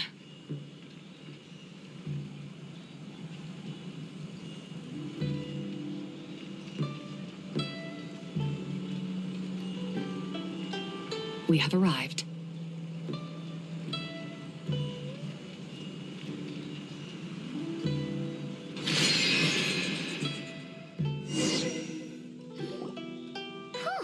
This is the first time Paimon's ever flown up to Wangshu Inn on a chariot. Everything's so different when you're up high.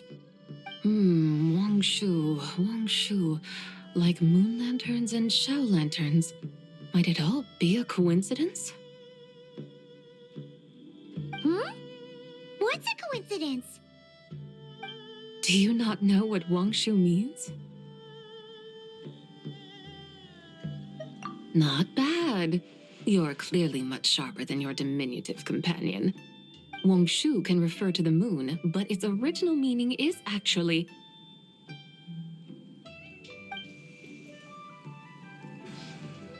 the goddess who rides the bright moon's chariot. And you must be the conqueror of demons. Xiao! Paimon was wondering if we'd disturbed you by flying down from the sky. Not at all. I sensed an unusual presence long before you arrived, though I didn't expect it to be you in a flying chariot. Ah, a witness at last. I was starting to think we should fly a bit lower. 'Twould be awfully dull if no one ends up marveling at my lofty bearing. No need. This is already showy enough. I'm not one to do good from the shadows, as Rex Lapis is wont to do. Then you must be...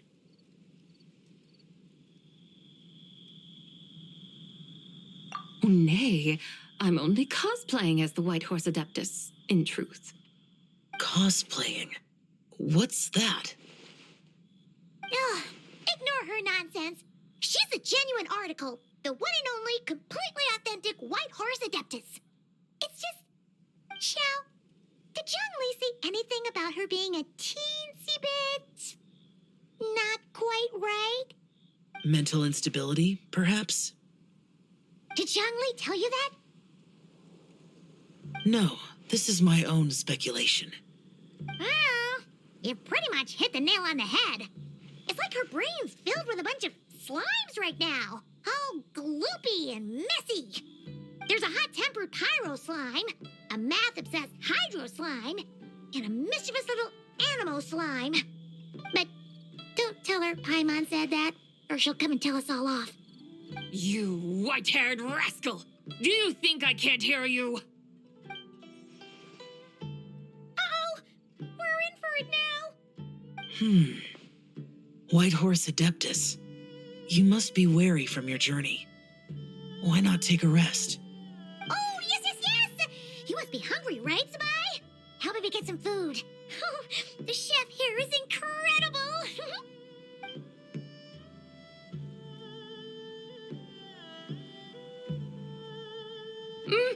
It's so hot! So spicy! Are you okay? Do you want Paimon to get you some water? Don't worry about me. I just need to pace myself.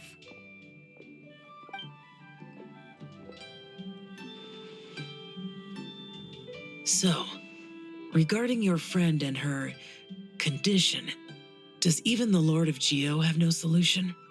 Zhangli said we should wait and she'll get better on her own. But who knows how long that's gonna take. Is that why her personalities change so easily? Paimon thinks that has something to do with her 3 deadly selves. Zhangli told us that the deadly selves are impure, affecting living things that get too close. The White Horse Adeptus's remnant spirit was attached to the deadly selves for a long time. It makes sense that her temperament and memories would have been influenced by them. But Paimon still doesn't really understand what the 3 deadly selves actually are. Paimon, as you do not practice self-cultivation, I cannot help you fully understand. But you can think of them simply as emotions and desires. The act of severing the 3 deadly selves is a means of exercising wicked desires and cultivating one's true self. I believe other nations have similar practices. In Sumeru, it is known as shattering Atmagraha. Oh, so it's about emotions, desires, and attachments, that sort of thing. It includes those. I wonder, does she still remember what happened in the past? Some of it, but right now, it's like she was suddenly awakened. Like she's still half dreaming. The half that's still dreaming might remember things, but the half that's awake doesn't quite get it. Conqueror of demons, are you looking to learn about Rex Lapis's past from me? You are an old friend of his, so please, call me by my name.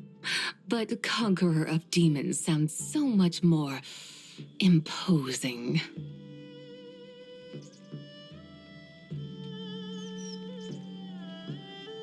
In days of yore, he was the Lord of Geo, Heaven's Star. Huh? You said the same thing the day you came back. But what does it mean? I'm afraid I can't remember. Hey, did you really forget? Or are you just pretending so you don't have to tell? Why not ask Rex Lapis himself? Whether I've forgotten might be up for debate, but I am certain he remembers. He must have his reasons for not raising the past, and you likely have similar concerns. I shouldn't have asked. An answer that suits your style, General Olatis. Now that we're on the subject, though, I suddenly remembered something. Which is? In the distant past, there was a feast, which I attended. I faintly recall the Lord of Geo also being present that day. Oh, and then? What happened? Among the dishes served, there was one that could be found in every household throughout Langan at the start of spring. A dish called Flavor of Spring. I suddenly remembered the recipe for this dish. Is that it? Yes! Since it's Lantern Rite here in Liyue, why don't I make some for you to try? That sounds good.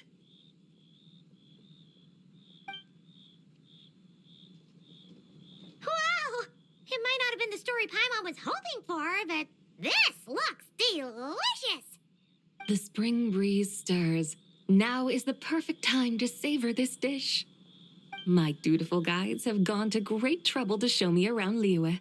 And even the Conqueror of Demons has graced us with his presence. I feel deeply honored. This Flavor of Spring is my way of expressing my gratitude. There's no need for such grand words. What's this? Hey! It's that broken jade token from the Antiques exhibition! Indeed. This was once an Adeptal treasure of mine. I'm amazed it ended up in your hands. Alas, it serves little purpose now in its fractured state. Please, keep it as a memento. Oh, that's a shame. Can't we fix it? This is the way of the world. Once jade is broken, it can never be made whole. Then, what about forging a new one? That is a good point. That it has ended up in your hands must be a message from fate. I could try to craft it into a little trinket for you. One that might prove useful on your journey. Ooh, what sort of trinket? It's just a passing thought, one that will require the right opportunity. I'll think about it more when the time comes. Now that we've had our fill, we should get some rest. Tomorrow we return to Liyue Harbor, where I'll have need of your guidance once more.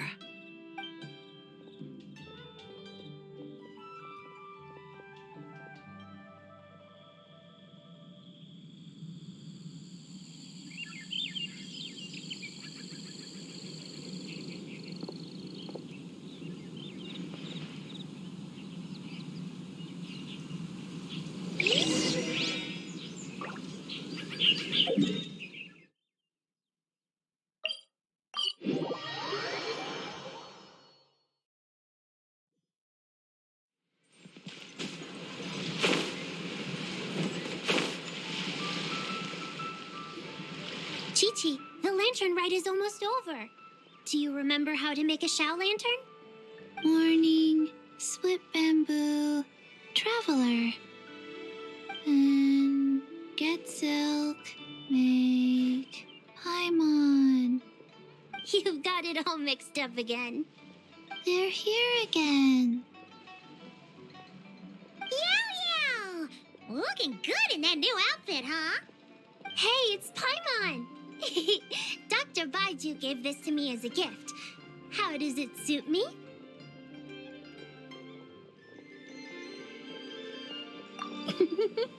Thank you. Wow! What happened for Baiju to suddenly give you a brand new outfit, Yao Yao? Dr. Baiju is thanking Yao Yao for teaching me to make Xiao lanterns. Chi-Chi and I were just playing together. Dr. Baiju's too kind. Oh, yeah, take a look at this. Dr. Baiju gave me these clothes, but it was Chi-Chi who wove this little basket. Wow, that's beautiful. When did you become so good with your hands, Chi-Chi? I learned to make Xiao lanterns, thanks to Yao Yao. I also made a wish. What do I always say? The White Horse Adeptus answers prayers. Come, help this old man make an offering in thanks. Huh? Mr. Liu? What did you pray for? For my idiot son to finally come to his senses and not change Baiju Guest House's name, which he has. Huh? He's keeping the old name? Listen to this. My granddaughter planted a tea seedling in our village just a few days ago. She made a prayer to the White Horse Adeptus to help it grow. Overnight, her seedling flourished into a mature tea tree. Oh, that sure does sound like a miracle. Could the White Horse Adeptus really have helped it grow? Of course she did. Oh, White Horse Adeptus, how blessed is our family over whom you keep watch. Truly, this is an extraordinary miracle. You must record it in your family history without delay. Of course. Huh? Is that you, Miss Zibai? Indeed. I have a long-term booking at your guest house. Yes, I recall. Mr. Zhongli said to charge your expenses to the Wangsheng funeral parlor, if I remember correctly. That's Young Li. Always making trouble for poor Hu Tao. I noticed when you were here last that you bear a striking resemblance to the pictures of the White Horse Adeptus in my family history. You both have golden eyes. Perhaps fate has had a hand in our meeting. And a glad meeting it is, Miss Zibai. Now, why don't I gift you some tea from my garden to celebrate this encounter? We grow Sunglaw tea there, and it has quite the reputation throughout Yilong Wharf. I hope you will accept it. Oh! Sunglaw, buy 10 boxes, get half off teas, back on the menu. Buy 10 boxes, get half off? Don't be silly. This is a gift. It's free. Woohoo! Nice! Thank you so much, Boss Lou. There's no need to thank me. You're a visitor from out of town, which makes you an honored guest. Make yourself at home. Lantern Rite may have ended, but the streets are still bustling with activity. Make sure to take everything in, meet some new friends, and enjoy your time here. And that goes for you kids as well. Happy Lantern Rite. Got it, Mr. Liu. Happy Lantern Rite. Yeah! Happy Lantern Rite, everyone! Happy Lantern Rite indeed.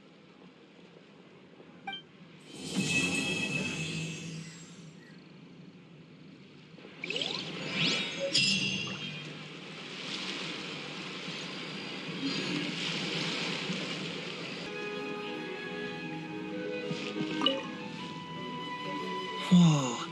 The craftsmanship of these Xiao lanterns is something else. How does Lanyan do it? Oh, hey, Traveler. Happy New Year.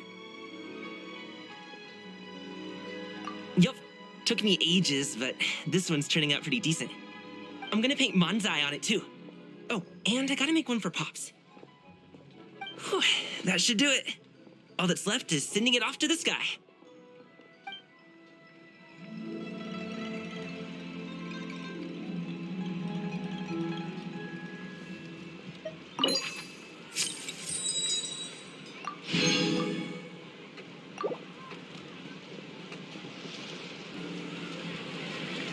Auto-reconfiguration is an essential function.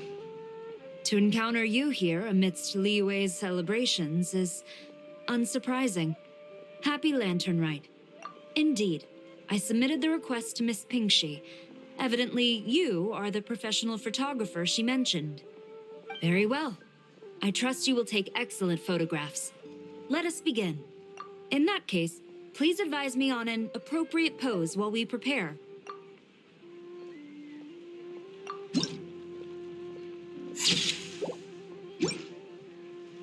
A commendable picture.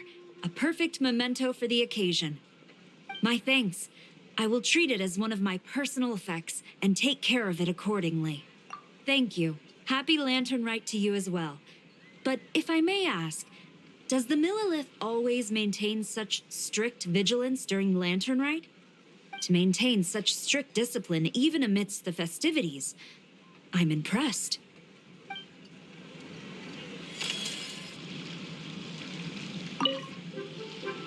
Traveler, what a pleasant surprise. Happy Lantern Rite. Ah, I did ask Miss Pingxi to help arrange a commemorative photo shoot. You must be the photographer she had in mind then. Wonderful. Looks like I'll be bringing back some lovely photos from this year's Lantern Rite. All right then, Master Photographer. What kind of pose do you think would be the most photogenic?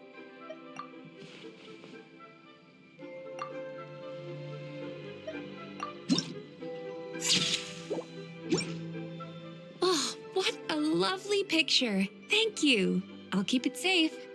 I think I'll have it framed and put in the shop. And to you. Nobody in Liyue Harbor is sleeping a wink tonight, are they?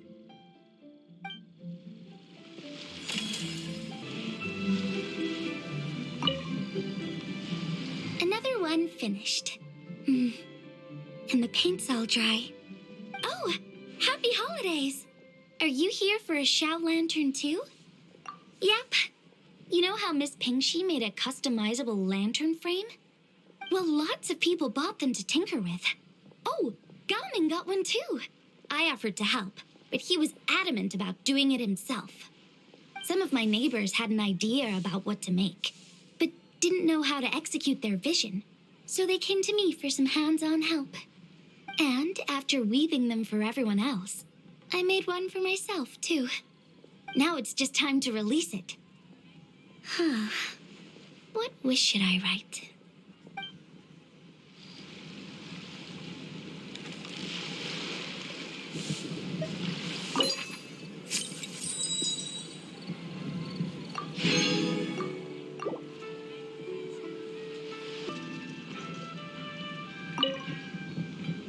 Traveler, had a feeling I might run into you here. Allow me to extend a traditional Liyue greeting. Happy Lantern Rite. Correct. I requested one from Miss Ping Shi. Seems she really did secure a professional photographer. Shall we, then? Take a good shot. I plan to stick it up on my office wall when I get back to Fontaine. Sure. Do I need to strike a pose, or... Suggestions are welcome, traveler.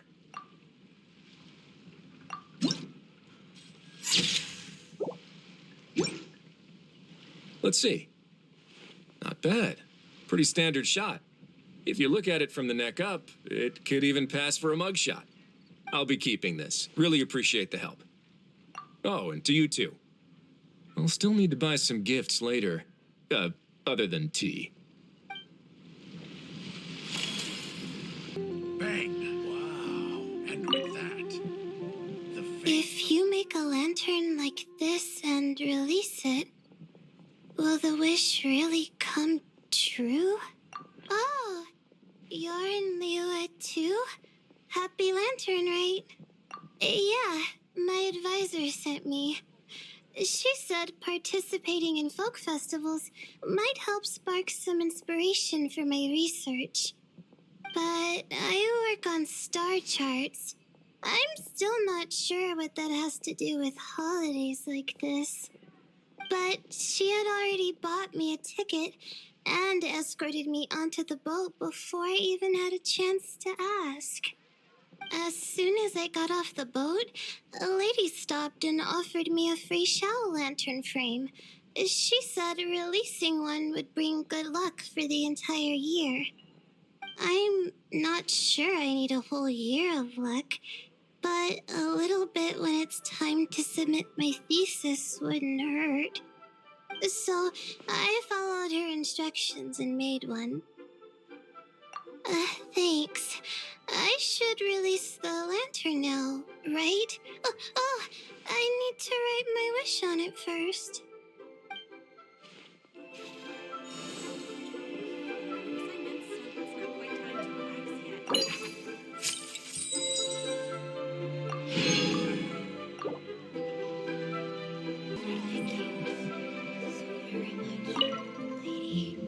Traveler?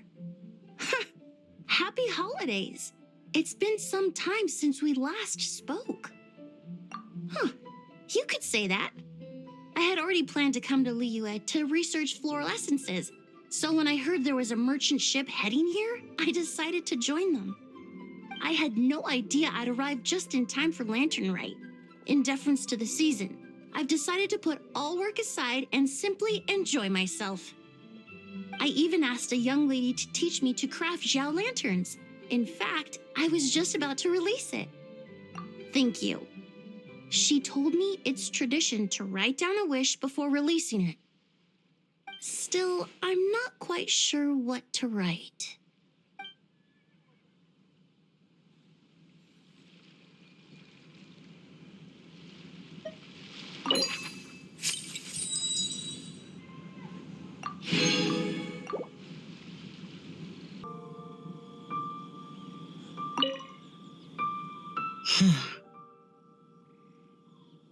Yes. I saved someone from monsters earlier. She was carrying a frame and tools for making Xiao lanterns, and gave them to me as thanks. She also said this type of Xiao lantern can be modified however you like. So, yes, well, I tried my best. I suppose the next step is releasing the Xiao lantern.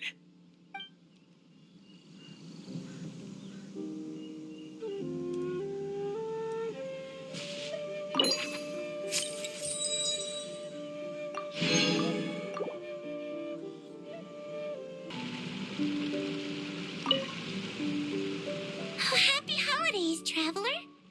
The Duke mentioned we might meet you here, but I didn't expect our paths to cross so soon. Yep, he invited me to experience Liyue's Lantern Rite with him, and also to finally use up all the vacation days I never got around to taking. We met a very kind lady at the harbor who said that if we'd like, she could arrange for a professional photographer to take our picture as a keepsake. Oh, that's perfect!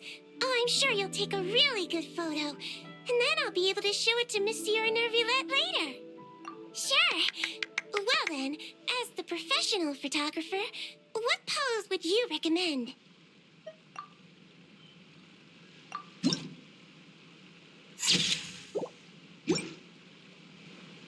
All done? May I look? My expression looks great! Oh, it really is a lovely photo. I'll keep it close and treasure it. Bye! Have a wonderful Lantern Rite!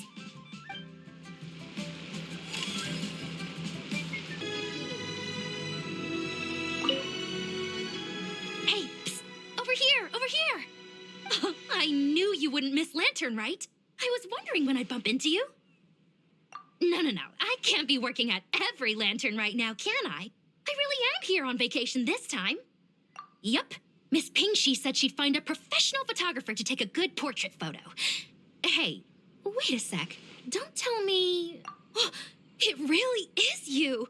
That's perfect then. Come on, take my photo. Let's see who's better behind the lens. So, ready to start? Alrighty. Can't take a picture without posing for the camera, though.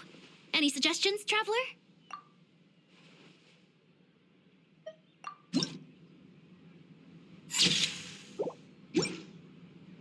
Done? Did you adjust the lens and check the lighting? Make sure the focal length was properly set? Let me check. Wow, you actually nailed everything! Oh, a shot like this is front page quality! Next interview, I'm definitely bringing you along. Imagine the amazing shots we could take together. And a very merry Lantern Rite to you, too. Oh, hang on, that doesn't sound quite right. Whatever, have lots of fun.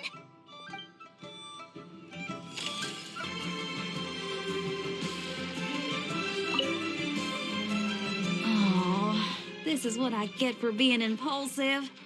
Making a Xiao lantern's no joke. Traveler? Oh, ain't that something? It is you! Happy Lantern Rite! Yeah, Miss Pingshi gave me the frame, but I designed all the details and made all the ornaments myself. Pretty rad, huh? I even gave Hu Tao a few. Oh, shoot! I totally forgot I promised Hu Tao I'd help her make some Xiao lanterns, too! I gotta release this one pronto!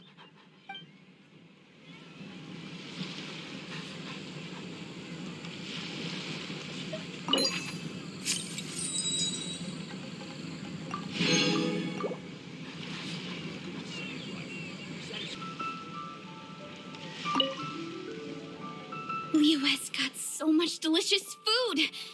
What should I eat next? Oh, how about boiled fish? No, wait.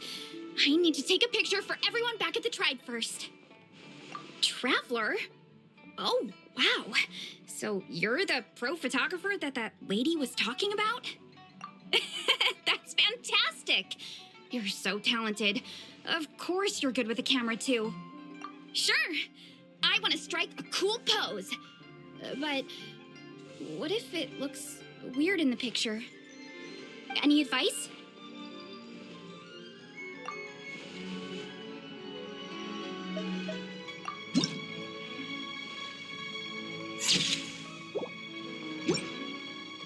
Done already? Well, let me see. Whoa, told you they'd be good. Now, would it be the best spot in the orchard to hang it? Thanks. Next up, some more delicious food. Starting with boiled fish.